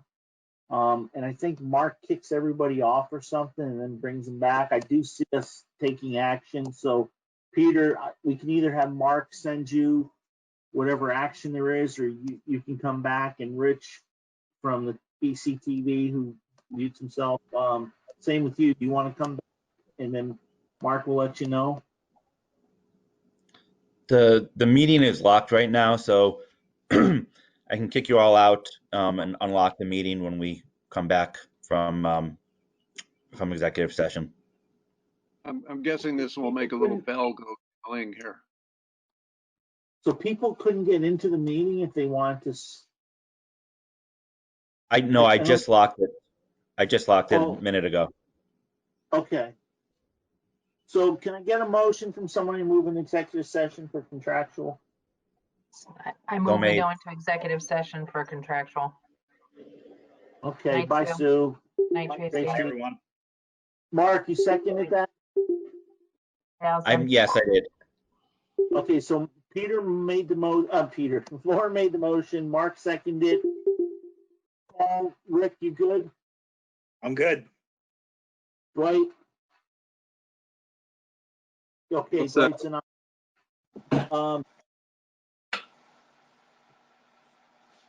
Hey, you good with the motion? Thank you. Mark I'm good. and Laura? Yes. Okay, so we're unanimous. We're now in executive session.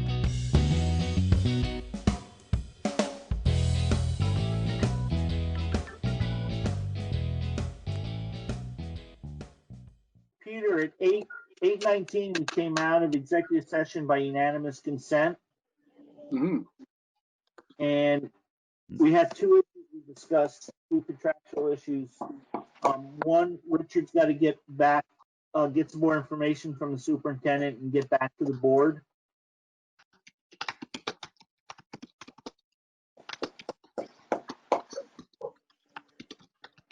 You're a heavy typer, Peter. Yeah, and then we have a motion. Somebody want to make?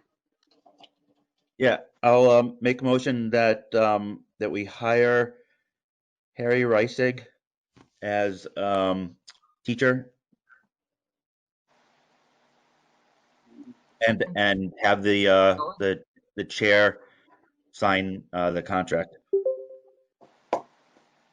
There's And Rich. Peter, the last name is Reisig. Okay, so Mark made the motion. Do I have a second? Second. White seconds it. Is there any discussion? By roll call, Rick? Aye. Dwight? Aye. Laura? Aye. Kate? Aye. Mark? Aye. So it's unanimous. I will sign his contract and send it back to the superintendent. Being that all of the business to come before the board, and we've already talked about our next meeting, I'll entertain a motion to adjourn. Rich, NCTV Rich, can you hold on for a minute after everybody adjourns? I've got a technical question for you. Okay, good, because I got a technical question for you. All right, you guys have fun with your technical issues. So Yeah, moved. Mark, give me a call at my office, okay? After we get off? Yeah. Yeah, Sure. 5749, okay? Okay. Okay, so Play who makes a nice. motion? Laura? I said play nice. Oh, we will. Somebody make a motion to adjourn. Motion to adjourn. Thank you, Kate. Dwight, seconds that? Yeah, oh yeah. And everybody votes in favor. Thank you, guys. Have a good Thank you, Memorial Rich. Day.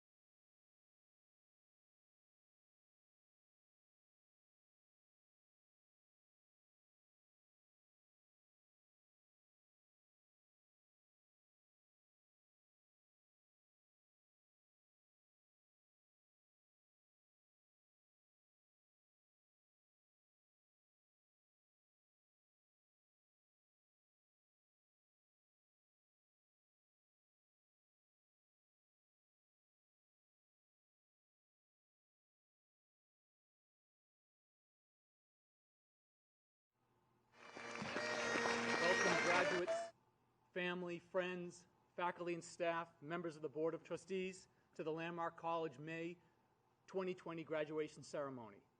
Now, this is not a virtual graduation ceremony. This is a real ceremony, and we're so proud of everything you've done, graduates. Given the disruption we've all faced in our lives due to the coronavirus public health crisis, and when thinking about you, our graduates, and how you handled the disruption to your lives and to your learning, my thoughts today are brief and simple. It's not what happens in life that matters, it's how you respond. That's what matters the most. Life is uncertain. Anything can happen. You can find yourself in extremis at any moment. You can't control that. But you can control how you respond to adverse conditions. What does it take? Courage, persistence, confidence, and a willingness to adapt. A willingness to adapt, even when it may be uncomfortable or difficult to do so. You, our graduates, you responded to a very difficult situation. You took it head on. You didn't give up. You completed your college requirements in a completely different format. You have proven that you have what it takes to handle whatever life throws at you. And that says something important about you all. That's what makes you different. We talk a lot about learning differences. That's not what makes you different, learning differences. What makes you different is you have what it takes to respond to adversity and to succeed. Congratulations to every single one of you. Now, before we get started, as always, we want to mention our recent faculty retirees. This year, Steve Carmichael, Lena John, Cindy Tolman, and Jim Balcom. You will be truly missed.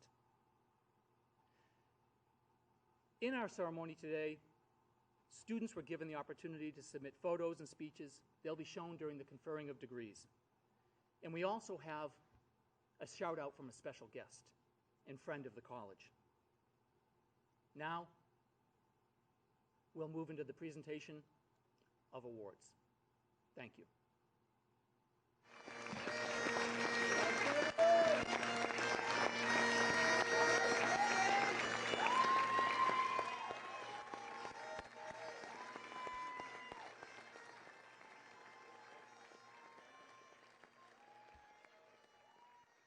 The Community Service Award is given to a student or students who unselfishly gives of themselves to the activities of Landmark College or the greater area community.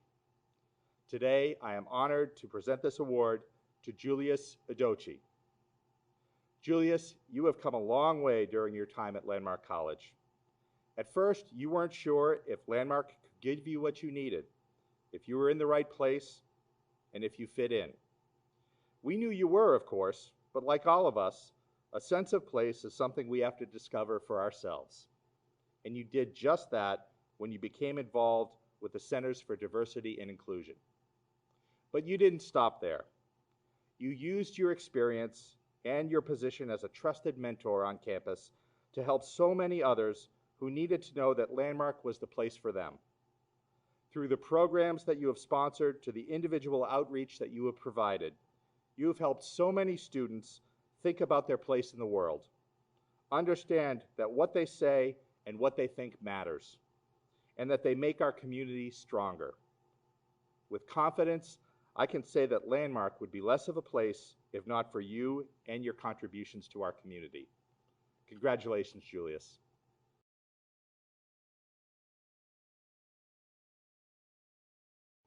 At each graduation ceremony, I have the opportunity, on behalf of the faculty, to present the Academic Dean's Award. This award is given to students who have best demonstrated the qualities that define academic success at Landmark College. Academic success can be defined by those measurable achievements, such as grades, but it also includes those intangible characteristics, such as creativity and scholarly engagement, honest self-awareness, and mutual respect for others. Leadership and resiliency, hard work, intellectual development, and responsible citizenship. This year, the student who best exemplifies these characteristics is Stephen Vitt. During his time at Landmark College, Stephen has become a thought leader on campus. He is an influential neurodiversity advocate because he speaks from the heart with a moral center that includes everyone, not least those who are vulnerable in society and not possessing his advocacy abilities. He has been a pioneer, helping the college to create the Center for Neurodiversity from the ground up. He has served on the center's steering group, participated in outside panels, provided media interviews, and invested his energy in faculty-student research projects, including creating online research guides for the library and evaluating dictation software. The general consensus from those who have had the opportunity to work with Stephen is that he is a real partner in the learning process, and that is ideal for academics. His academic work is used as exemplars in classes. His scholarship is a valuable resource for others, and his advocacy for social justice and willingness to act clearly demonstrates that potential to make life better for others, including the next generation of children as they move through their own educational journeys. Please join me in congratulating Stephen Vitt, this year's recipient of the Academic Dean's Award.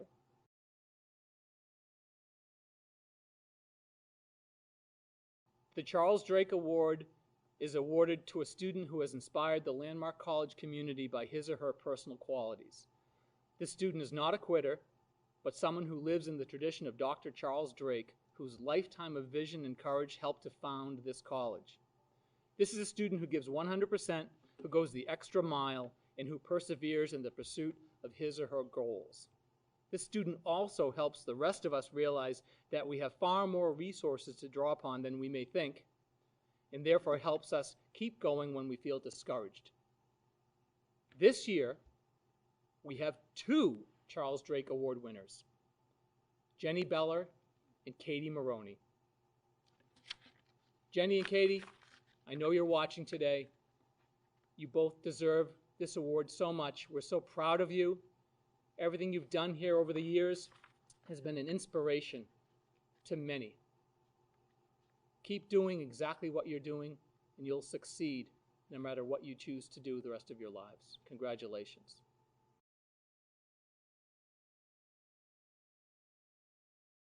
The President's Award is given to the student who best exemplifies the principles we believe in here at Landmark College. This student is talented and energetic, meets difficulties head-on, works hard, and is dedicated to his or her studies. On the other hand, this student also finds time to contribute to the well-being of other persons and to the life of the Landmark College community as a whole. This year's President's Award winner is Erica Loveland. Erica, I know you're watching. I can't think of a better recipient this year than you, Erica. You've touched so many at this campus. You've succeeded in every realm. We think the world of you. Congratulations.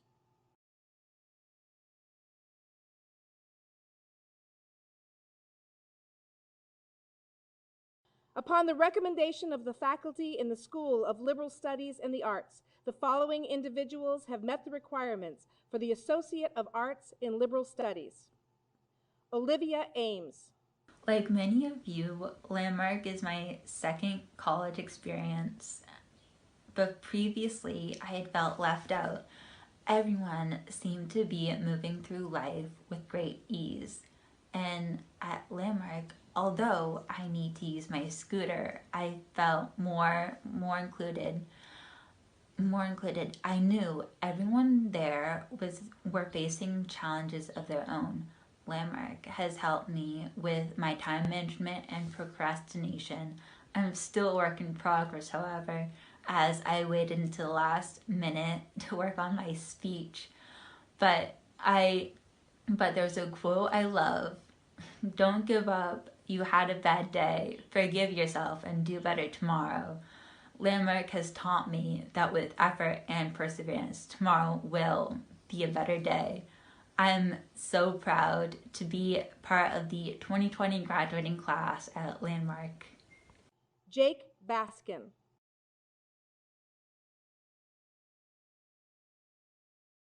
Andrew Blanchard.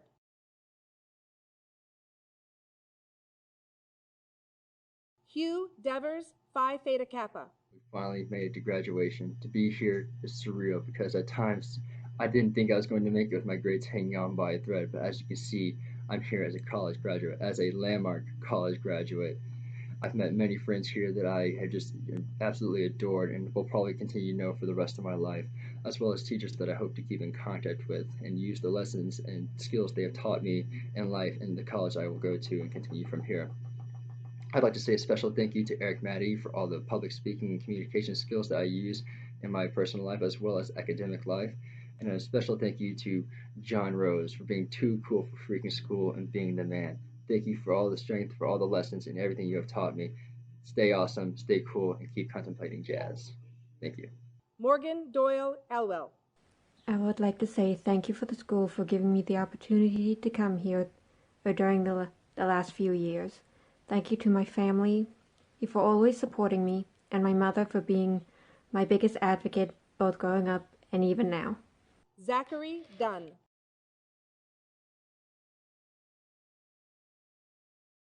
Matthew Goldstein. My time in Landmark may have come to an end in a way that we all didn't want, but I'm just so glad that I was able to come here. I grew as a person in such a way that I'm more confident with going out in the real world, making friends, getting a job in an environment that doesn't collar you for having learning disabilities, but pushes you to be better and to be more comfortable with who you are. I hope everyone stays safe out there, and I also hope that you find a way to celebrate because you've all done such a great job, and we've all gotten through this together, and we're gonna go out and do great things out in the world. I also want to dedicate this to my friends who I'm mostly leaving, that I hope you have a good time too without me, and I hope you stay safe. Gordon Graham.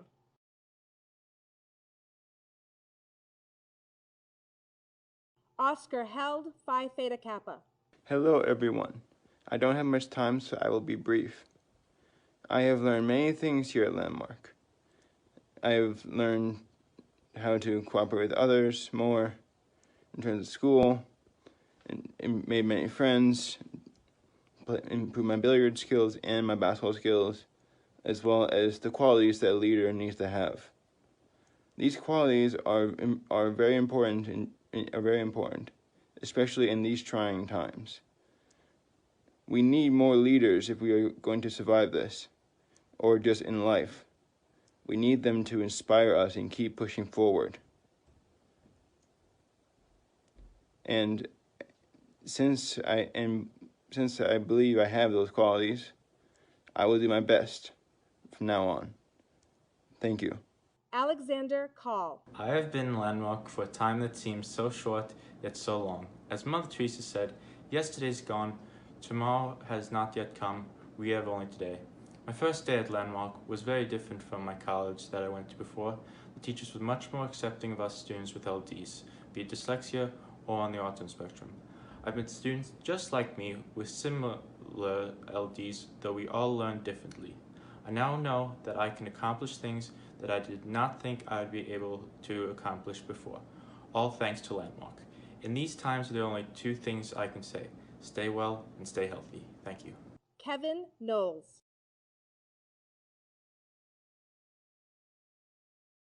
Christian Loreno, Phi Theta Kappa.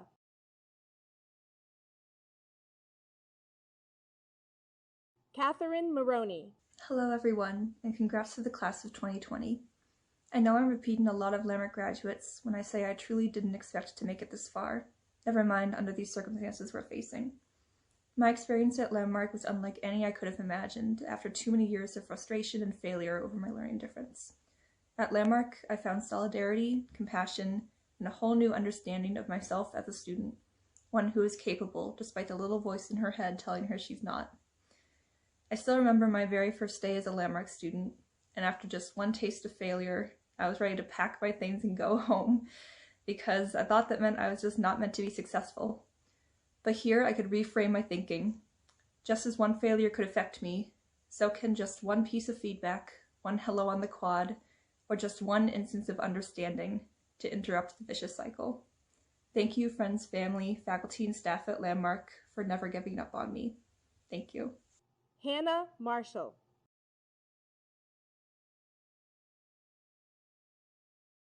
Nicole Metzgar. I wanted to say a big thank you to my family for helping me get to this point. I also wanted to thank the teachers and Landmark staff members who were kind and encouraging and who helped and supported me during my 6 semesters here at Landmark College. This was my next big step after graduating from high school towards proving all the people, teachers, peers, including myself, and probably a few people here, wrong. And I plan to continue proving them all wrong as I continue my educational journey at my next college and earning my next degree.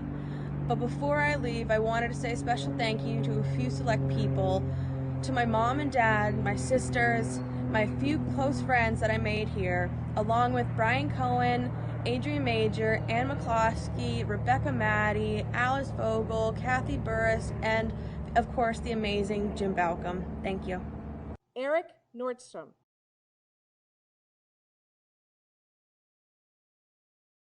Dylan Riley.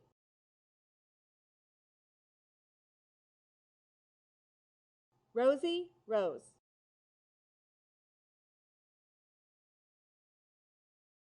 Daniel Rosenberg. Hello, everybody. I don't know how these speeches are eventually going to be organized, but I know if it's alphabetical, then I'm pretty late on the list, so I'm going to keep it brief. I didn't come to Landmark straight out of high school. I, like many other students here, spent a semester or two failing out of a local college, feeling awful and unworthy of an education. Also, like many other Landmark students, I struggled with executive functioning and attentional challenges throughout middle and high school, and like every student graduating today, I still have a learning disability and I still struggle with these things every day. But today, I'm graduating with an associate degree, so I think I've come a long way. And I'd like to thank Landmark for helping me make that happen. The support I've received from the teachers, advisors, executive functioning coaching, from tech support staff and librarians and Res Life, that support is what made this day possible for me. I've always believed that everyone is deserving of an education and capable of achieving it, but somewhere in the process of struggling through school, I was convinced that that statement somehow didn't apply to me. I'm grateful to Landmark for proving me wrong. Anne-Marie Scalfaro. Today I'm graduating and I can't believe I've gotten this far. It wouldn't have been for the help of my mom and my dad and my family. I also want to thank Landmark College. You guys have been an amazing support system, and I wouldn't want you guys to change that. Thank you, teachers and faculty, for being kind, helping, and understanding. It really means a lot, more than you would ever know. Thank you all again. Erica Shea. I would like to thank Franklin Academy, my parents, my friends, my boyfriend, and Landmark College for believing in me. Today I received the greatest achievement of my life, which is my associates in liberal studies. But I am not done. I am a shooting star that keeps continuing to thrive. Elton John once sang, "Don't you know I'm still standing, better than I ever did, looking like a true survivor, feeling like a little kid. I'm still standing after all this time." I am not the only one that is still standing here today. All of you are too. Congratulations to all the graduates. Thank you. Julius Adochi.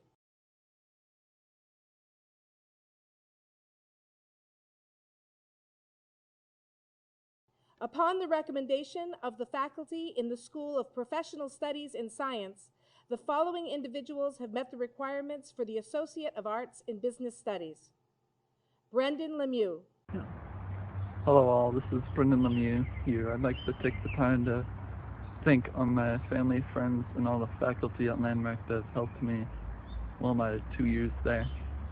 I'd especially like to thank Dr. Landon for helping me with all my business courses, as she's always easy to email and help out if I have a question. I'd also like to thank my parents who have helped support me throughout my time at college, and I'd also like to thank Charlie, Dan, Eric, Tim, and Guitar for always supporting me. I hope we keep in touch and have a great summer. See ya. Corey Zaruki Cohen.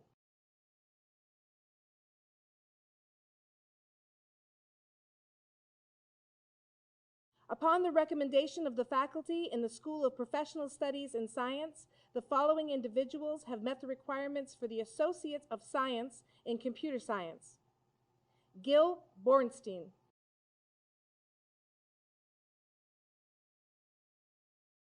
Christopher Farina.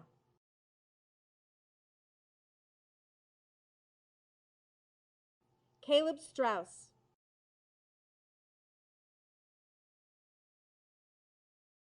Justin Willis, Phi Theta Kappa. Hi, my name is Justin Willis.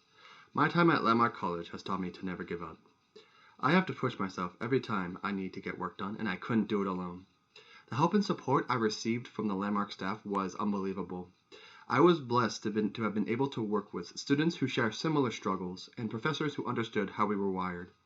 I want to thank the Landmark professors who put their heart and soul into embracing those of us who learn differently. Their mission to help us takes patience, passion, and extensive knowledge of multiple learning disabilities. And finally, I would like to thank all Landmark staff for making Landmark College what it is today. And a special thank you to my advisor, Ann Wheeler, for not only dealing with my unscheduled visits, but also getting me to where I am today, a cap, tassel, and a degree, and the confidence to move on to my next challenge. Thank you, Landmark. Upon the recommendation of the faculty in the School of Professional Studies and Science, the following individuals have met the requirements for the Associate of Science in Life Science. Daniel Meadows. Hello, my name is Daniel Meadows, AS. First, I would like to thank my parents, my family, and friends for supporting me during my time at Landmark. I would also like to thank my advisors, Gene Fulton and Todd Miller, for helping me navigate my courses at LMC. Finally, I have to thank folks like Doug Lynch, Kim Coleman, and Cindy Tolman for being as caring and committed as they were in class. All of the chances you've given me and all the patience you have had have allowed me to give this very speech. I came to Landmark College with so many expectations, and so many of them have turned out to be wrong. The location, the school, the staff, and the students surprise me every day. Campus is funny that way. The greatest surprise that I felt every day was my own progress. I earned my own self-respect and my place within the professional world, even during the current pandemic. In closing, I would again like to show my gratitude to those who've given me the love and support that I needed to excel, even with my learning differences. Thank you and good luck to all of those still stuck at home. Sabina Breitbard. Hello, I'm Sabina, and I'd like to thank everybody who supported me in getting my degree in life sciences. I'd like to thank my Aunt Nancy and my Uncle Alan and my friends and family. I'd also like to thank the STEM department, who really care a lot and are very accommodating. I'd like to thank Professor Stein, who was my professor for 4 of my classes and also my mentor. I aspire to have a similar career that he has, and going forward I will be studying conservation biology. Thank you. Justin O'Brien.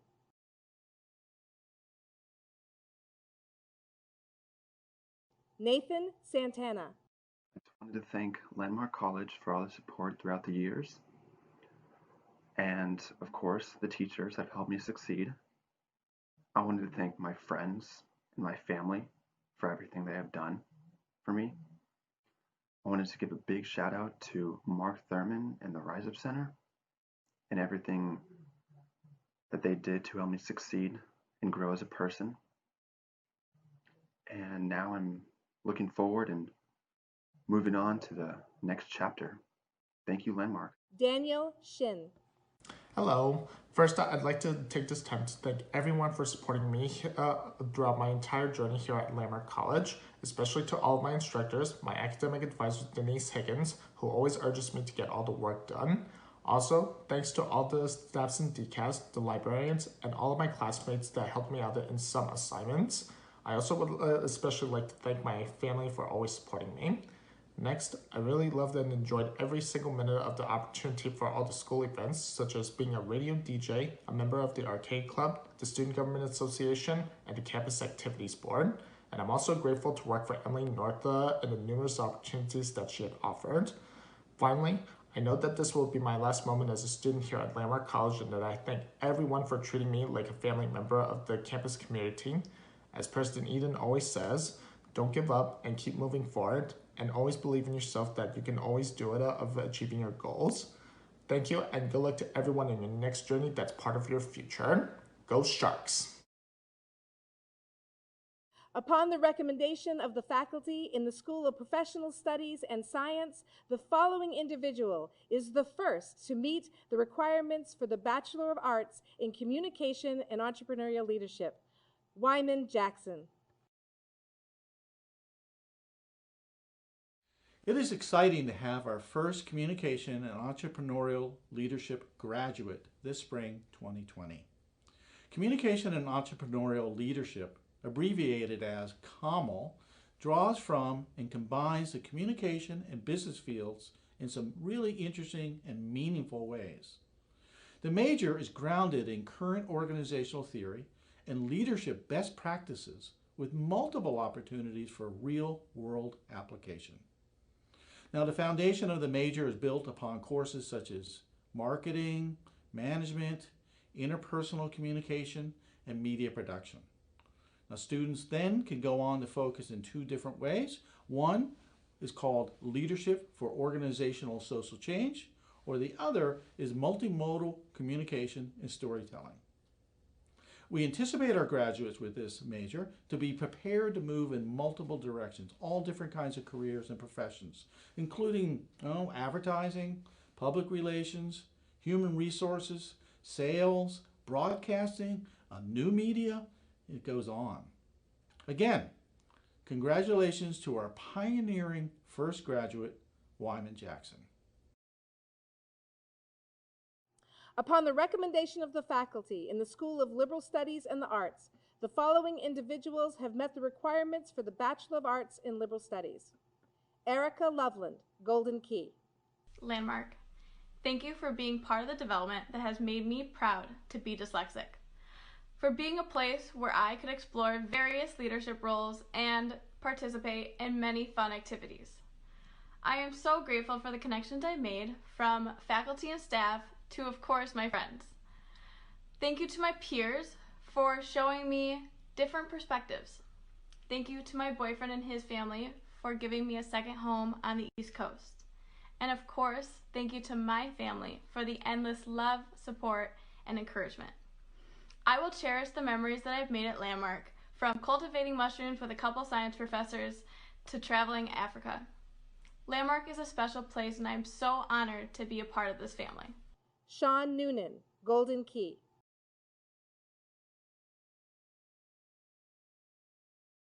Jenna Pavajak. Thank you to my family, friends, and the great faculty and staff for making a huge impact on me. It's hard to believe that after all these years, my school life is coming to an end. My life has sure been interesting, to say the least, from repeating second grade to skipping seventh grade to now graduating college in 4 years despite this pandemic. Thank you to Landmark for the continuous support, the opportunities you've provided me with, and the great lifelong friendships I have made. I did it! Christoph Rozicki.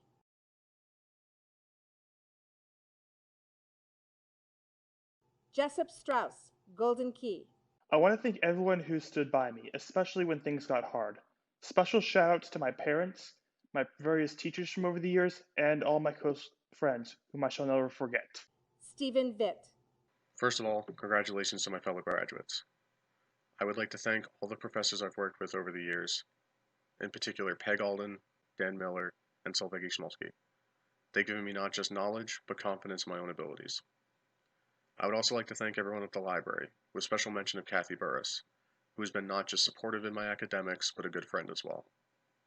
Speaking of friends, I would also like to thank all my peers that supported me over the years. Most of all, I want to thank my mother and grandmother for their endless support. I love you, Nunny.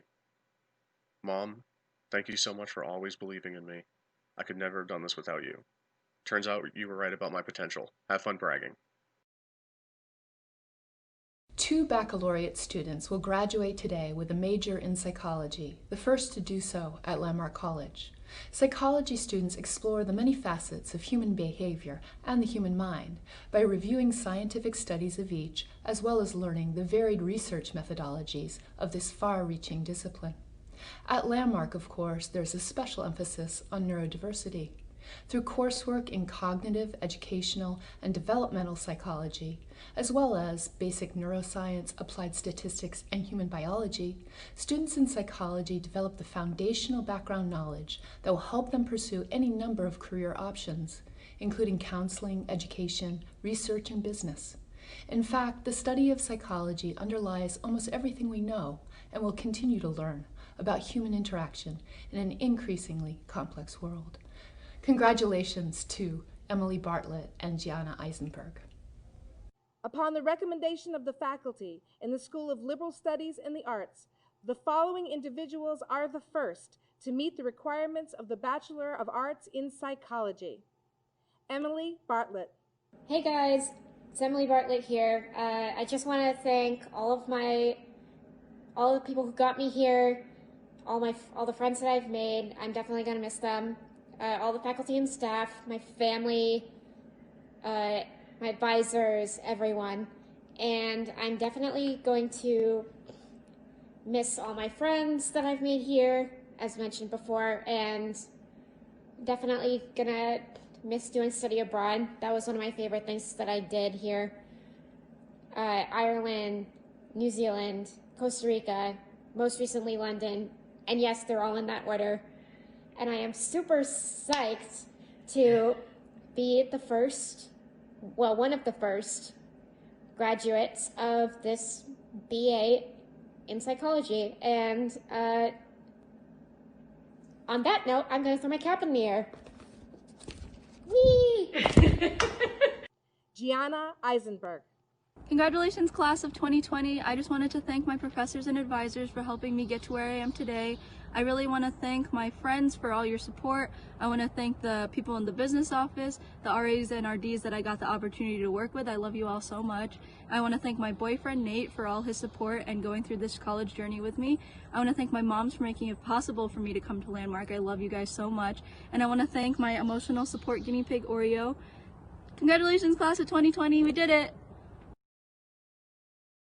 Upon the recommendation of the faculty in the School of Liberal Studies and the Arts, the following individuals have met the requirements for the Bachelor of Arts in Studio Arts. Jenny Beller, Golden Key. Good afternoon. Every day is a great day to be a shark, but today is an especially great day. Thank you to everyone I've met at Landmark. I truly believe it is the people that make this college so great. A special thank you to the art department and the residential life team. I am so proud to be graduating alongside a bunch of my friends and fellow RAs.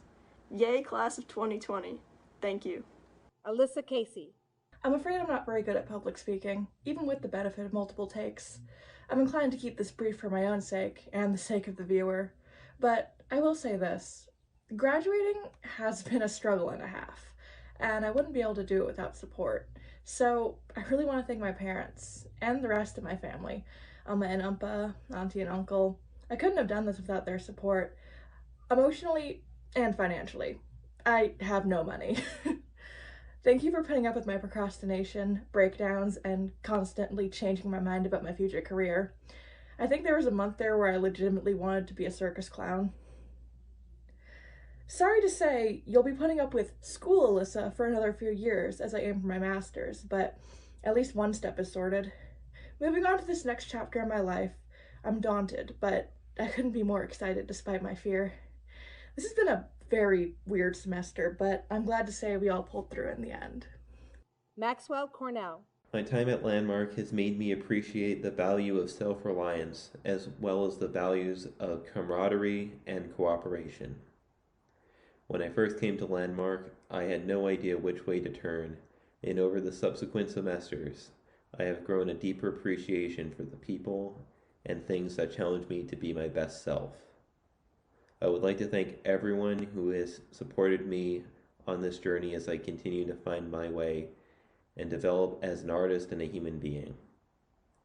I am proud to have been part of our Putney community, and I am humbled by the talent, goodwill, and gentility I have seen in the students and professors I have met along the way.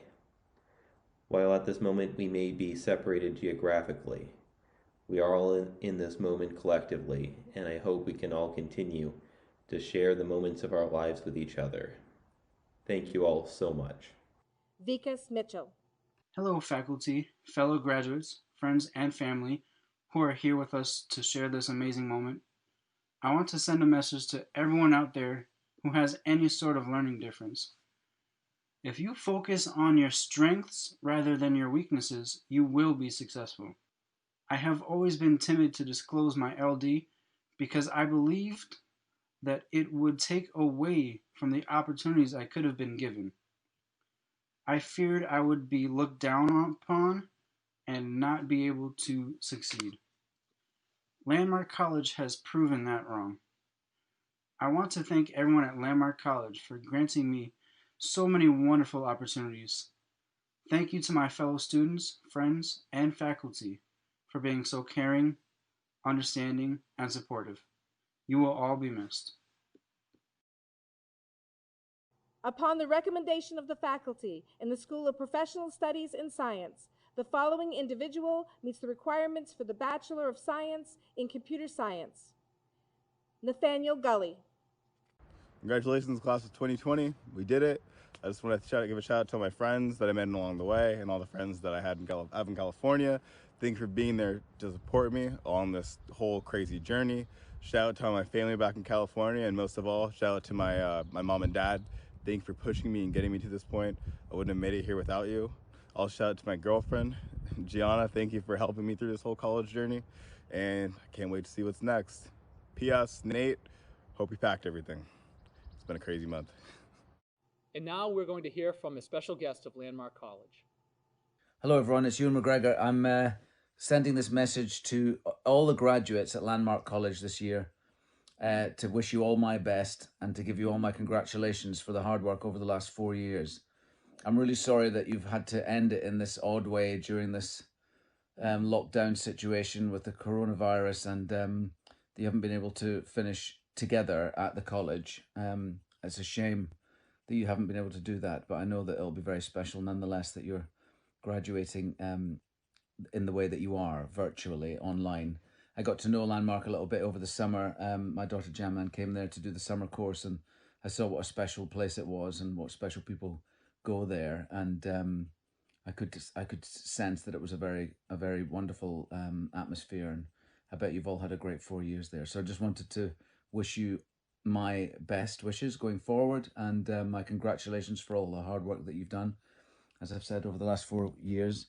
And they told me to say congratulations to the May Landmark College Associate and Bachelor Degree graduates, and I had to write that down because I would never remember it. I remembered a Shakespeare play once, but I couldn't remember that one line. Anyway, lots of love to you all, and congratulations, and well done. Cheers. By the power vested in me by the Board of Trustees, I hereby confer upon you the Associate of Arts degree in Liberal Studies, Business Studies, the Associate of Science degree in Computer Science, Life Sciences, the Bachelor of Arts degree in Communication and Entrepreneurial Leadership, Liberal Studies, Psychology, and Studio Art, and the Bachelor of Science degree in Computer Science on this day, May 30th, 2020. I hereby present the May 2020 class of graduates who are now officially welcomed into the Landmark College Alumni Association.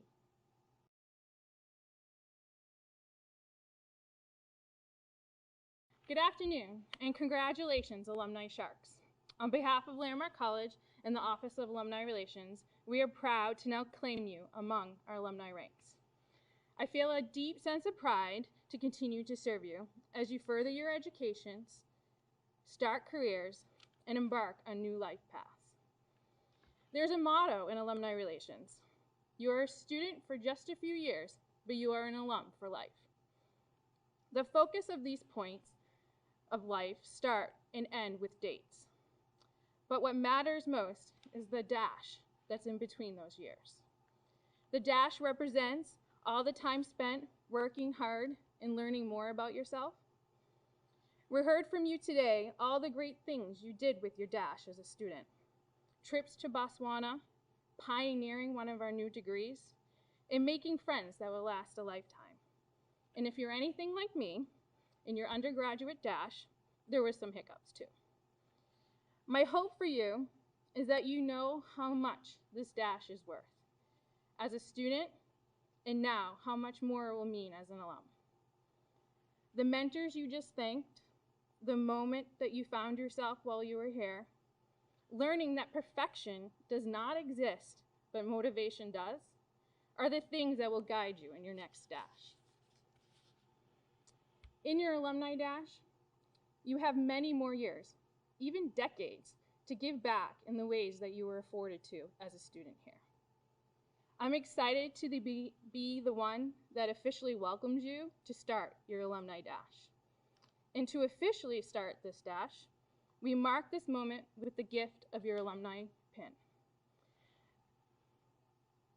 This pin is exclusive, and it represents your continued connection and commitment to Landmark College as proud, productive Sharks. It also symbolizes a sense of security, knowing that no matter where you are, wherever you go, that you will always have a spot and a place back at Landmark College. We ask you to wear this over your heart, where Landmark will be for the rest of your life. Congratulations, welcome to the Alumni Association, and most of all, welcome to your new dash.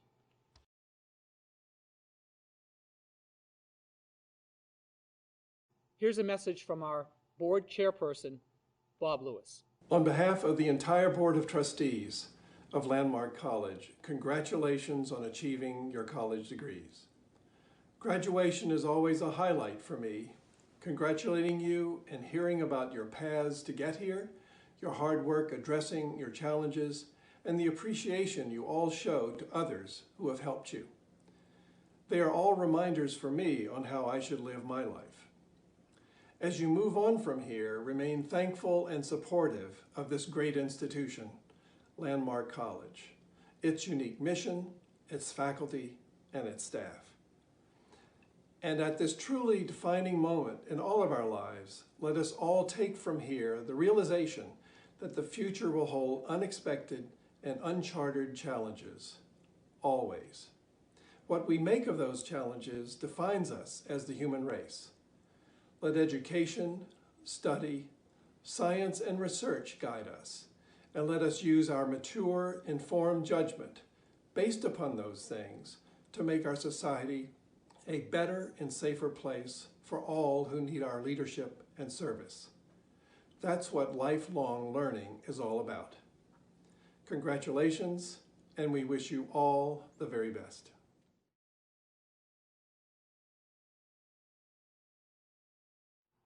Wow, that was amazing. Congratulations, graduates. We're just so proud of every one of you. Fantastic job.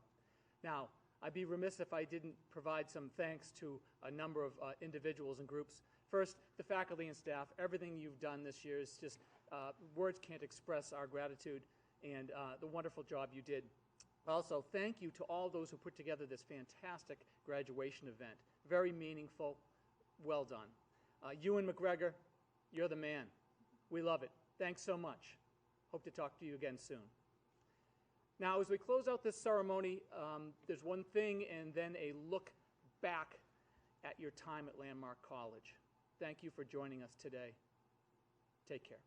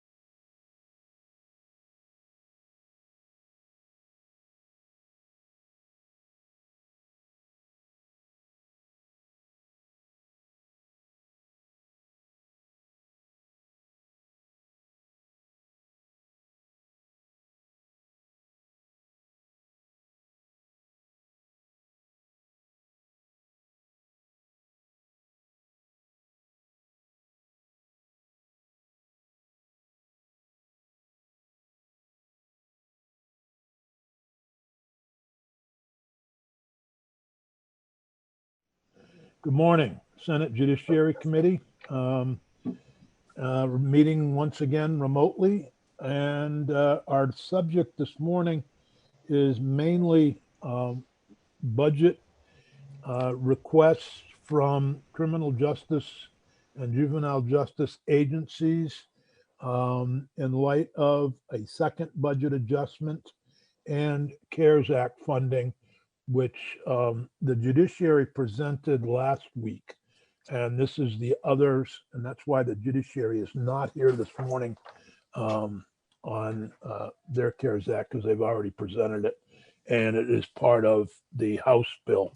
The only thing that the House passed was the judiciary portions of the CARES Act and Budget Adjustment Act. So I expect that we're going to first hear from Matt Valerio, the Defender General.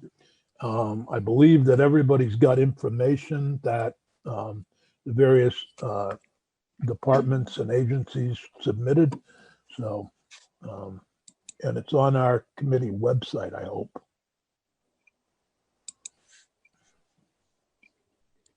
So go ahead, Matt, if you would like. You're muted, Matt. All right. Thank you. Had to grab my mouse. I've as you do, I have two screens going here. Yep, One, right. So this is obviously a unique situation for us, and for given, first of all, that I've never done budget adjustment before for any purpose, but we're in a unique situation. And basically what I am asking for in budget adjustment and allocation of the CARES money is a response to what the judiciary has done in attempting to create a safer, more remote access to the court system. And also in response to what I anticipate being a wave of cases, some old that have been in the system and have been deferred for these period of months, some that have been that the arraignments have been deferred, so they are new cases to the system, but they've been hanging out there for the last period of months. And then for the regular, quote unquote, new cases that would be coming in during this same time period. So we anticipate that we actually will have a significant increase in workload during the next, I think, year to 18 months as they work their way through the system. In the old days, they used to talk about the pig and the python. As cases move their way through the system when there was a backlog, and we're getting ready to eat the pig right now. And the more we can do to try to expedite and process and move those cases through the system appropriately, the better. So you will see in the submission that I think everybody has available to them. We sent it. You do have that, right? Yes. Okay. It is requests for upgraded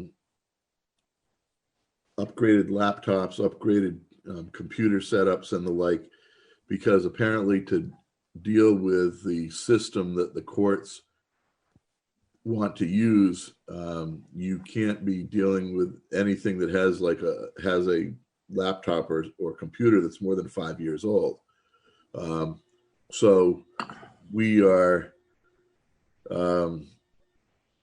we replace things as necessary, basically when they break. So we have a lot of these in the system that need to be in the staff system, the staff public defense system, that need to be replaced to be able to accommodate what the court wants to do. But the other unique thing about our system is about half the system is contractors, and those are conflict contractors and primary public defense contractors. And how, usually we don't deal with equipment with them, but we can't kind of impose on them a cost and then just kind of leave them hanging out there. And so I spoke to Stephanie Barrett with Laura Evans the other day. We all spoke, and it was deemed appropriate that we talk about giving the contractors an IT stipend to allow them to upgrade their equipment. So it would basically be a one-time $2,000 payment to each contractor to allow them to have one laptop and peripherals available so that they could interact with the court on behalf of the Defender General's office in their role either as a staff contractor and a public or a conflict contractor. As with any of these IT upgrades and dealing with WebEx and the like, there's some training and upfit and installation. And we did put in a position for a limited service tech position who would aid our two current IT people in making sure everybody's up to speed and that their stuff works. The other thing that we had to address is the issue of just the caseload itself and what has worked for us in the past, because we never know exactly where the caseload is going to spike or increase, is if we contract for what we call caseload relief contractors, both in the public defense system and in the conflict system. And those are people who would be deployed around the state with no particular county as their base, but we would deploy them regionally and then allow them to pick up cases as they filtered through the conflict system and in counties where the attorneys there would be overwhelmed. Now, some of the counties that I'm concerned about are like Lamoille County and Addison County, and right now Franklin County for different reasons. But in Lamoille and in Addison, we only have one attorney in the staff office. So if a wave of cases comes in and their lawyer equivalent caseload count, I don't want to get into all that, but if that goes from a 1.0 to a 1.7, then even if for a temporary amount of time, it's going to just prevent them really from getting any work done at all. So we are looking at that as the way to deal with caseload in both the conflict and the public defense system. The good thing about these contracts is when the emergency is over, whenever that is, 18 months, 2 years, 1 year, whatever it might be, at the end of that fiscal year, the contracts can go away. One of the other things we talked about is what do we do in dealing with clients safely? And the thing we talked about is designating safe spaces for clients and attorneys to meet, where there would be a room that would be designated separate and apart from the regular workspace, and we can upfit those rooms in a way that allows contact via video. So if we're having a court hearing, the client and the attorney can appear in court via video, via the WebEx, rather than having clients in court and attorneys in offices, or attorneys and clients in the same office. And it's not really that much to do, but it adds up when you do it over 13 offices. And that's the upfit of like wall panels and plexiglass barriers and that sort of thing. We put in some requests for personal protection equipment, basically masks and cleaning and the like. But I'll tell you that I said this in the in kind of the additional comment section of my memo.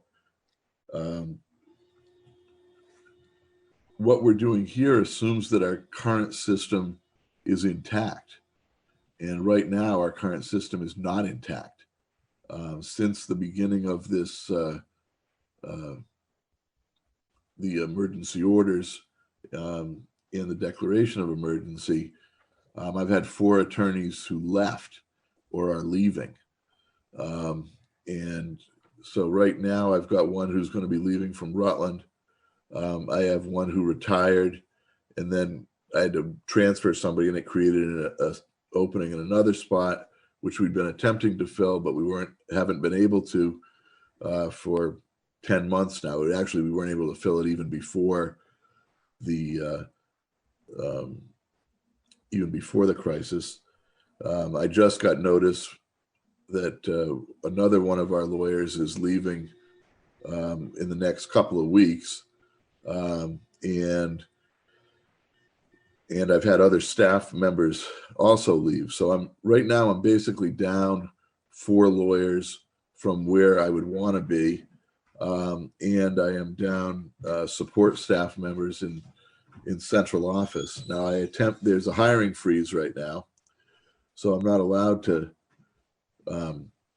fill any openings. And I've requested, once I requested that we able to bypass the hiring freeze. And I basically got a letter, not basically, I got a letter back that said, forget it. We're not allowing you to, do that. So right now I'm down 4 personnel. I have another position that is open that we were going to hire down in Bennington because of the juvenile caseload down there, even if none of this was happening. And then on top of that, we're going to get this wave of cases coming in. I know we're not like high on the list of probably administration priorities at this point regarding, they got a lot to deal with, and we're probably not first on the list. But we are a constitutionally required service. We've got to be able to do the job, and we've got to be able to do it safely. I think clearly there's an opportunity with the CARES money here to fill some holes temporarily, and then it's kind of hope for the best. But I think I have to be able to start at a even level where I actually have people filling the spots as though nothing had happened. And that leads me to my final and biggest concern that I keep talking about, and I have for years, and it's becoming very acute. Even if I get the money to do this, I'm not sure if I can hire people. I just don't know if I can, because my experience before the crisis is that I have difficulty hiring people. And actually, in some spots, it's almost impossible to hire people. And so, we're very concerned about, what we're going to see in the next period of months. You want to ask for everybody, excuse me,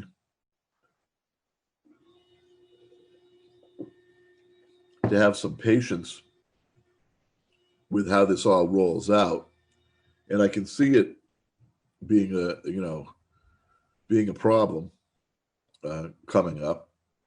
But I think everybody, courts, clients, corrections, prosecutors, defenders, all of us have to understand that this is uncharted territory, and we'll all try to do the best we can, but this isn't going to be easy. One of the biggest issues we have right now too, we talk about hiring. They aren't doing bar exams this summer. So to the extent that we would even be able to hire new people right out of law school, which, by the way, isn't what we need right now. We need people to be able to jump in and actually do the work immediately.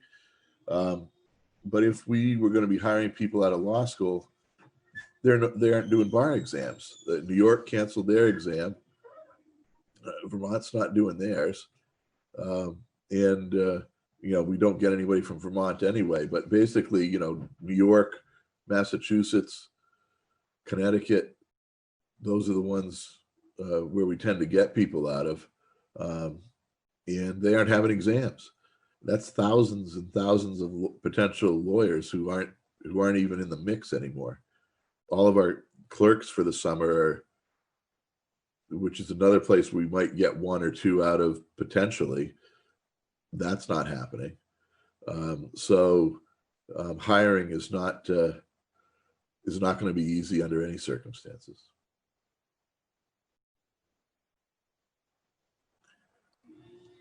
I see Senator White is. Senator White has a question. Go ahead, Senator White. So your last comment about the bar exams, we have allowed people to practice in other fields because other exams have been canceled and aren't taking place, like nursing exams and a number of other EMS people, some law enforcement. Could we not do the same thing? I mean, it wouldn't help completely, but could we not do the same thing for lawyers if they're finished with law school? I mean, you can't assume that they're going to pass the bar, but we've done it for other professions. Yeah. In Vermont, about 50% of the people who take the bar pass it. So you're doing a coin flip doing that. The other thing is I think you can do it to some degree, but usually what ends up happening is those are the ones who can go into law firms and work doing, real estate and that kind of thing under the supervision of another attorney. And there is a practice rule that allows that, a student practice rule.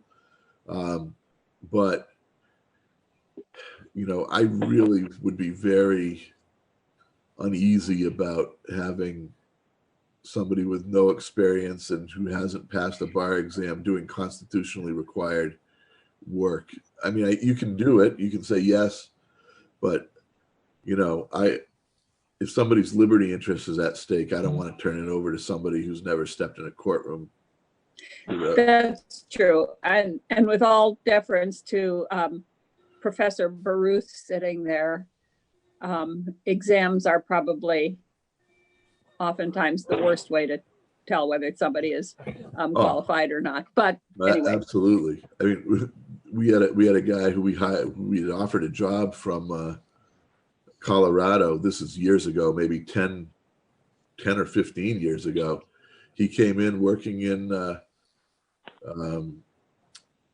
prior to his licensing, he was working under the student practice, or I think he was admitted in some other state, but he was working pro hac vice in Chittenden County. And by all accounts, he did a great job, was excellent. When they did the background check on him, he was like a complete fraud, had never finished law school, he did actually have a license from California, but he had fraudulently obtained that license as well. So he was like one of those doctors who, has been doing operations for 20 years and everybody loved him, and they found out that he never graduated medical school. See what I said? Yeah, exactly. I mean, you're right. Professor? Exams aren't but I'd rather not go that route. I used to work with a guy who had that exact same thing, and he had graduated from Windsor Prison, so that's how long ago this is.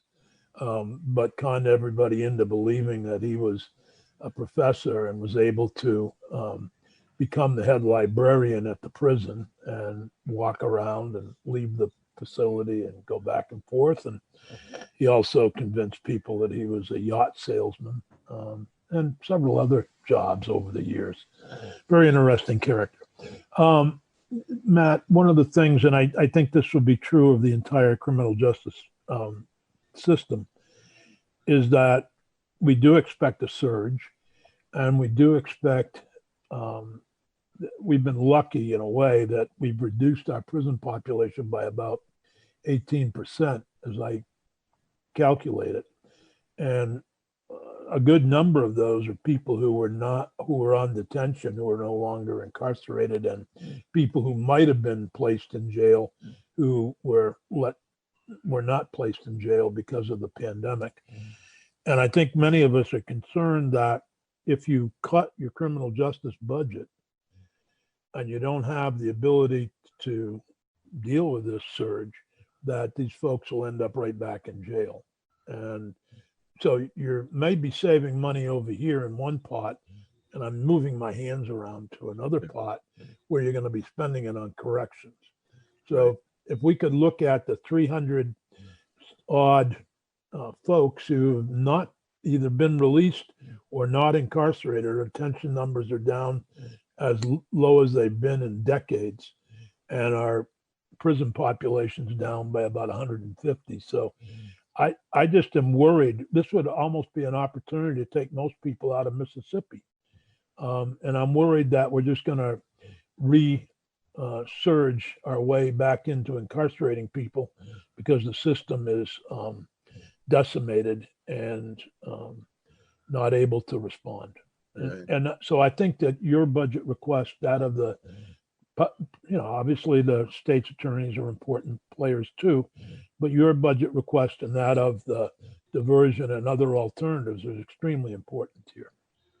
And I think also in light of, we were presented with this skinny budget, which is a de facto 8% first quarter cut. And it's not, that does not seem to recognize that there's a surge coming. It's almost like here comes the tidal wave, let's run to the ocean. I know what it was done. It was done to try to fairly distribute it across, the entirety of government without, regard to any particular favor or necessity. But, as you said, there is a surge coming, and I don't know how we weather a surge without the people to do the work, the ability to hire, and an 8% cut. I think there's two things that we're going to be looking at. One would be, can we use the COVID money to replace certain lost revenues? And we're looking at guidance from Congress, but also, is it possible that Congress will be able to get its act together and pass a bill the president would sign that would help the cities and towns and states? And I think that without that, looking at I don't like the term skinny budget, as Stephanie knows, but I think that it indicates there was fat there before to some people. And I realize that the term skinny came from the idea that there was fewer pages. Well, for us, skinny means this. We had one administrative support person in the juvenile defender's office that covered the entire state. That person left, and we asked to replace that one person who did the scheduling for juvenile work and did all of the support for the attorneys in that division for the entire state, and we were denied. So we have nobody. Right. So that's how skinny we are, that we went from 1 to 0. As you know, we run pretty close to the bone all the time. One of the good things about, I think, the structure of our proposal with the contracts is that we can contract for the money to be spent prior to the 31st of the year. Unlike, an employee who would be getting, payments over a longer period of time. We have done these before. I've done them with like big cases where you say, look, I'll give you 10 grand if you handle this extra work beyond your contract. We'll pay you in a lump sum. But we are able to structure our contracts to do that, to be able to comply with the payment requirements of the Act. Okay. Other questions from Matt? Matt, thanks much. We'll carry this over to the Appropriations Committee, and I don't hear any objection. And I have your two most important things is budget needs to recognize a surge coming, and we need to have the hiring freeze lifted. Yeah, in general, yes. And then you see all the other stuff. Yeah. Right. Great. Mr. Chair? Yes. Before we move on, I just wanted to amplify Matt's point. When Adam Gresham was talking about the 8% across the board, he said, this is the most policy light proposal I've ever put forward. And I think he meant that in a positive way, that it was just mathematical and it wasn't, making assumptions or putting any policy recommendations before the legislature.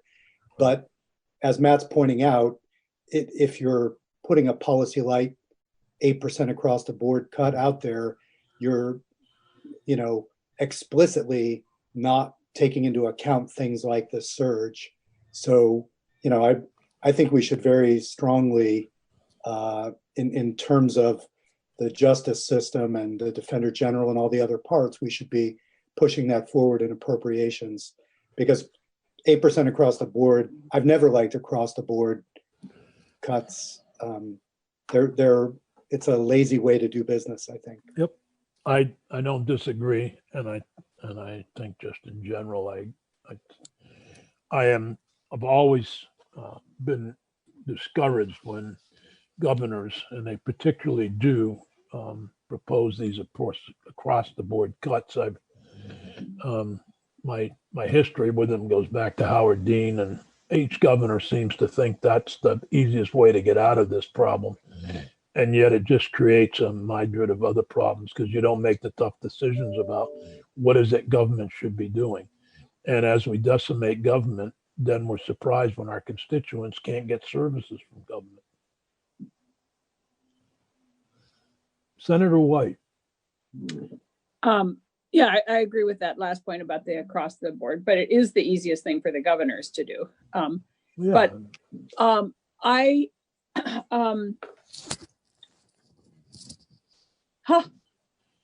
whatever really important thing that I was going to say just went the way of all important good ideas. I thought it was because my earbud fell out when I was looking at Marley licking his paws.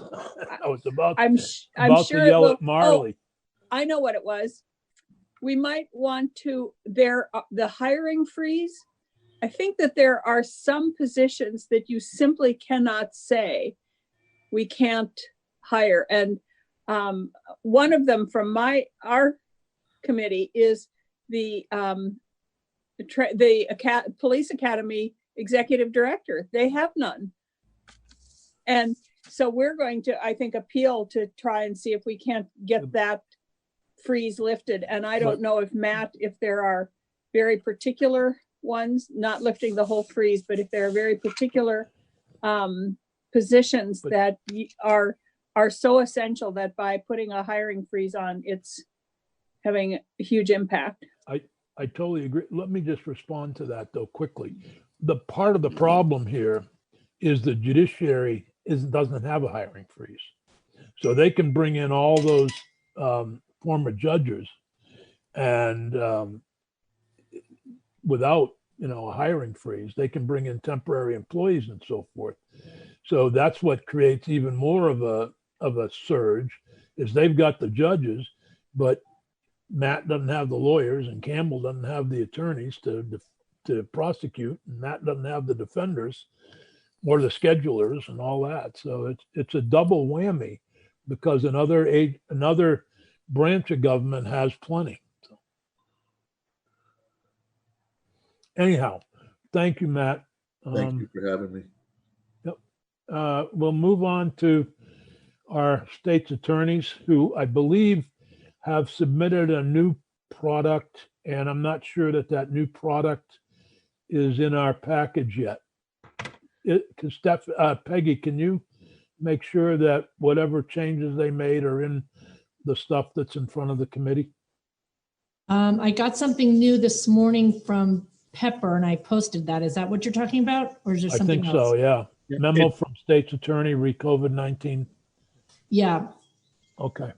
Yep. And just so you know, it's the same thing. The other one that was sent, there must have been a formatting problem. So I think you all were receiving it on 6 pages. So this was trying to put it all together. Okay, I think we have both of them. So we should ignore the 6-pager. Is that correct? Yes, if you just go with what Peggy just sent out. Okay. Thank you. So John Campbell, Executive Director for the State's Attorneys and Sheriffs. Again, thank you for having us here to talk about it.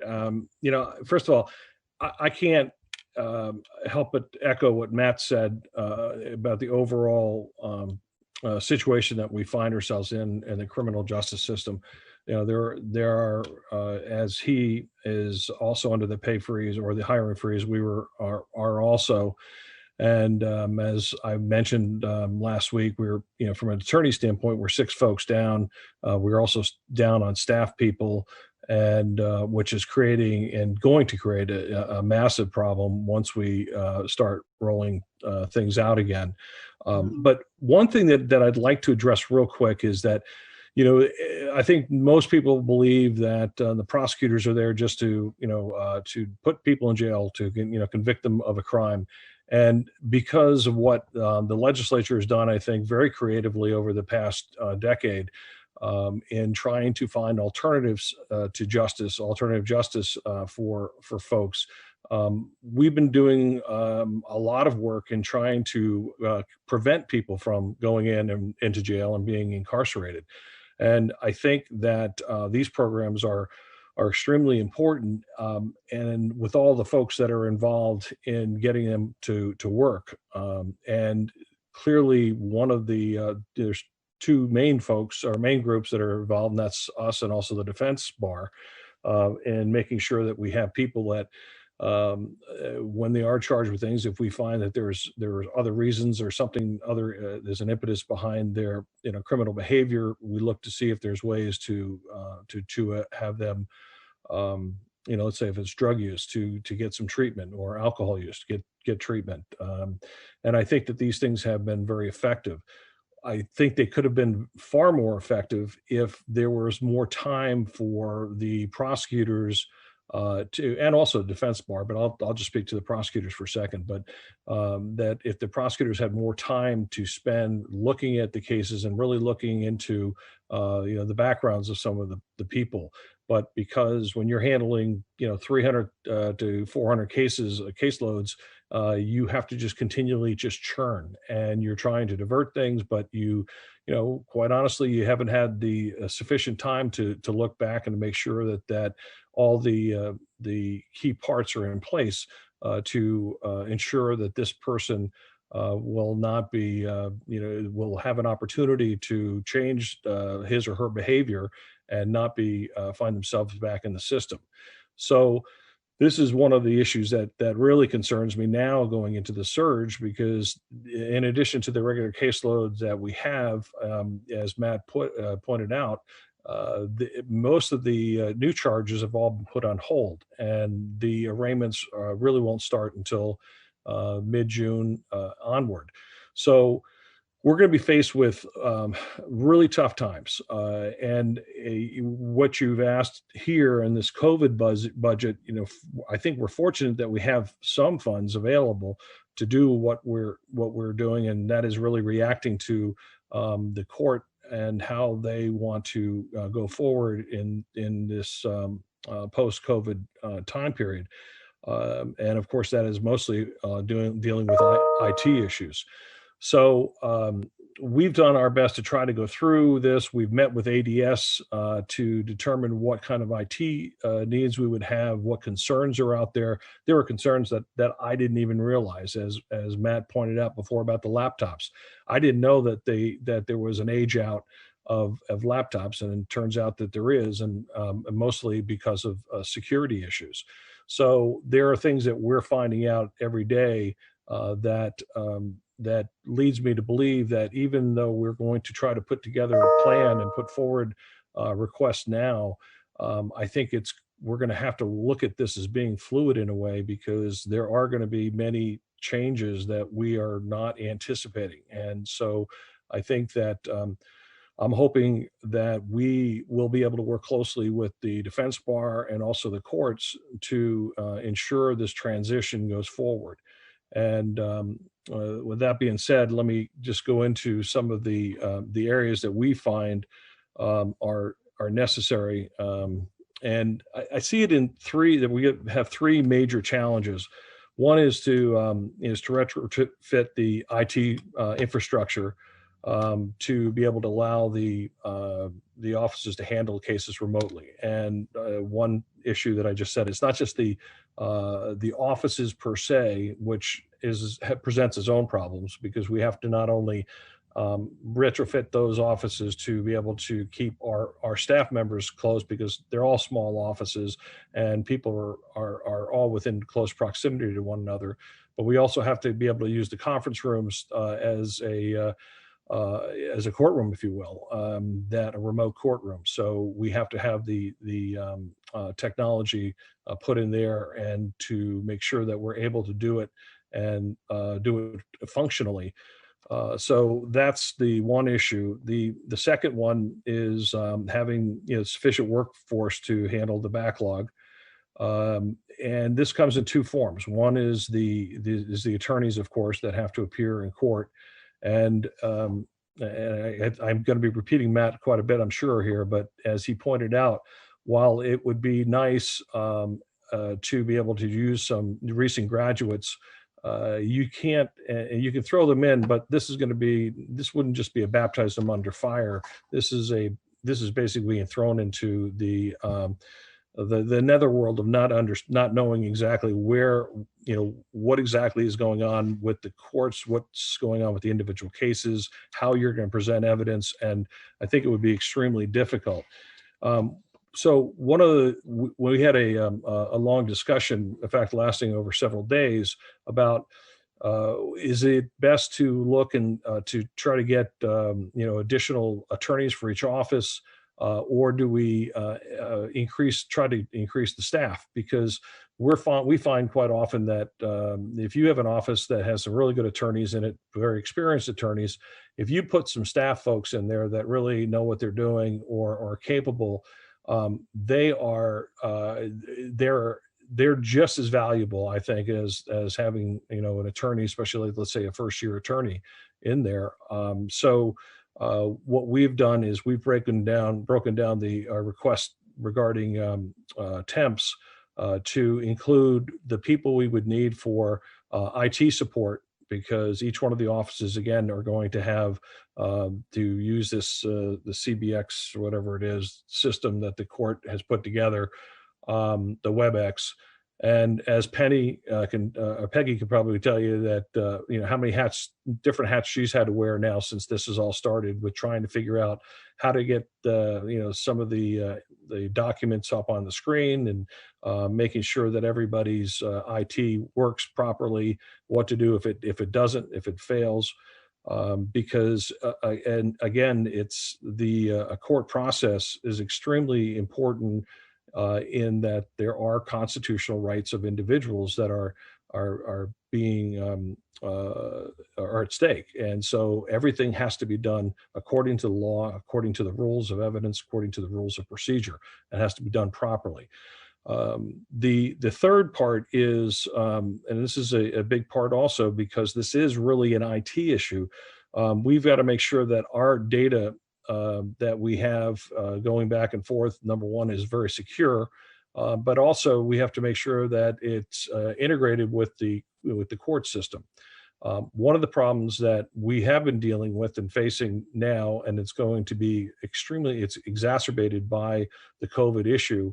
And also, actually, Matt's office is going to be faced with the same thing because we use the same case management software, which we have learned that through ADS and also our own IT person, that the company that made our case management is going at. We don't know if they're going to go out of business totally, but they're stopping. As of the first of the year, they will no longer be providing any type of security patches for the case management program, which ADS has pointed out that that's just not acceptable. We can't do that. We can't put them on, have that in the state system. And this creates even more problem when we're talking about having to interact with the judiciary through their new system. If we don't have a safe system, it's just not going to work. And it is clearly a problem now that is, as I said, exacerbated by COVID. And I feel that and ADS agrees that this is an issue that is clearly related, but it will also, and maybe it's fortuitous that it's happening at this time, but it will also help and deal with a situation that has to be done one way or the other. That's making that transition. So if I could, I'll go now, throw my glasses on and go down through this other page here, if you could see that, which has got the numbers. And I'll be quite honest, when it came down to trying to figure out what number. I'm sorry, John, I was muted. This is the budget page. The page with, it says you're asking for 1,900,818,000. Right. We broke it down to the FY20, which Right. is 818. Nope, this is good. Okay. Could we have that put on the screen, please? I don't know if Peggy knows how to do that. Oh, That's why you need an IT. Peggy. That's why you is there need, a possibility of you putting that on the screen? Yep. Page, please. Peggy Yep, knows how all to right. do that. Of While we're course. waiting for Peggy to put on the screen, John, I wanted to mention to you and Matt as well that I didn't see any money for travel. My understanding is that many of the courts, Bennington included, may not be able to handle jury trials, which would force your state's attorneys and defenders, well, maybe not defenders, but to travel to other counties to have jury trials held. So that's another consideration you may want to add between now and the time we take it up in the Appropriations Committee. So I'm not sure which courts are not going to be able to handle jury trials. And that's something that we're just finding out now. So, Well, I mean, I didn't know about it till I read about it in the Bennington Banner, but yeah, that's where all my news comes from, by the way. I just heard about it yesterday. So, Yeah, and that is one more case where, and I understand that the safety and the health of individuals and jurors and et cetera is extremely important. But if Bennington County can't hold a jury trial and they have to go to Brattleboro or Rutland or wherever, that means state's attorneys, defense attorneys, et cetera, are going to need to travel. right. So, and I apologize for the small type here, but that's, hold on one second, please. That better? Great for us, I think. I mean, Yeah, that's fine. fine for me. I don't know. Anyway, I just received, Annie was just letting me know to remind you also the fact that the 8% across the board, which, obviously that is a major concern, but I think I think you all get that. I think we all know that. Yeah. So basically the first one, this conference room reconfigs, as I mentioned, we're putting dollars in here, figuring, how much it would cost, and this estimate may be high, may be low. I think it's probably close to the number. I think it's probably going to be low. because what this doesn't figure into, and we have to adjust this as well, is that this takes into consideration the conference rooms, but not the actual individual offices. And I just read something yesterday online that the new recommendations out of CDC and then a couple of other medical groups that about office settings, and they're talking about making sure that people aren't across from each other.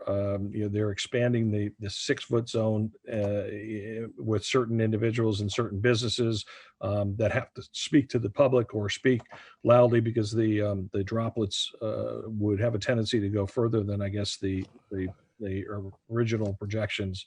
So I think that's going to be a little light, but that's what the first one's for.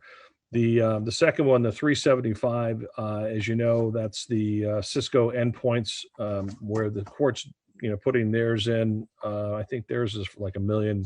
We talked with ADS, and they believe that those endpoints could be done for 375. The cost for the telephones, the remote court hearings, because a lot of our people still may not be able to go into the offices, and that is we didn't put any money in for this first time expense, but for the FY21, the 17,000 represents the a payment to not just to purchase, but to have the service that was provided by our RT folks. The interface with the laptops, we discussed that, the fact of you have to have secure laptops. So a lot of ours, as with Matt's, with our budgets and his budget over the last few years, it's been very tight. So we have not been able to increase as much as we'd like. So that's the for that. Mr. Chair. Yep. Sorry to interrupt, John. I'm just looking at, under the reconfiguration of the conference rooms, you say some of the work may be split between now and the first months of FY21. I thought that the work had to be complete by December to qualify for COVID money. Is that not true? FY starts July 1. Oh, I see. So we're talking about. Yeah, you're correct, Senator Baruth. It has to be spent by December 31st. Okay. So you mean July, August, September, something like that? Yes. Okay. So the first column is what we what we believe we could spend now between now and July 1st. And then this second phase would be the after July 1st. Okay, great. Thank you. But you do have items in your column. The third column is FY21, 1/1 to 6/30. So that would be it. I don't think the COVID funds would be available then, but Stephanie can check that out. Right. And I think what we're doing is we're just putting this out here and hoping that the feds will, see the light and understand that they really have an obligation to help the states out. And if so, we just wanted to let you know that it would be a continuation. We didn't want to just lump it into the put it beforehand, because I said to our folks, I don't want to put anything down here that we don't really think we can get out the door before within the required time period. So we're running behind. Late. Okay. So, yeah. All right. So the big issue is also we have, as I said, the case management, which I explained to you, is absolutely exacerbated by the COVID issue. And I think it absolutely could be covered under these funds. And regardless, it is going to be needed to be done. If we can get it under the COVID funds, which I absolutely believe the case could be made, then I think this is the best place for it. And then we're trying to do the contract workers. Also, I'll just go down to the attorney contractors. That's coming in at a step one, which is basically $26 an hour. And frankly, I have no clue how we're going to find somebody to come in and pay attorneys $26 an hour to come in. But that's what our first step is. And so we're being very, very conservative there. And the other permanent or not permanent, but the non-permanent positions are those people I mentioned that will not only be, it'll be a hybrid positions of basically the tech stuff, tech support, also the staffing. This will prevent us from having to ask for more attorneys because I believe my feeling is that if we have a really good staff person, they can do a lot of work that the attorneys are doing currently that is not really require legal knowledge. That's what we're putting forward. And I again, I really appreciate the fact that you guys realize and recognize the damage that's being done to the criminal justice system. And if we don't get this right, if we don't get it up and put resources into it, then those people where we have made those steps and dealing with or getting people out of jail or reducing the detainees. If we can't get the whole system back up and running and making sure that we have some backstops for these folks, it's just going to start again. And so thank you very much. And I will be available for questions. Any questions for John? I think it's very clear, John. You once again make the same point as Matt, that if we fund the judiciary's proposals, then we need to fund the rest of the system, or there would be a real problem. And I appreciate your testimony. Great. Well, thank you very much. See you in the probes. Okay. Next is the Office of Attorney General. I think we'll first take up the request on diversion. Are you going to handle that too, Josh? Yes, Senator Sears. Okay, so why don't we do the diversion document first, which is a one-pager, and then we've got about a 4-page report on the Office of the Attorney General. Yes. Good morning. Yeah, 4 pages. Yeah, get that. Good morning. Good morning, Senator Sears, members of the Senate Judiciary Committee. Joshua Diamond, Deputy Attorney General, on behalf of the Attorney General's Office. Let me start with our Community Justice Division or unit, which handles diversion and pretrial services. As outlined in our letter, we anticipate a loss of fees, which represents about 25% of the operating budget for court diversion and pretrial services.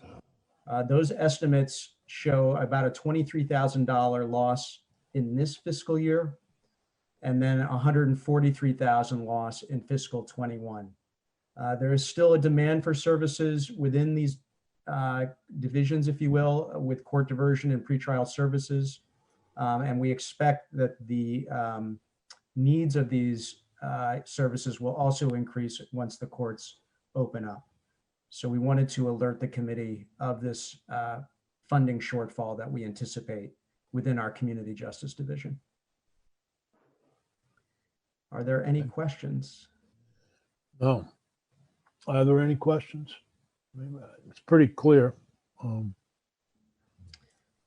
So with regards to the rest of the office, we have seen a substantial increase in the demand for legal services from the Attorney General's office arising from COVID-19. And we've, in most part, been able to meet that demand. And I want to just commend the Assistant Attorneys General and the support staff who have really stepped up to do the extra work, to take on the extra load, and in often very difficult circumstances. We've been working remotely since early March. And for many, especially those who have young children or school-age children who have been engaged in becoming teachers, as well as parents and assistant attorneys general, they've been balancing that by working flexible hours, often late into the evening as demands have required them to do so. So let me just dive a little bit into the details to talk about those demands and how we've met them. But I think what you'll find at the end is similar to the discussion by the Defender General and the state's attorneys, and maybe somewhat different. While we are able to meet those demands currently, and we anticipate being able to do so going forward, an 8% across the board cut will make that quite a challenge for us going forward. but let me get into the details.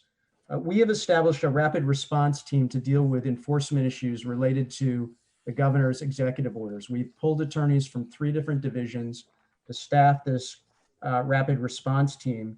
And we've spent a significant amount of time and resources answering questions from the public, business owners, law enforcement, and others to educate them as needed to achieve compliance with the executive orders, which have been so important to achieving the public health victories that have been achieved to date. But this does take time and effort, and up and down the line, we have been working with small businesses, but also multinational corporations like Expedia or Airbnb to make sure that the lodging industry came on board with the executive orders. And there have been a rare circumstance where we've had to go to court. As you may have heard recently, there was a gym owner in Rutland County who refused to abide by the governor's order, and we had to go out and get a TRO, and we're still working with that gentleman to make sure that he is in compliance with the governor's orders. What can I break in there and just ask a question about the rapid response team? Yes. When you get a complaint, I walked into Price Chopper, an employee's not wearing a mask, which is, I understand it, required. Does somebody in the rapid response team check that out, or is that a state police function? Or Yeah, so there's 2 ways that may come to us. One, from a strict enforcement, there's a mechanism by which law enforcement puts those complaints into a database. They will investigate, and then they report them up to our office to see whether or not that requires legal action or maybe education to change the behavior at stake. And we will respond to that. And often we've been able to educate the business owner to modify their conduct to comport with the orders.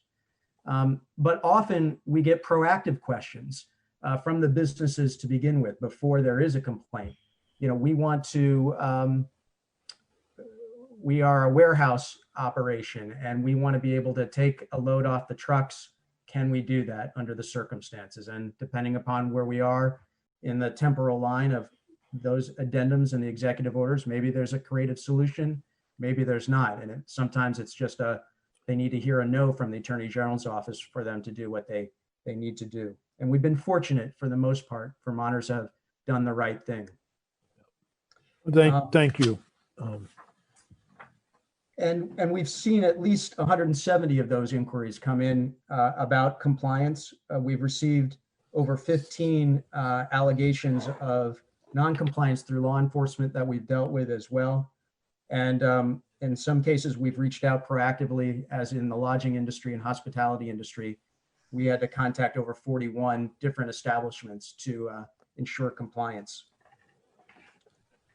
One of the areas we are somewhat disconcerting, or we find disconcerting, is the number of increased cyber tips to our ICAC unit, issues of child pornography, child sexual assaults.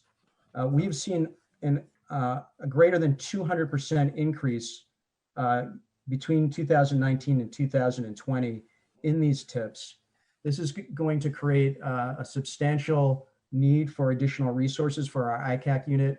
I believe we previously testified, or the Attorney General has testified, about the need to increase staffing even before these data points.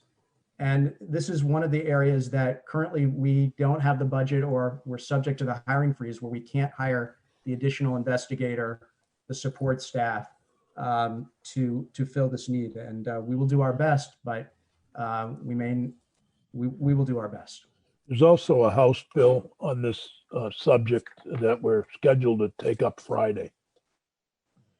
And I don't know if that's a vehicle for anything. Thank you, Senator. I will note that to our team. Our Public Protection Division has been very active dealing with issues of price gouging. We've received over 110 complaints from the public. Each one of those has resulted in either an attorney, investigator, or support staff reaching out to find out what's the nature of the allegation, working with businesses to achieve compliance. And also in one case, we've had to bring forth a a legal action to obtain a preliminary injunction to a Williston business that was selling masks at over 2,400% markup. And we were successful in receiving an injunction in that matter. Our civil rights unit is also seeing a significant increase in complaints related to employment inquiries that are COVID-19 related, whether they're allegations of employers not providing adequate protective measures or inquiries from employees about returning to work and the impact on their disabilities. We anticipate as we go forward, as in any economic downturn, we often see those numbers increase as people, when they're unable to find alternative employment, they are more apt to pursue their claims for discrimination. Our GCAL division has also been all hands on deck. There have been a number of various contract and procurement issues. We have had to deal with issues of essential supplies, construction of temporary medical facilities, agreements for temporary housing, issues of force majeure, how they may apply to contracts. And we anticipate there will be litigation that arises out of this work, that there'll be non-conforming products, issues of force majeure that will result in litigation, and we will be called upon to defend the state in those circumstances. With regards to the judiciary backlog, this may most impact our Agency of Human Services division, who handles the TPR cases, the guardianship cases, the hospitalization cases. And with regards to our TPR cases in particular, already 50 cases have been backlogged. There have been another, I think 99 or close to 100 that have been filed and will need attention as the courts ramp up. And so, again, going back to earlier comments and to my foreshadowing, while we think we can meet the current demand for legal services under our current budget, if we are facing significant cuts and we cannot fill the openings that we have, that will have a significant impact on our ability to meet the legal needs of our citizens and our client agencies. So we raise that for your consideration and attention as we move forward together, understanding that many other agencies also have needs. We don't want to be sensitive to that. Besides the $166,000 for pretrial services and diversion, do you have a specific number for the Attorney General's office in a request like we've seen from the other agencies? We don't, Senator, because we've been able to meet the needs by repositioning assets that currently exist under our current budget. Okay. Well, let us know if you do. We're always happy to not have a request. I would take the 166,000 as a request. I think the way we'd like to put forth that is to educate folks here and at the appropriations committees of that shortfall. You all, if you can address it, that would be great.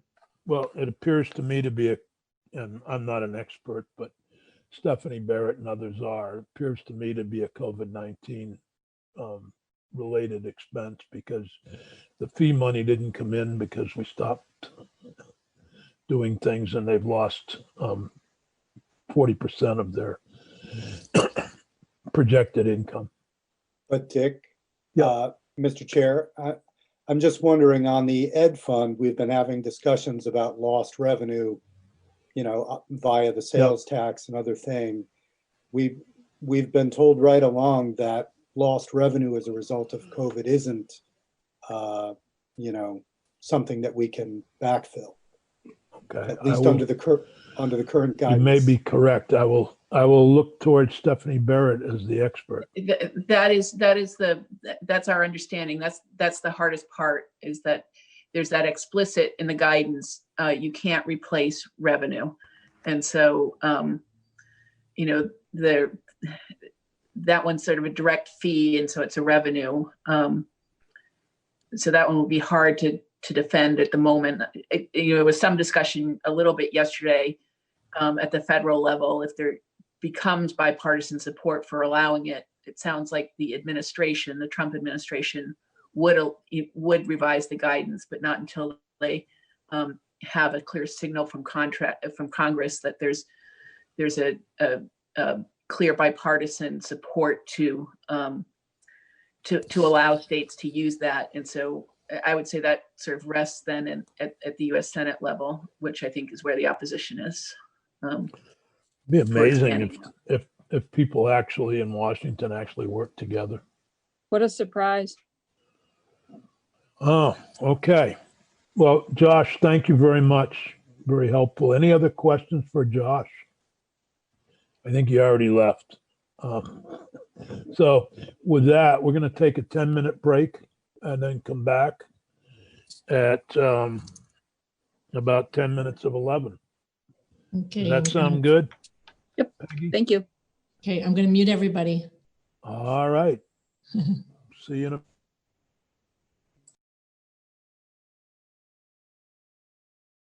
Joe, with regard to that piece on the traffic fines and whether or not the people will have to pay that if they move to the new data system, do you know anything more about that? I do not, Alice. I think you have to presume that they're going to be charged $5 and whatever for the filing. So I propose we take out section 22 then. I think that's a good idea. So how do we do that? Just let John Bloomer know ahead of time? I think if Joe just sends him a message. Okay. Joe, Well, somebody has to bring an amendment. Alice, if you stand up and you just simply say you want to move to amend to strike that section, I can simply stand up then and respond and say we've talked about it and we have no objection to doing that. That'd be good. Okay. So I should just get something to John. Can he draw up an amendment, John? I'm sure. It's I'm not sure much. he can, but all you're doing is striking that section, so I don't know how complicated that would be. Right, but how to do it? If I'm back in time, I can do that too. If you need me to, but I may not be back until. I don't know how long the doctor's appointment's going to last. It's supposed to be 11:45. So I'll take care of it, Dick. I'll call John and ask him. Okay, thank you. Yeah, thanks. Who was the drafter on this bill anyway? Joe, do you? Eric. Eric? Yeah, I think it was Eric. Okay, great. All right, great. Why don't we start back up, Peggy? And I believe the first witness is Chris Fennell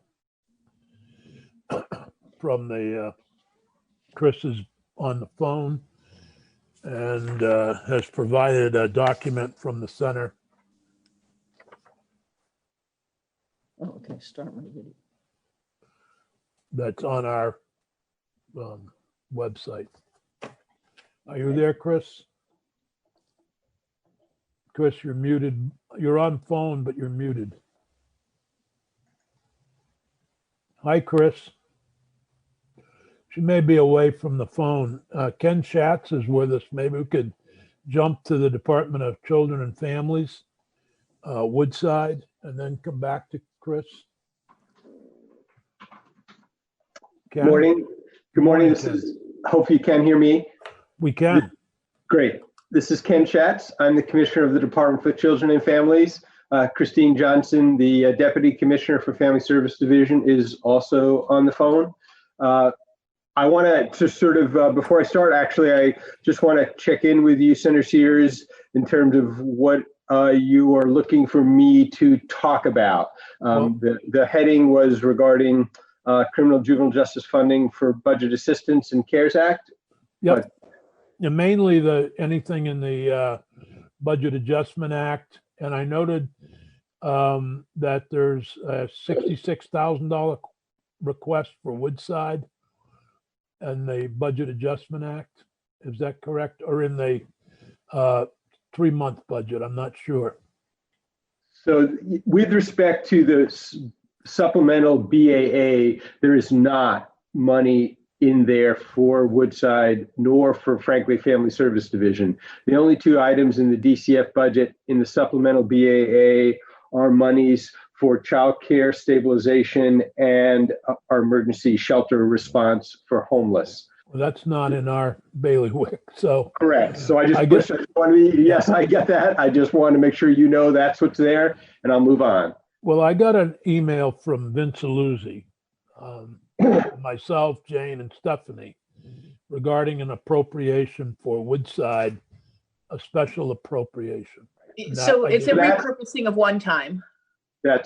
Thank you, Stephanie. That is correct. It's of one-time money for fiscal year 20 that you put in the budget that we are using to enhance some of our clinical supports at the Woodside facility. And there needed to be some clarification of language on that. It's not a new money item. It was just clarifying the purpose. Okay, that's fine. I guess I was confused by that, and that's helpful. And there is no, that's actually, while we're on Woodside, for those of you who are not aware, Woodside is back at Woodside. That is accurate.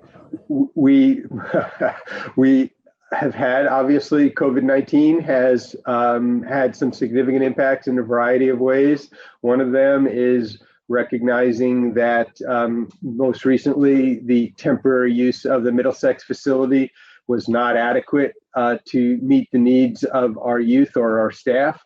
And so, as Senator Sears correctly indicated, we have moved back to the Woodside facility for the time being. Okay. Ken, sorry, I I can't muted hear. myself. I'm sorry, Okay. you couldn't because I'm muted. I'm in some ways sorry we asked you. I thought there was some appropriations in the juvenile justice field. As you look at a surge from the backlog of cases in unmanageable, etc. So that's an interesting topic as we all move out in terms of restarting and reopening. As you, of course, know, the courts have been basically closed except for emergencies. So we know there is a backlog of cases, including chins and delinquency cases. Interestingly enough, and I appreciate this, as you may have seen, the judiciary did issue its memo regarding reopening, and they are prioritizing juvenile cases. So from our perspective, that's good news, because having those cases languish is not a good thing for families, children, or youth. So we're appreciative of that. As the court reopens, they will prioritize these juvenile cases. So that is very helpful. Interestingly enough, and Christine has talked about this in a variety of places, including in the media, not unlike other places around the country, we've actually seen a reduction in abuse and neglect calls to our child hotline. On the one hand, that is maybe good news that there's less abuse and neglect going on. On the other hand, we're not certain, because we know that as children are not in schools, are not generally speaking in childcare, there are less eyes on, and it simply may be we're not receiving the reports that we would normally have received. So again, as we reopen, we do anticipate somewhat of an uptick in those reports, but for the last couple of months, there's been a substantial reduction in those calls regarding abuse and neglect. Okay. Any questions for Ken? Ken, thanks very much for joining us. And Christine, thank you too. Appreciate it. All right, you're welcome. Bye now. Next is Chris Fenno. Chris, good to have you back. Well, we'll see. I'm having some technical difficulties, but hopefully. Okay, well, we'll do our best. We do have your letter with your request for $1,153,698, rounded off to 1.16 million, we would say, I guess. So, but anyway, if you wanted to go through that with us, please. Sure. And, you know, it is a kind of moving target. It reminds, you know, the budget stuff reminds me of when we started thinking about whether we needed to work from home or not, and what was going on in March. And, you know, it felt like I made a plan every 24 hours. And that's how this budget piece has felt. The network, because we have a couple of things that we do. We do grants to folks, and then we also do our own some programming. And in trying to identify what the costs might be, the network has sent me a long list of their increased costs. And I'm sure you have seen on the news, domestic violence programs, unfortunately, are receiving lots of calls. They've had to do alternate housing, emergency housing, so that they weren't co-locating people in the same emergency shelter, which then meant that they had additional costs for food and transportation, and the whole while their workers were working from home and having to go out from home. So it's been very stressful for them. They have increased costs, and so their request, the difference between the last time I submitted this and this time is that I looked at April through June costs, and then July 1st through December. So that's what the two breakdowns are. It's $197,091 for the first chunk through June 30th, and then an additional $444,182 through December. That also includes about $50,000 for the network itself, because they do programming, including legal services, out of their offices. And so they've had some additional increases because of that. The next piece of our grants are our human trafficking grants, and we have two, one in South Burlington and one in Rutland. And these programs have also seen increased costs in direct services to clients. We have a federal grant, our VOCA grant, that we do to support these two programs, and they have already maxed out all of their direct client services money. We've increased it by 10,000 already, and we see that probably they're going to need another 10,000 through June 30th, and then another 10,000 through December 31st. Again, just increased costs, increased hotels, those kind of costs. All of that work for the human trafficking is done through case managers. So we have two case managers who work on those grants, and they're the ones who are authorized to spend those monies on behalf of victims. And then finally, our advocate program, which is in the state's attorney's offices. And mostly why we're seeing that reduction, and I did hear that reduced funds this money can't be used because of decreased funding. But the truth is that starting July 1, we will have less money in our special funds to fund this program. In the past, we've been able to backfill it with federal VOCA money. That money has taken, we've lost almost $3 million in the last 3 years from that program. And so we are unable to actually find money to continue that. I think what we're going to have to do is have Stephanie figure out what of your requests are legitimate CARES Act funds and what are needs that need to be considered in the FY21 budget or the Budget Adjustment Act as truly, loss of funds or other things, but wouldn't be covered by CARES Act. Okay. And that's one that I have put a question mark on, is the advocate one. And it is a 21 question. It's not necessarily a BAA question right now. So I think that would, and we've been talking about this problem pretty regularly over the years. Yeah. The Victims Advocate Program. Part of the problem, obviously, is that the victim advocate program, while is funded through the Center for Crime Victim Services, they work in the state attorney's office, so they expect to receive increases like other state employees, and the VOCA Act doesn't provide those increases. Right. Yes. So that would I'm not sure that would be CARES Act funding, unfortunately. Yeah, it might not be. And the same, I don't know. It was interesting to hear your discussion about the 8% cut. We have only 3 programs or types of programs that we give state money to. We don't have any state general fund that goes to anything else. It's pure pass through, but it does support the very network programs that I was talking about before for domestic violence and sexual assault programs. It also supports the supervised visitation programs and the child advocacy centers. And we have a meeting set for next week internally where we're going to say, okay, how much money? It's a little over $100,000.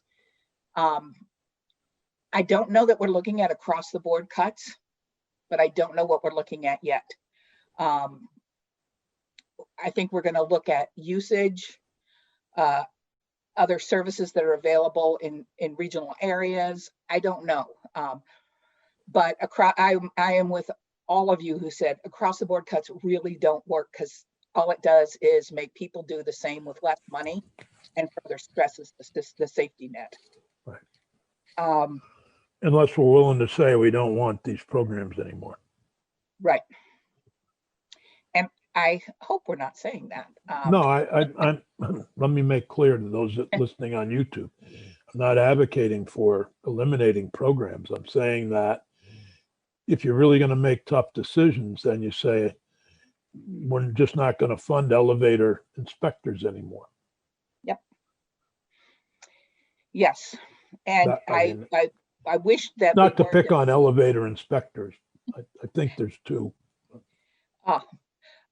And I wish that we weren't seeing such a decrease in all of our special funds, so that we don't even know what ultimately that's going to be. This is purely a very difficult time. So your total needs are 1.1 million, but we need to figure out what of that could be attributed to CARES Act funding and what wouldn't be. And even under what the center's costs are, I wasn't sure whether you could pick up our unemployment costs. We furloughed 14 I'm curious people. as why there's unemployment costs to the center. Because we are a pay-as-you-go. Oh.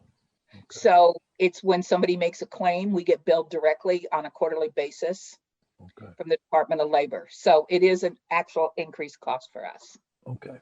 Stephanie? No, I think that the unemployment costs will be eligible. It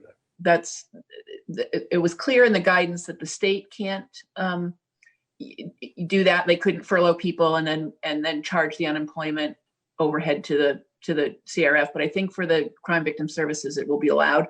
And right now, and we can put CRF money directly into the unemployment fund on behalf of employers. So that one I'm not terribly worried about. Okay. That would be great. And then the only other thing that is missing is we have ongoing discussions about the needs should we have to, on a prolonged basis, or have to go out again and shut our doors. Because we have, especially the victims compensation program, who are unable to work from home. And we don't even know if that technology would be possible. That is a conversation we've had since I've been here with the IT folks with the state, because we're behind the firewall, but we are not supported by the state's IT program. So we have our own computer network and servers and all of that. So part of it would be if we could tie into the state system to ensure security. So that's just an ongoing discussion. It's not included here, but it is something we're talking about. Thank you. Questions for Chris? Chris, you've been with us before to talk about these budget issues, and I think it's really a matter of figuring out what would be acceptable under the CARES Act and what would not be, and how we deal with these problems. I'm not looking forward to our work on the 3-month budget or the 9-month budget, whenever that comes, if we don't get significant help from Congress. And I would guess I share that concern with every other member of the Senate. We're in the midst also of, because of how the budget's going to be done this year, historically, the first quarter's bills from our grantees, we allow them to draw down half of their money, and we're not going to be able to. So they're only going to be able to draw down that 23%. Yep. And we need to get that word out to them, because especially the network programs are going to have some issues potentially. Yep. Oh boy. Well, more good news. I'm glad Thanks I don't so have your much. job. Well, kind of glad I don't have yours either. So we're all in that boat. We're all in this together, except when Congress doesn't fund. Yep. They can print money. We can't. Senator White can print money. So I just wanted to re-emphasize the we're all in this together theme that's come out of this. We are really not all in this together. As was pointed out to me, we are all in the same storm, but there are many who have life jackets and many that don't. Good way to put it. I really like that.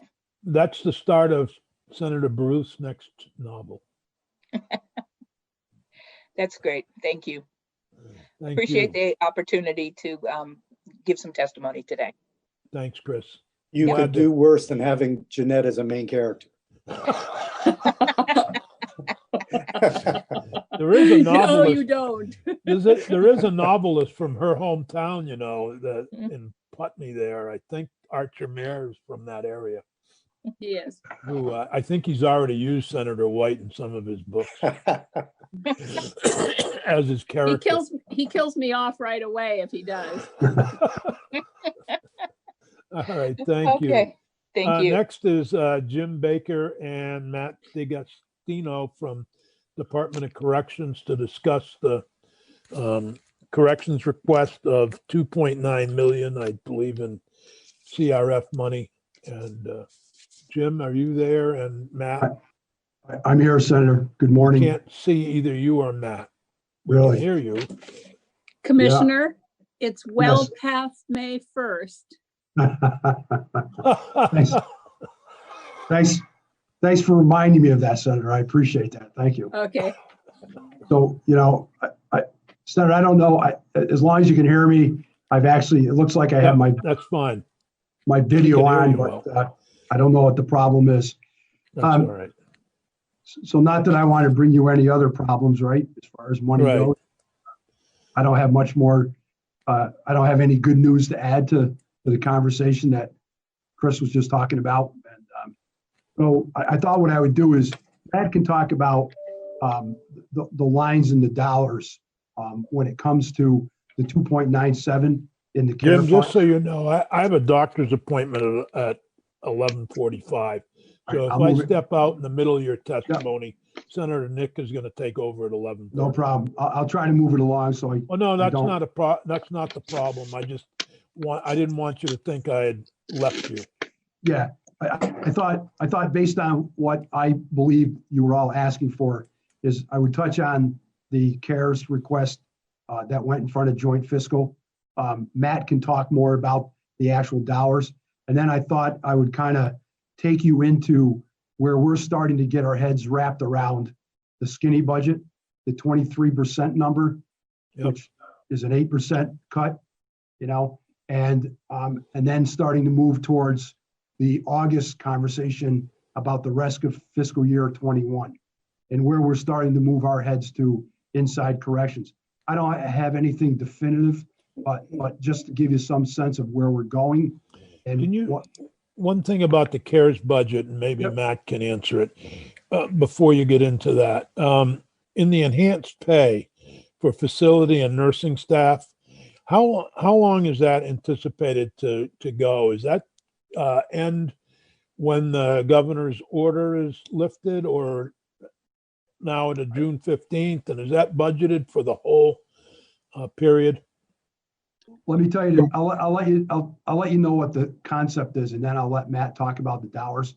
The concept was that the union had negotiated this piece with the administration, about 20% in a hazarded area and $1.50 more for working COVID related.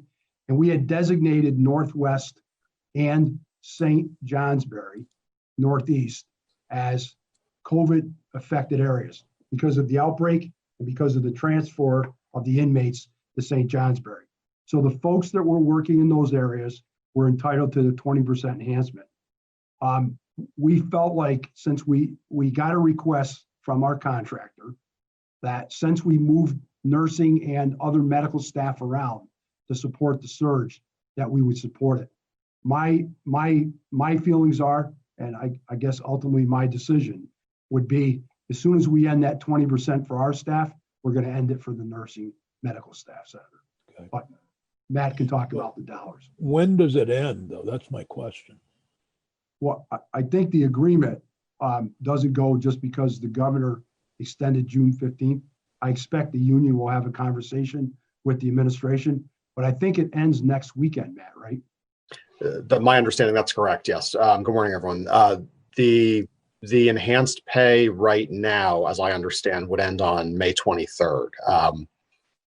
It was extended from May 9th to May 23rd. Not sure if it's going to be extended beyond that. But our request, DOC's request, is through any obligation we would have to June 30th. So it assumes the potential for that enhanced pay going through end of fiscal year. Okay, thank you. Sure. That's helpful. So the rest of that money, Senator, in the CARES fund is pretty much, Matt can give you the dollars. It's just based on what we spent during the COVID-19 challenge, right? I mean, we spent big dollars on hotel rooms and trying to keep our staff out of general flow of population because, you know, we recognized that was the entry point into the system. I broke your train of thought. You were headed in a different direction regarding how you see coming out of the surge, and so I'm sorry for that. No, that's fine. Because I did expect you would want to hear about our request in the CARES money. We do not have any request in for the second budget adjustment. What we're really starting to work on now is the skinny budget and then the August discussion about the remainder of the budget. And recognizing that, you know, there is a number floating around out there that's got to get firmed up with the administration, but it's a big hit. And, you know, it's a big hit for us as we come out of the fog around COVID-19 and continue to try to keep our facilities clear. We're just now starting to get into the conversation about how we can manage that. And I think you all know this, that, you know, 96% of our funding is general fund dollars. It makes it even more challenging because of the revenue predictions around general fund money. You know, even more challenging is, you know, for the last 5 years, the budget has been pretty much level funded with some enhancements, but not big enhancements. Been able to manage through that over the years and deliver a budget at the end of the year that kept us in the black. But that's not going to be the conversation moving forward. No matter what the number ends up being, we've got to rethink some of the things that we do. And where our minds are going to in the conversations are, there's only certain places inside the agency, the department, where there's big chunks of money. And you all know where they are. I mean, some of it lies in Mississippi for our out-of-state population, and some of it lies in some of our programming. And yes, it does lie in staff. But even when you start talking about staff layoffs to meet numbers, it becomes more difficult because you end up with bumping rights. And then you end up with people, if you do get to the point where you lay people off, there's buyout checks and accumulative leave and et cetera. that really reduces your opportunity to get big chunks of money. So one of the areas we're focused on, and Senator, I touched on this a little bit moving forward, is if you're gonna create those opportunities to save money by looking at the out-of-state population, you've got to create space here to do that. And in order to create space, it means moving more people along to community-based supervision. And as we move those along, and we've gotten a little view of that during COVID, because we have moved quite a few people out. And the more folks that we moved out, the more challenging they were, because we all have agreed that the population is complicated. As we move them out, we've gotten a little peak at behavior as a result of that. And, you know, not that we've had some real challenges or messes, but we have had some situations where we're seeing some domestics, we're seeing some behavior that on normal circumstances, we would have had more people out there to supervise, but we had to move people into the facilities. And so as we move people out, I think we have to have a much more robust wraparound service in how we're going to deal with those. And we don't have the numbers yet. I don't have numbers yet. And we're working on that. But I did mention to you the concept that we talked about around hubs and spokes and a version of Project Vision. And, you know, that is what we're starting to talk about as it's focused on domestic violence. Because when we look at the folks in our system that are the riskiest and they have the tendency towards violence, you come back to that domestic violence population of abusers. And so we have engaged the conversation with CSG. Ellen and David and I have been talking a couple times about this concept. I've engaged the conversation with David Kennedy from John Jay College, who was part of the strategy that we used in Rutland. A big part of that strategy was, in fact, domestic violence and how we dealt with serial abusers who were high risk. And we're starting to put that together. And it's going to, you know, that focus will be on evidence-based informed practices, partnered with such partners as CSG and John Jay. And there's going to come along with that some type of investment that we're going to have to make in that. And, you know, I'm going to have to, you know, informal conversations with House Appropriations with Representative Hooper yesterday. We're going to put together some numbers for her, what that would look like for us to support it. But we're going to have to make that investment within the frameworks of where we are with what we're going to be required to cut as we move forward. If, in fact, some of this doesn't fall under the CARES money that may or may not come from the feds. And so that's where our mind is going, and our needs are going to be focused in that area. But at the same time, you know, living up to what our obligations are around public safety and our dual mission of trying to take folks who've been challenged in life that end up in jail and taking them from inmate to good citizen. And it's going to take a lot of work to reprogram that thinking, but it's also going to be dependent upon how much we can depend on services in the field that will wrap around and support us. Mental health treatment, drug treatment, the criminal justice centers, COSA programs. I mean, the list can go on, and I can go on and on about it, but I wanted to kind of give you an overview of where our head is. I appreciate that, Commissioner. I think my biggest concern is that you end up with a surge of court cases coming after once some of the judiciary gets back into place, and you end up with increased numbers in our correctional facilities and aren't able to move sufficient people out of Mississippi to cut the budget that way. Then you're looking at, I want to make sure that we still invest around $2 million in community-based programs in anticipation of the justice reinvestment reductions. So I'm really concerned that we keep the investments going in that and not lose that in an 8% cut. So I'm glad that Representative Hooper is taking that lead. I would like to join her on behalf of the Senate Appropriations Committee, and let me know what you come up with. Yeah, Senator, I can't agree with you more.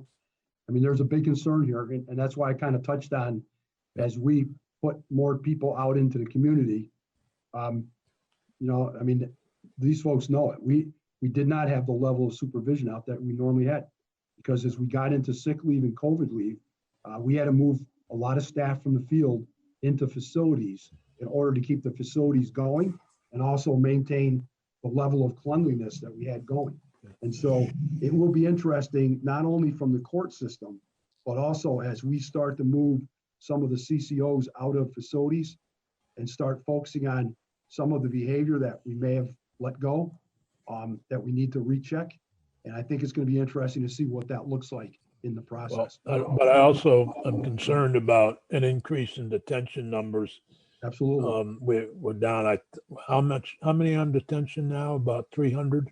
Yeah. And I will tell you, within the last week and a half, our population today is at 1776. That number has snuck up a little bit over the last week and a half. Okay. And I'm concerned that the detention numbers will also rise when the courts come back, and you don't have as much control over that as you do over the sentence population. Correct. So, thank you, Commissioner. I've got to leave, but Senator Nick is going to take over. Yep. Thank you all very much. We'll see you at 1, committee members. Thanks, committee. So Senator, I'm open to any questions from the committee. Okay, does people have some questions? Jeanette, Senator White? I was just curious, Commissioner, and I may have missed it, but why the numbers have crept up again? Because I thought we were at something like 1,300 and now we're at 1,700. Yeah, I think is that right? I think the low we went down to, Senator, was around 1347, somewhere in that ballpark. Mm-hmm. So today we're at 1377. So 1377. I thought you said Right. 1777. No, God, no. Okay, 1377. great. But it is a little concerning, going back to Senator Sears's point. I do think in that 40, some of it is detained population. And some of it is, we've had a couple folks we supervise get into situations of new crimes, particularly domestics. And so that's part of what I think that 40 is. I don't have the hard numbers. I'm doing it from looking at the reports I get every day. Well, that makes me feel better because I was thinking 400. No. 400, we went north of what we were able to diminish the population by. Okay, thank you. 305. Good. Does anyone else have any questions? And also any for Matt? Okay, I guess we're all set then. Thank you, senators. I'm sure we're going to be talking more. See you later today? Is that what you said? Are we seeing you later today, Matt? No, Matt? I don't believe so. Okay, good, okay. I'm sure we'll be talking more, Senator. Thank you. Thank you very much for coming. Okay. Thank you. Bye now. Bye-bye. Next on the agenda, which would be Stephanie, are you weighing in on this, or did you already consider what you said totally, or do you want to do some more? I didn't have anything to weigh in on. I do have a summary sheet, if the committee would like it, that I've been putting together. And I'm sure we'll use it this afternoon in Senate Appropriations because the same discussion about what to include in the BAA is up there. Yes. So you let me know if you want me to send it along to you, or if it's just another sheet of numbers. Good idea, since this is coming up regularly. Okay, so I will forward this right now to Peggy, and she can forward it to the whole group. Very good. And then, or throw it up on the sheet. Throw it up on the sheet for a moment. Stephanie? Sorry. I'm sorry? Should I post it as well? You can, yes. Okay. Yep. Okay, that would be great. Is that it, Stephanie? I see Jeanette. That's all I would have. I didn't finish color coding something, but that's okay. We can put it up and just, as soon as Peggy has it. Very good. And then Jeanette, go ahead. Senator White, I'm sorry. I just have a question for Stephanie. So I was unaware of this, the center's pay-as-you-go unemployment. Are there other There are entities? Are they going to automatically be made whole by the COVID money, or do they have to individually request that? And so I how do think we find out who they are? So Damien's probably testified on this in several different committees, but the state is probably the biggest one. So if we furloughed people, we're self-insured on the unemployment side, then we would get a bill from the unemployment trust fund for the folks that we furloughed or laid off, et cetera. And that happens regularly. Like Vermont State colleges, if they furloughed or laid off, they would get the bill related to those folks that were drawing unemployment. I think UVM is in that same boat. The designated agencies. So it's a variety of those types of, and that's why the center is one of them. And so there's normal churn of employment. And so obviously if somebody does get laid off or furloughed or has, a valid unemployment claim, we make those entities make those payments.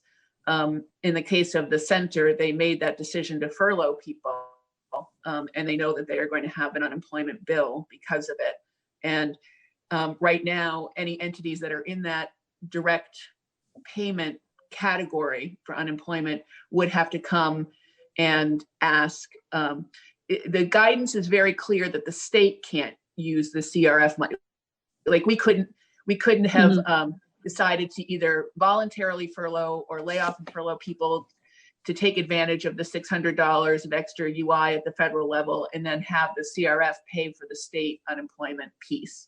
That guidance is clear, but for the quasi organizations that aren't, like the centers aren't state employees, they belong to that entity. And so it's a little less clear. I don't know that there's been actual COVID related layoffs at Vermont State College or UVM. They are asking for coverage of leave time because of COVID. Private commercial entities have that covered under the federal, the two pieces of the federal work bills, COVID bills, but the public, like the schools were, those schools were explicitly excluded for having leave time covered. And so those are the types of things that they are coming forward and asking for, if that's helpful. Thank you. Thank you. So this is just a quick summary of what you've heard today. And I don't know, Peggy, if you can just hit the little plus button once or twice, make it a little easier to see. So the judiciary piece you've already heard about, that $4.9 million is in the House passed budget. That's why I don't have it highlighted in green. And I've just added the request from the Defender General, request from the state's attorney, the request from crime victims, which I don't have any questions about their FY20 amounts. I do have a few little questions on their, obviously the advocate piece, and then the health insurance piece and the fundraising replacement piece that they have in their FY21 amount. And up in the state's attorney, it's a question mark, a little bit around the case management system replacement in the state's attorney, that these will be worked through either in the quarter bill or even more in the big bill. But those are the areas where I have questions. And then DOC is, they're still working on their estimates, as we've just heard, and hopefully if there's a need for FY20 amounts for the ideas that are aligned and consistent with that change in community supervision, that those estimates could come in pretty quickly. But what that would mean, if you scroll down just a little bit, I don't know if it can go any further down, unless what it would mean is about just under 1.5 would be added by the Senate Appropriations Committee if they agree to the budget adjustment for the items that are highlighted pending the DOC number right now. So Okay. That was just a quick summary of the money, which is what I'm in the habit of doing. That's very helpful.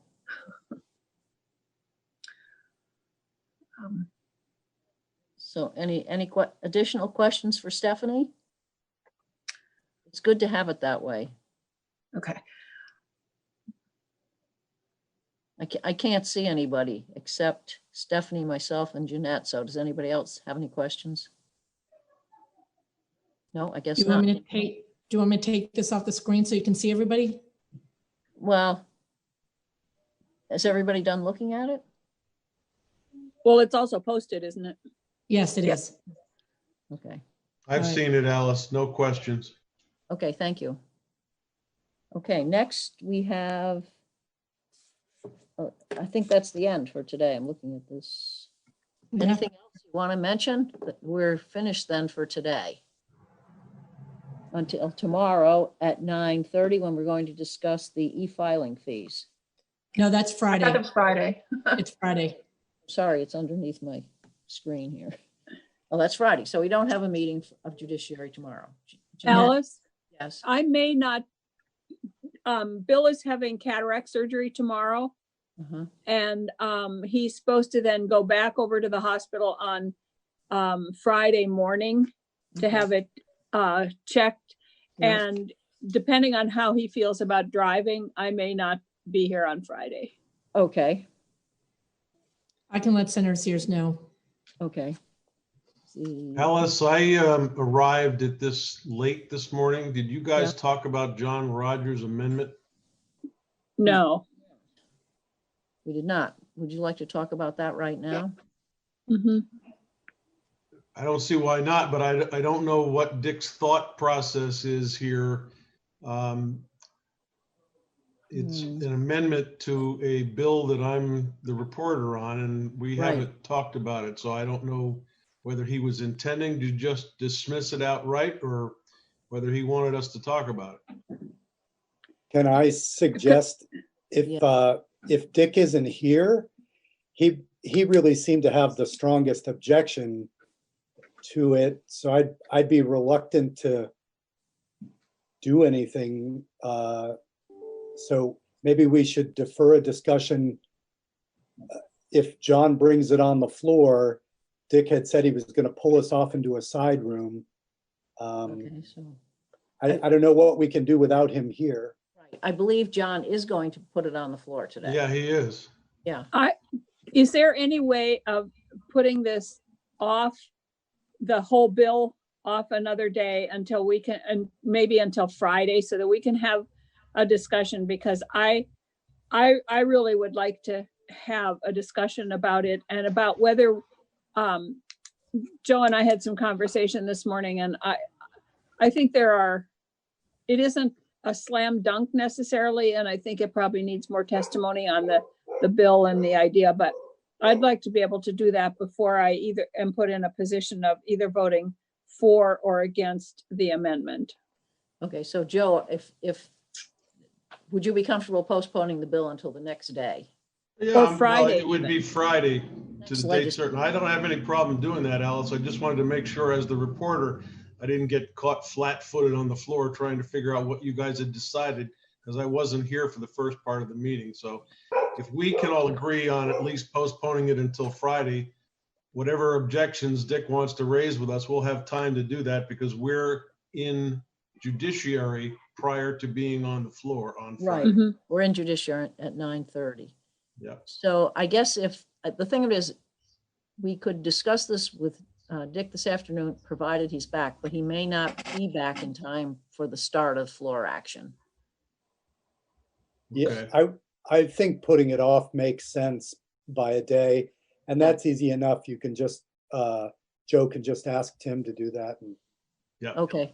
But I think you need to do it for 2 days because judiciary isn't meeting tomorrow. So it needs to be put off till Friday. Right. Date certain. Okay. Yes. Yeah. Can But someone I let think I have to ask that from the floor, don't I? Well, Joe, I think the easiest thing is just to tell Tim you don't want to deal with it till Friday, and then he'll just not move to it. Because if you go to a date certain, you have to have a vote, and it allows, you know, Oh, yeah. I also want to make sure that Dick knows we're doing that. I'll shoot Dick an email and let him know directly, so. Okay, that's Maybe good. call him up because he won't, does he Listen, check his email on his phone? I don't know. Yeah. I have no idea. He's on email a lot. I think if you email him, he should respond pretty quickly. Okay, I'll Okay. get him an email. The other thing would be to let Secretary Bloomer know. Sorry. Yeah. I'll let everybody know. What the hell? Okay, that would be good. Will you need an attorney on this bill on Friday that I should give the heads up to, or no? You mean to be on the floor? No, to be in the, if you're going to discuss it. Do you want any attorney? there? Rogers amendment. Might not be a bad idea. not sure who drafted it. Okay, it's 234 or it's. John Rogers' amendment to 234. Okay. Whoever it was advised him that it was germane. Yes, and that's then- correct. Then got a counter ruling. So, Frankly, I was surprised by that counter ruling, but I was too. well, I have seen it go both ways, and it's always interesting to think what it would have been if it was a different person proposing, different situation. right. But Oh well. Well, we often add things to miscellaneous bills. In fact, I think we just did it about 10 minutes before that one. Well, we added the entire immigration. Yeah. Immigration. but bill. no one questioned that. And Right. we had already, Without a- we had already passed that out of our committee and it was sitting on the floor. Yeah, But still the germaneness issue was, yeah, without objection, it went through. right. Raised it. Yeah, no You one have to raised. object. Anybody know what bills we're discussing on the floor today? I don't. S99, I was told last night. Is that the alimony? Oh, God. And that passed 5-0, right? Once it finally, Oh, Alice says, "Oh my God." no, it I didn't. know. 5-0. Yeah, it did. Yeah, it was 5-0. 5-0? It was? Yeah. Yeah, the final version was acceptable, I think, around the table. I know I voted for it. Yeah, I think everybody voted for it. I'll look at the record and see. Okay. And what else is on the floor? Does anybody else know? That I don't remember. Let's see if he said, I think there's a bill from the House, H. 234, that's Joe's. 245, that was Ann Cummings.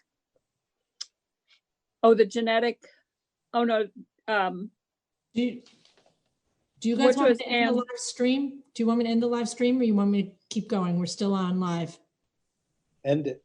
And end it. Could Okay. go along with that.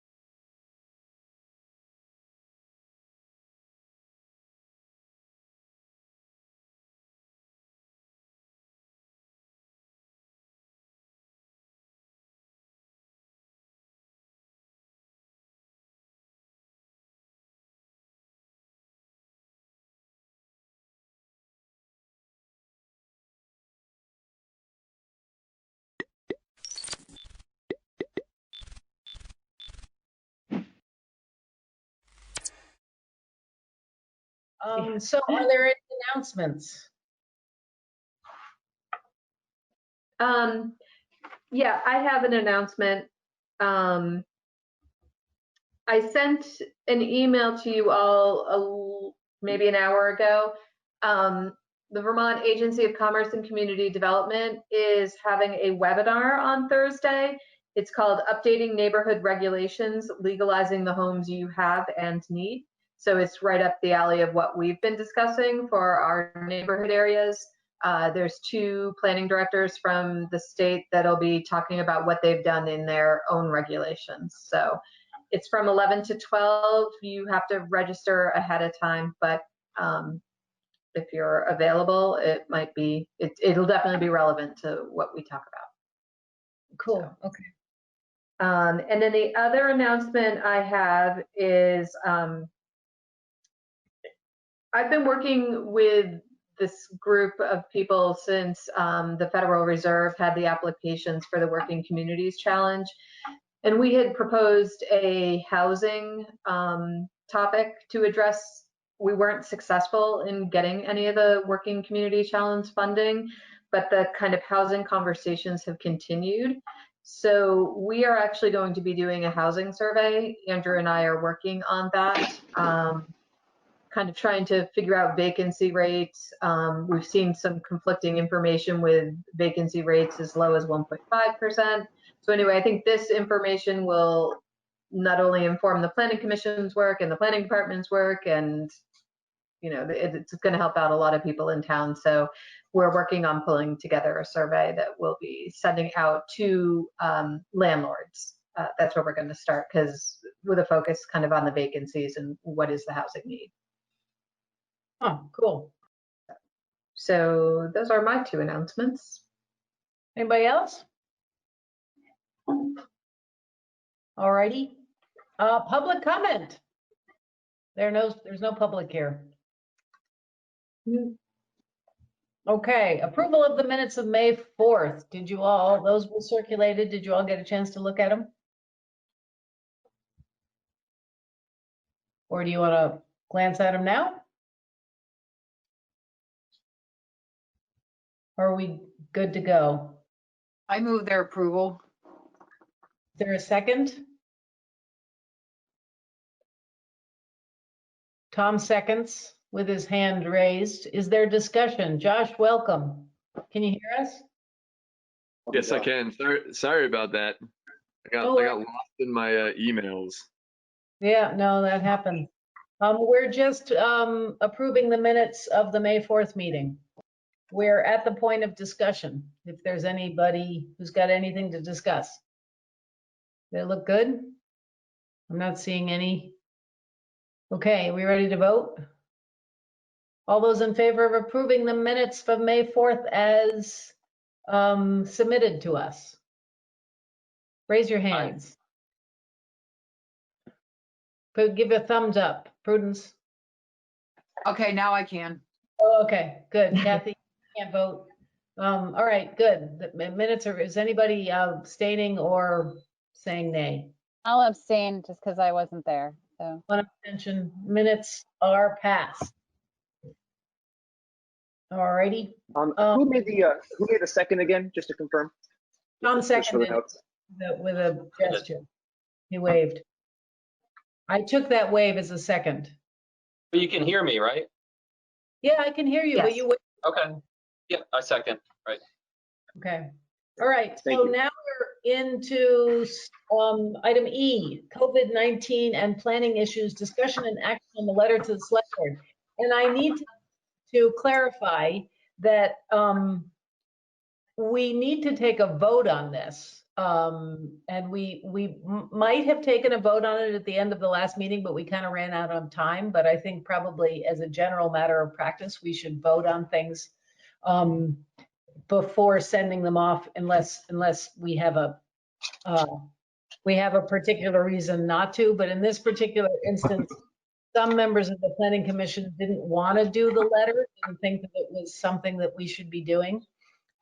So we might have discussed that in last meeting and we didn't. But we ought to, I have a sense that because we're making a recommendation, making recommendations that are beyond our specific charge, that the letter ought to be unanimous from the commission. We'll give it the force that is needed since it's not our charge. It seems to me that it's not our charge and then it's not the full commission. It becomes something that the select will not necessarily take seriously. That's my thinking, but that's just me. So that before we get into the discussion, I just wanted to put that out there because I do know I mean, Kate is not present. Kate is saying that she did not think that this was something we should be doing. So I don't know how to proceed with that, but I thought it was important to get it out there. Let the discussion begin. Yeah. So in the folder of our materials, there's a draft letter with PM edits, there's a draft letter of the initiatives, there's TM's notes on the changes, there's I think we should maybe talk about which version and which points stay included and how they get expressed. Okay, so if we ever move forward with a letter. Yeah, given the fact that, I mean, I circulated the letter, we're not allowed to discuss it unless we're in a warned meeting. So Tom put in his edits and then later Prudence put in hers. So that's why there are 3 documents. The first document, which is my original just draft to get something started, I don't think we need to talk about. We should talk about the 2 edited versions. And we can talk about the 2 edited versions, or we can talk about the notion of whether or not we want to write a letter at all, since we proceeded with that without consensus, as far as I can tell.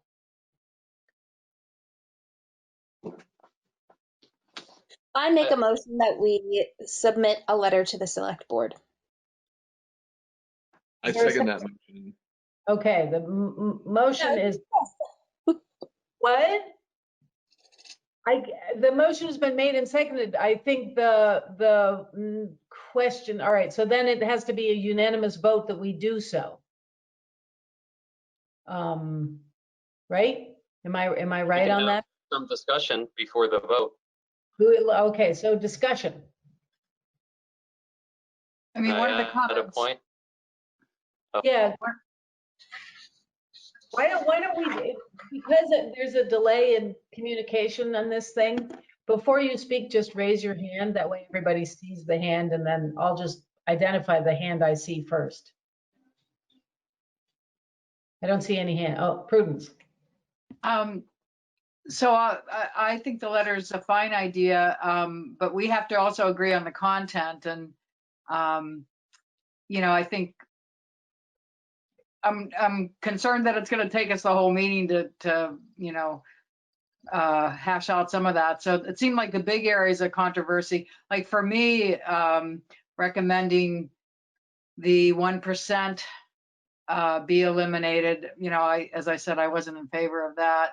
And then the parking is another area that we would need to talk more about, I think. The recommendation of free parking.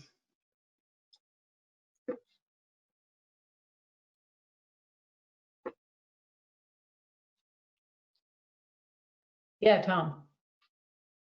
Yeah, just to step back a little a moment for the overall context, as far as giving recommendations to another body in the government, in the town government. Yeah, as long as we do it politely, and you know, I don't feel like there's anything wrong with it. I feel like I think you've all heard me espouse before that I appreciate the thought of, like, when I brought up the DRB giving some input to us about some potential planning changes. So I hope they continue to feel that way, and I hope the select board feels, you know, maybe they're overwhelmed and, you know, their plate is full with their own considerations, but I hope they feel like they can give input to us. when things come along that they feel are more under our purview. So in that sense, and then also because of these unusual situation, this context that we're in, I feel, my vote will be aye for a letter. But yes, discussing the content is something that should come first before, I don't know, a second vote on the actual content. I don't know. That seems like a good idea. I mean, on that, we might vote on the notion that we want to send a letter and then get into the discussion of the content, because it's true that there's no point in discussing whether or not we're going to send a letter when there might be consensus that we want to, depending upon what we say in the letter. So let's vote. Perhaps somebody can make a motion on the notion that we have a motion on the table. Maybe somebody can make an amendment to that notion that says dependent upon content. It can't be me. Yes, Tom.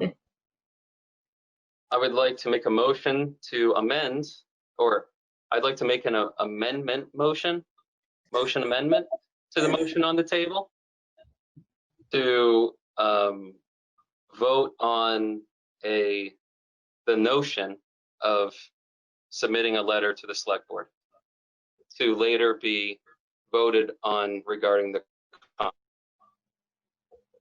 There's a second. There is a second. Is there any discussion on the amendment on the motion? Ready for a vote? Let's do a hand vote. All those in favor of the amendment? Okay. All right, motion passes. Now we can discuss the content of the letter. So do we just want to go down point by point, starting with Tom's edits, which are fairly substantial? I would make a suggestion that the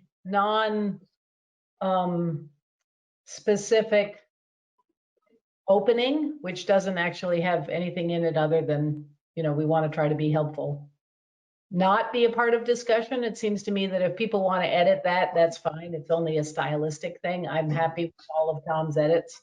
I was not wedded to my prose at all. So that we go directly into the bullet pointed list and start our discussion there. So does everybody have that? Yeah, sorry. No, go ahead, Kathy. Before we get into the details of this, I apologize for missing the last meeting, but is there any guidance from the state? Is there any discussion already happening by the select board to address some of these things, or anyone else thinking about this before? So could you just fill me in on like what, to me, it's a question of like, what is our purview? What's going to be done anyway? And like, what which we actually need to comment on to request. So, and having been a little out of the loop, I don't know any of the background. Yeah, go, Sue. Sue, if you would go ahead on that. I missed the last select board meeting.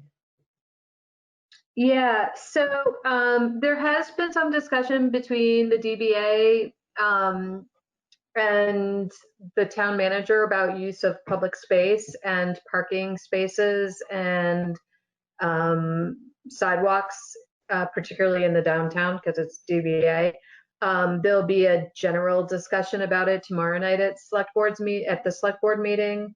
I know that businesses have been given some sort of sign from the police department that they can put out on parking meters, asking that it be reserved for curbside pickup. So I would say use of public spaces for dining and parking spaces, and that has been brought up with them. The other ideas, there has been a little bit of discussion, but I'm not sure where it's at, of how do we make downtown safe in terms of sanitizing. and other parts of town as well. So I'm not really sure where that's at, but there has been some discussion of that. The alcohol, that is totally under the state. So whether or not outside consumption can be a part of their existing state permits is out of our hands. I think there has been some push at the state level, but that's not completely the select board's purview. I guess I would point out a couple of things in this letter, just so that you're aware, just so you know where you're making recommendations that are really outside of the planning commission's purview. The use of the parking spaces and how parking is regulated in town that falls within the select board, not the planning commission, but I think you know that. Obviously we just talked about the alcohol. That is a permitting through the town, but also the state, and primarily it's the state. Then the 1% tax, that is, that came in the select board's budget that then gets approved by representative town meeting. So that's outside of, taxation is outside of the planning commission. Well, that covers the points of the letter, so just to Is the put that in there. taxation outside of the select board as well? Because it was a town meeting. Does that have to be a town meeting thing? A repeal of the 1%? It Yeah. would be a town meeting thing, I believe. Do we know when the town meeting is going to occur? Do you know? No, we do not. No. There's been some movement at the state level that would allow the select board to pass a budget that could later be ratified.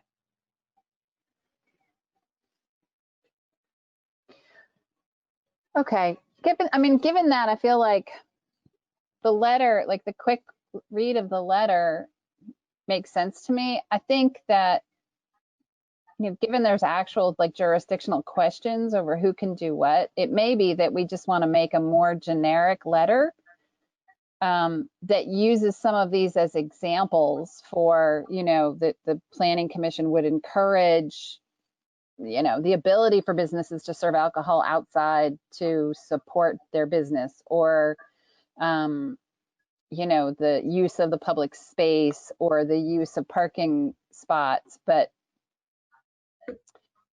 I think you want to be, it's like for each one of those bullet points, we want to be careful that we actually understand what the select board can actually do or what they can't do, and then have it worded in a way that's appropriate for that, what the request is.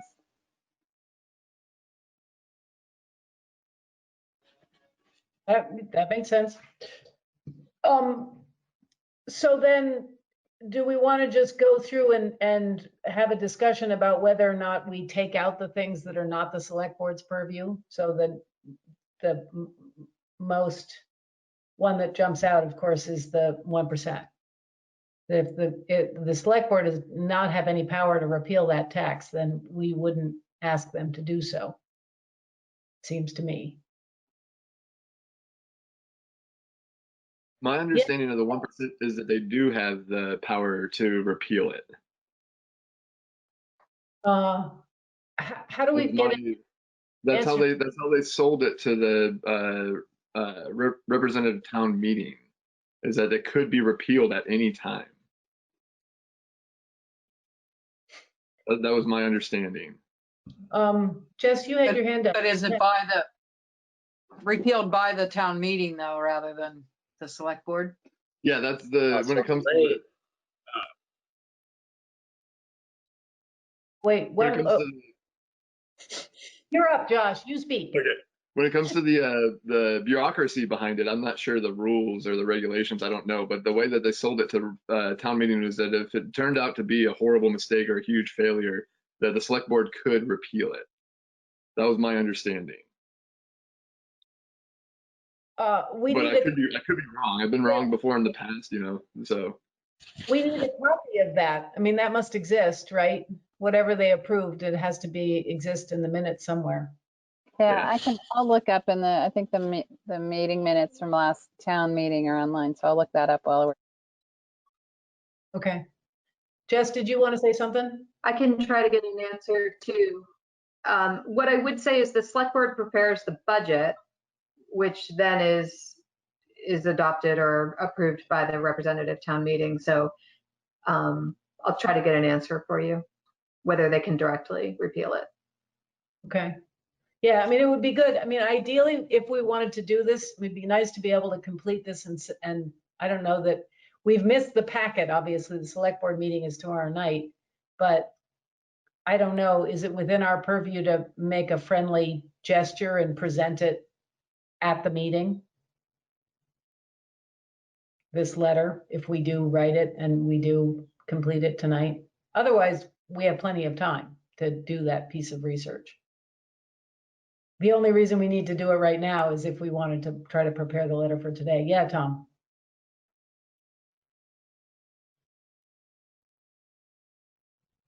I can't hear you, but you're not muted. I don't understand why.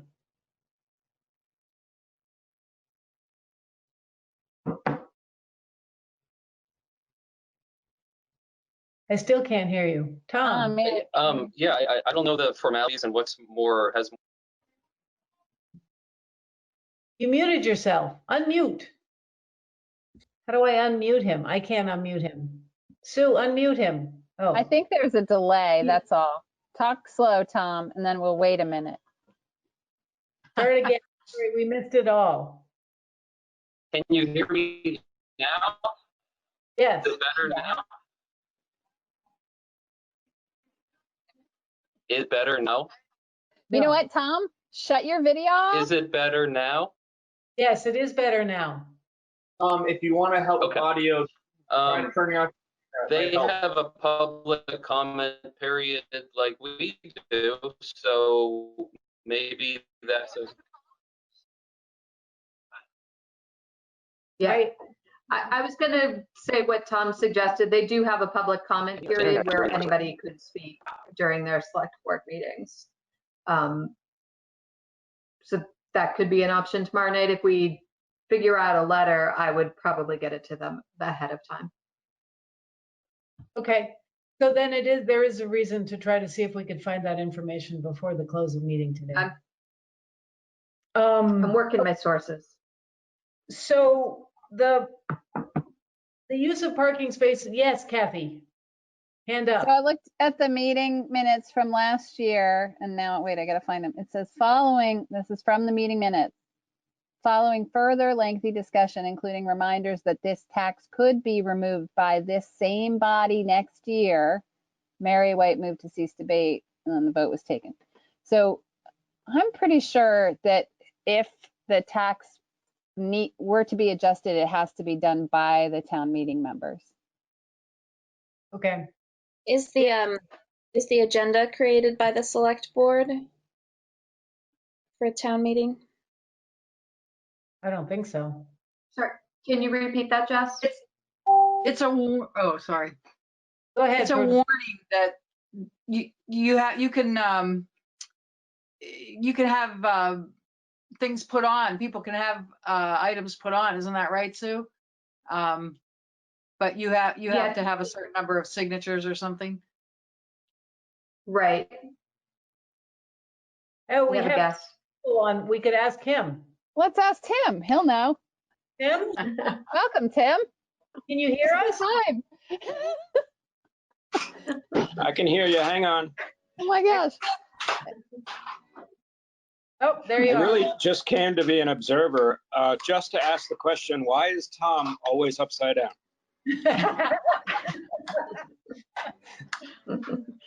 Does the town hire an IT specialist who can work on my laptop? Have you tried rotating your laptop 180 degrees? But then all of you would be upside down. Ah, good point. I'm sorry. I'm literally eating dinner and watching my son, so I just wanted to sort of drop in. Did somebody say there was a question? There is a question. We are debating what body has the power to repeal the 1% tax. Only the body that enacted it, which is town meeting. All right, thank you. Is that a planning commission agenda item? You know, we're not really. Okay. I'm going to let you do your thing. Probably turn off my camera because it's pretty chaotic here, but thank you for your service. All right, then let's go on to the discussion of parking. Is everybody okay with us dropping the 1% conversation? Prudence, yes. Do you? You are, okay. So yeah, Josh.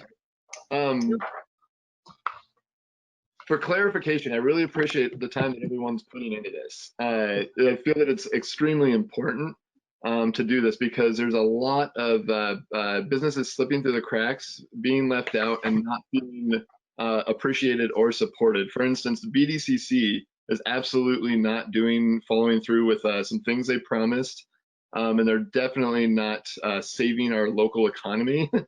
And then also the town is definitely doing there's some action steps coming from the town, which are excellent. So when it comes to what the purview of the Planning Commission is, I'm still learning, what we're capable of. And I'm excited to make some action and make some changes and help some folks moving forward, hence the point of this conversation. So I think it's not the Planning Commission's role to repeal the 1%, the optional local 1% tax, but I feel that we could strongly advise it or suggest it or recommend it on behalf of local businesses, even though I understand that it's nothing that we have any sort of control over at all. So I'm wondering if we could have like two simple sections, keep it as simple as possible. One saying, here are the things that we actually have some control over. This is what we would love to enforce or do or change. And then another section saying these are also things that we would love for the select board to consider in addition to what the planning commission is able to do. Or is that pointless to do that sort of stuff? Like I'm excited to hear you folks out and know where you guys are at. I don't want to drive this thing or dictate the direction. And if you guys shoot the letter down completely, I'm totally fine with that. But I definitely strongly feel that the town can do more and should do more. And when it comes to the Planning Commission, what is it that we are actually capable of doing? So I'll shut my mic off now. Yeah, to add on to and develop what Josh is saying a little bit, I think a slight reframing of our letter to the select board could be, still just to the select board, addressed to them, but like moving these ideas that we have, which we know that are beyond our purview, up the chain.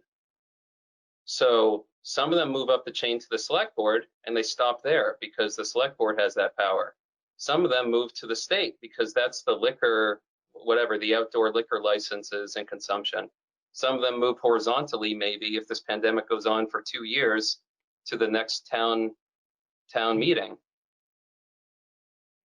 Well, whether that happens, in July or August or I don't know, or next year.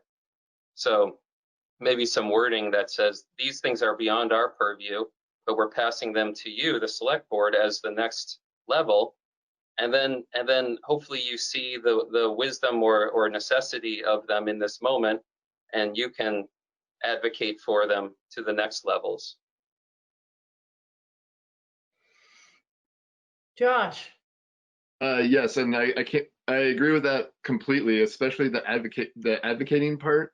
We need the select board advocating to the state of this town's needs and desires and wishes and wants, because there's a lot that we don't have control over, but we need to know that the select board is advocating appropriately for us, for this community.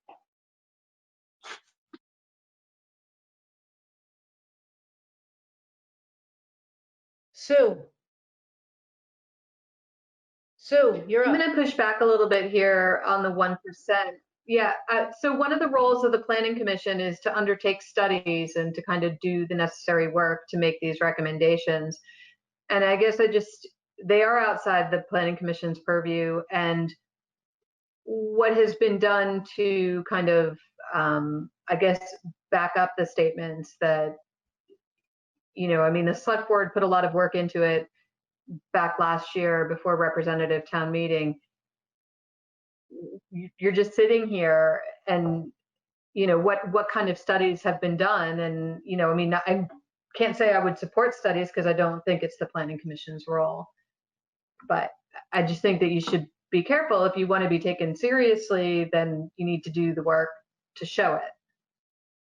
It's kind of the discussion I had the last time. Josh. The work that I have done is communicating with business owners and learning about business owners' needs, and like their concerns and like what they're really, really worried about and the things that the resistance that they feel continually from the town of Brattleboro. And that's what I'm advocating for. I don't have the study. We don't have any studies. The BDCC is not doing their job. We don't have any proof. I've got word of mouth. I'm not able to use names of businesses because it's not my deal. It's not my business to name drop businesses' names that are expressing deep concern. And so I feel that as community members and as planning commission members, obviously it's not in our purview. We can't make the changes, but we can definitely say something. We can say when things are damaging to this community, and I feel like we are obligated to saying something.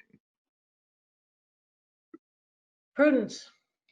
Except that would be like, your discussions are important, but they're still anecdotal because we don't know how many businesses you've talked to, and some businesses may not feel that way. And so it's, we can't purport to represent, the business community in Brattleboro unless, all businesses had a chance to weigh in.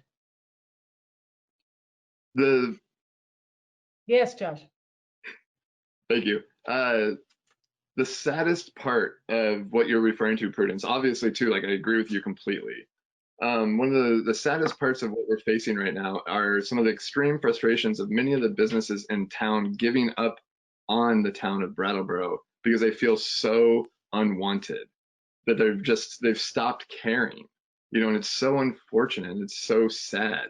When I hear reports of this, when I hear reports of people telling me like they've given up on the town because the town obviously doesn't care that they're here, that town obviously doesn't value them, that town obviously doesn't understand the tax revenue that their businesses bring to this town. And so for me, I'm also familiar with this with firsthand experience. And so for me, I'm just sympathetic and compassionate to those folks, and understanding. For me, I want to just do my part, say the piece to where that at least it's been said. When it comes to the 1% sales tax, I keep screwing up whatever we coined it. It's nothing but damaging to the folks that have to pay it. Like obviously eateries don't have to deal with that tax, and then clothing stores don't have to deal with that tax, but everybody else does. Nobody likes that tax. It's only hindering, it's only discouraging, So obviously I know that in this letter, we can only say something, see Sue's got her hand up. We can only say a suggestion, but I really hope that the suggestions are heard and then maybe can go to the state and actually create change. I just wanted to clarify that the tax is paid by the consumers who are buying the goods, and that then the money is going on.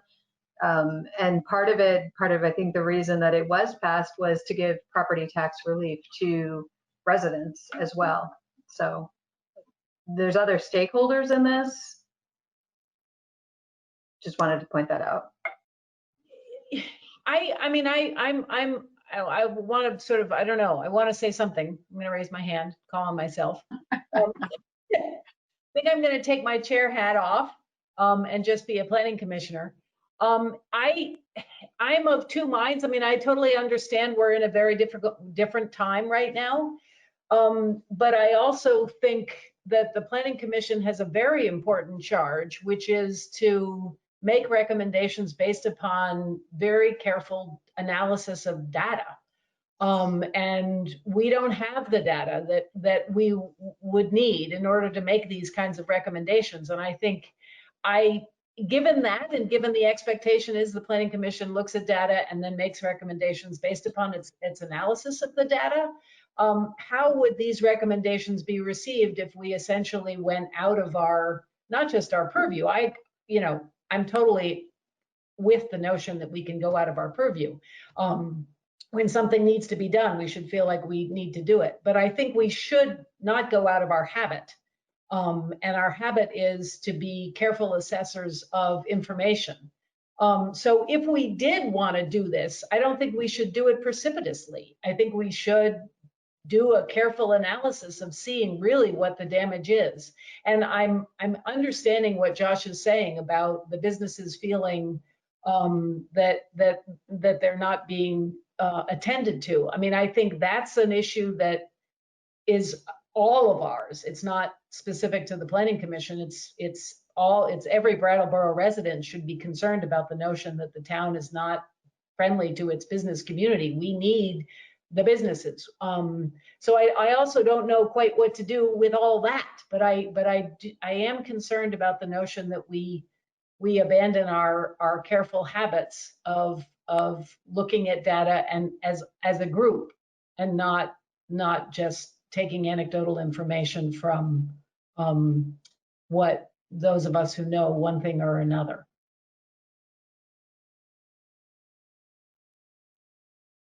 Yes, Andrew.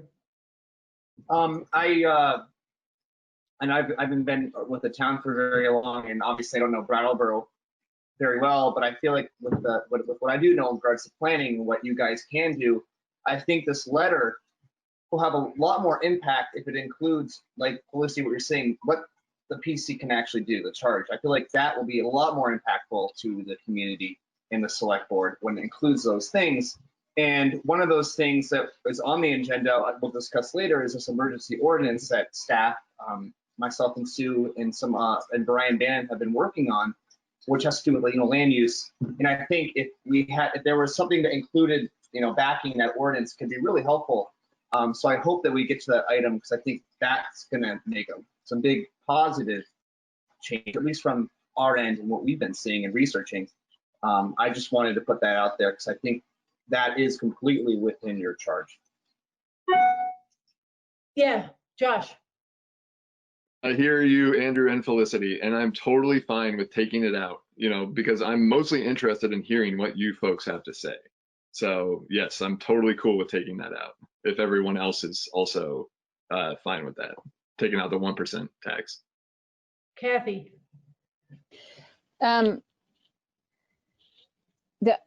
I think I would prefer to take the 1% tax out, partly also because I'm not sure how much that would even help. I mean, I feel like one of the hard things about this whole experience is since we're all cooped up in our houses by ourselves, it's really hard to understand what is going on and what people are experiencing. So sort of attached to this, I'm wondering if there's a way to have the town do a survey of businesses to, try to identify who is struggling, how much they're struggling. And then, one of the larger conversations I think in the state is really this question of trying to really focus our dollars to our local economy. And I, for one, it's like if I knew which businesses really needed help, there may be a way to set up some crowdsourcing effort or something to direct money at that business during a certain period of time, but without knowing who those businesses are, obviously we can all just try to shop local, but there are maybe more strategic ways to support those businesses. And I don't think we can do that unless those businesses are telling us that they really need help. So if there's a more or different creative way to get at that information, I think that would be great. Sue, you had your hand up. Sue, I see you. Yeah. So the DBA has been, The DBA has been doing a lot of work. They've got this one-to-one grant from the Thomas Thompson Trust. And they have been doing a lot of direct outreach with the downtown businesses. So they, it's a very fluid situation and things are changing all the time, but they are trying to link them to the resources. And, they've been doing different, back in April, they did the gift card challenge, and then they've just done the Nourishing Artists gift card challenge as well. So I think they have probably a decent grasp on how the businesses are doing, but like I said, it's pretty fluid. It's can change week to week. Maybe that's something we can ask Stephanie or her staff, the intern that's doing this work, to come speak to us at a meeting. Again, we talked about surveying businesses at the last meeting. There's a lot of people out there getting information, and I think that it's just, we really need to be careful about it because everything is changing, and we should be thinking longer term and maybe using the other data that people are getting. Is there further discussion on the 1%, or can we leave that and move on to some of the other issues where we might get some consensus? And in addition, to fold in maybe the zoning conversation, since is the idea, Andrew, that we would include those in whatever letter we sent tonight? Sue can go into more detail. It was a thought I just had. It's just something that you guys actually backing what staff's been doing could help just push these potential changes. Sue, feel free to. Is that something that we could put in this letter? Okay, all right, good. Josh, I think it's going to be tough to get it in for a letter if you wanted to get that to them tomorrow, but maybe putting in that we're preparing some interim ordinances that the select board could adopt. Okay. Could be useful. Josh? No, it sounds to me like everyone's cool with taking out the 1% option tax, but looks like Kathy stepped away. But I do want to talk about how there isn't data collection in this letter. I am very curious if the select board would like some more data, because I'm not sure if Kathy can hear me. But supposedly the BDCC is doing some data collection, but there's over 1,000 businesses in Brattleboro, but they're only in communication with 100 of those businesses. So that means there's over 900 businesses that aren't being served through the BDCC or whatever they got going on. The DBA is doing awesome work, but they only concentrate on downtown businesses. And I love to remind people that Brattleboro business goes way beyond just downtown. I'm not sure if the Chamber of Commerce is doing anything. I haven't even heard of that. So when it comes to many other people doing data collection, there isn't really. That's not happening. So the facts are, we don't have data. We need to know what's going on. And I would love to do some of our own surveying, our own data collection. But I don't want to do it in vain if the select board isn't even going to, take it to heart or read it or take it seriously. Well, but Josh, it is within our purview and within our charge to command data. I mean, as we talked about this in our last meeting, that I would love some data, but I feel like there's a lot of resistance to that. I would love to know what businesses are doing, what they're thinking, what they're going through, what their financial burdens are.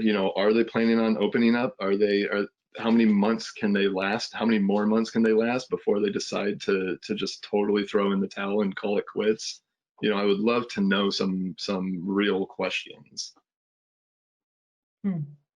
I think we could include that in the letter. We can include saying, this is our sense is we would like to actually do some research, as is our purview. But much of that data our analyses would then be passed on to you. Because presumably the outcomes of that data aren't necessarily going to result in zoning recommendations, which is pretty much what we have purview over.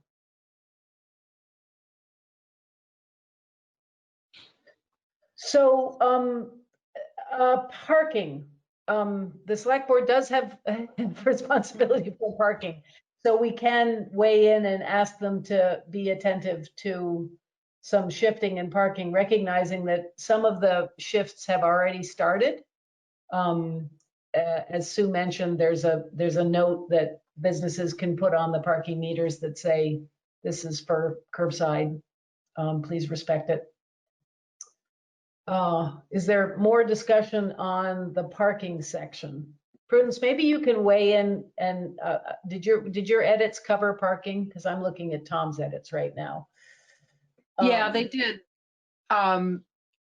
So, I mean, one of the things about long-term free parking is it does encourage people to drive to Brattleboro who might be able to walk or cycle. So part of the work to improve the experience of, and this is related to downtown, is to try to have less traffic and less, we have, as we learned from the study, we've got so much of the whole space of downtown is focused on cars. So free parking could have unintended consequences in terms of, encouraging more driving into town and so on as a policy. But then also the use of parking. I think the letter might have said, free parking on Main Street, and then, or take parking, remove the parking from Main Street and then have it on Elliott and Flat. But those are actually bikeways into town where, like the organization I'm in, BCAT, is advocating for removing parking to permit some bike lanes to go in. So there's a push-pull there.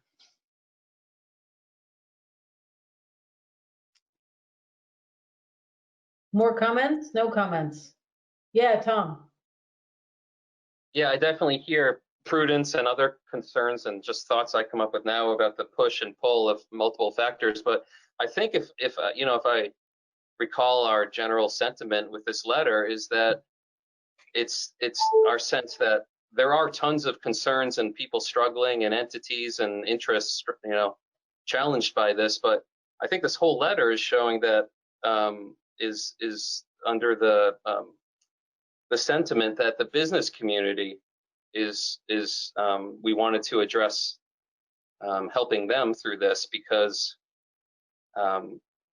there's some programs maybe in places for unemployed people, and certainly there's some falling through the cracks there, but there's big programs for that, and but there's really not much for businesses. So I think all of our issues address that, and we are looking a little getting messed up with my words here. I think that we're seeing that one key, there's multiple factors of the vibrancy of downtown, but one of them is the business community, and these proposed measures would be temporary to help them through this. So there's multiple factors to weigh, but I don't know, I guess I'd just like to remind us of the sentiment and intent of that letter from how I saw it.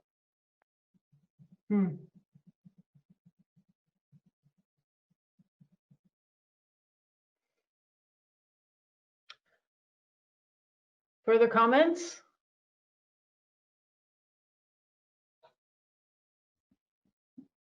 So the notion, the issue that I'm talking about here is restrict all parking along Main Street to allow for use of parking spaces on both sides of the street to be used by pedestrians. This will enable people to keep requisite 6 feet between themselves and others while patronizing businesses along Main Street. And then the second one is allow for some 15-minute free parking. And then consider making all parking free for immediate and short-term future. So there seem to be there are three kind of intertwined and conflicting notions vis-a-vis parking. Can we unify them a little bit? I mean, I myself like the notion of making Main Street into a more pedestrian-friendly zone so that people can actually maintain the 6 feet. The more we encourage people to behave in this safe fashion, the safer everybody's going to feel, and that seems to be a top priority. If the people who are really taking this seriously can feel like they can walk downtown and feel safe, that's going to make people happier downtown. If people downtown are close together, that's going to stop everybody who really wants to keep the 6 feet from even going down there. Yes, Prudence. So businesses will be very unhappy if Main Street parking was taken away, though. That's, you know, that's the other side of it, is that if we're trying to help businesses, you know, they view those parking spaces as really important. I would like to see less parking on Main Street and more room for other things as well. But, you know, if we're trying to help businesses, then taking the parking away from in front of their, at least the downtown merchants won't be happy with that.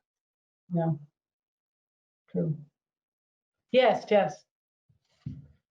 I did take a look at the parking study and another look at the downtown study that we just did, just to think about how perceptions and visions and ideals and fears sort of all play together. And it from what I was reading, it did look like the perceptions about parking are different than the realities about parking. Yeah. So there's enough parking downtown for stuff to happen, and for normal activity, but the downtown survey did indicate that there were feelings of discomfort or not feeling safe in some of the parking lots that people don't use as often. And also I think there was some comments about the quality of the sidewalks between those parking lots and downtown. So I think it's a question, I think, in part not of is this like a structurally right thing to do, but like how can we make people feel comfortable utilizing the resources and assets we have, and how can we turn the perception, I guess. Yeah, that's an excellent question. Does our downtown, will our ultimate downtown plan give us a handle on that, Sue? I know that in the last meeting, we talked about making recommendations to the DBA and the maintenance department about things they might do based upon the conclusions of the study. And we sort of shied away a little bit from that, but maybe the conversation has shifted a bit now. There'll be an implementation chapter, but I haven't seen what it looks like yet. She is still working on that. I think there will be some suggestions for, yeah, those kind of, you know, whose responsibility it might be, and what kind of things should be done. If we were to take one, oh, sorry, go ahead, Jess. I was just going to say, and another part of that downtown plan, sort of to address Prudence's comment about Elliott Street and Flat Street being that multimodal transportation pathway, that way around idea was also a big part of sort of alleviating the need to create bike lanes and accommodate bikes on the main drags. But I don't know how that fits in with use and business activity, if we have a way around all of that.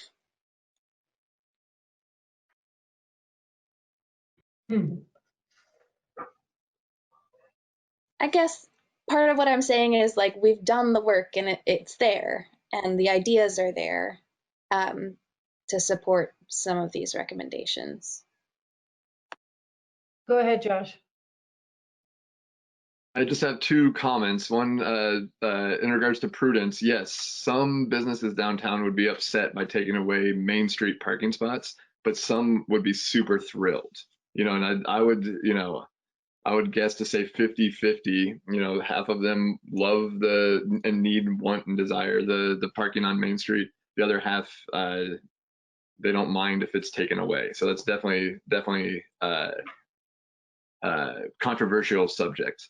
The second thing is that the parking study was done in 2018. It's 2020 now, and we're in a pandemic, and we're trying to figure out how to boost our local economy and throw some businesses a bone and see what we can do to support them. Obviously no plan is perfect.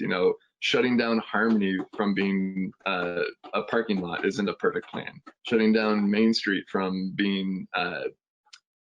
parking on Main Street isn't a perfect plan. There's no perfect plan. It's like, what can we come up with? What can we do to alleviate some of the concerns and some of the stresses to as many people as possible? Nothing we come up with is going to be perfect. I understand that. But I am excited to come up with some sort of solution. And when it comes to parking, I'm just as lost and confused as everybody else. Tom. I propose that we unify the three parking proposals by saying that we propose a mix of creative and responsive changes to parking, like free parking with time limits, reuse of parking spaces for enlarged pedestrian use, reuse for dining and outdoor retail, and for any other sorts of things we can come up with, and say, please consider these and figure out a way to piecemeal them together throughout our downtown where appropriate. Yeah, Jess. I think if backed up by a statement or two from the parking study that says that there is enough parking, that would be helpful, particularly like Josh said, because it's from 2018 and not from quarantine, pandemic, stay-at-home times, that supportive evidence could be helpful.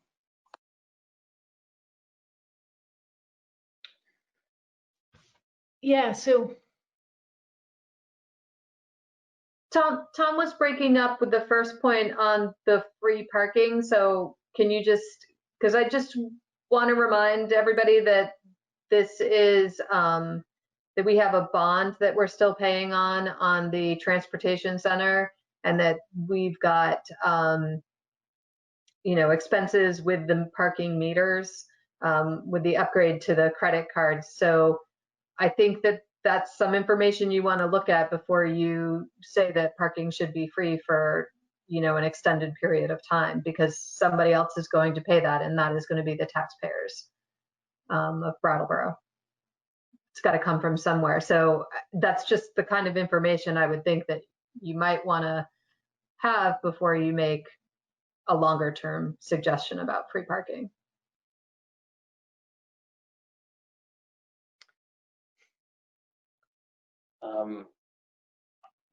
Yeah, Tom. Yeah, as far as the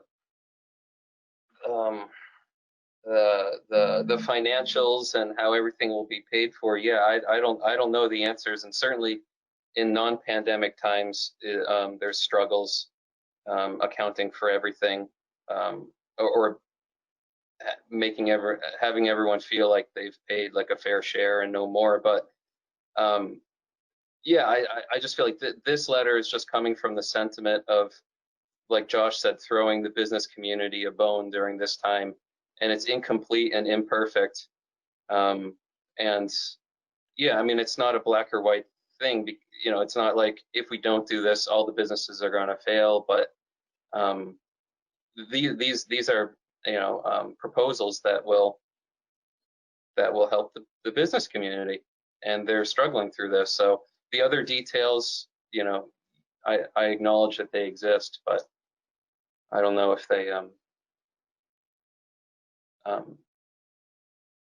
yeah, and maybe they prevent some of these proposals from happening, but they're proposals that will help the business community during this nonetheless. So. Josh and Kathy. I saw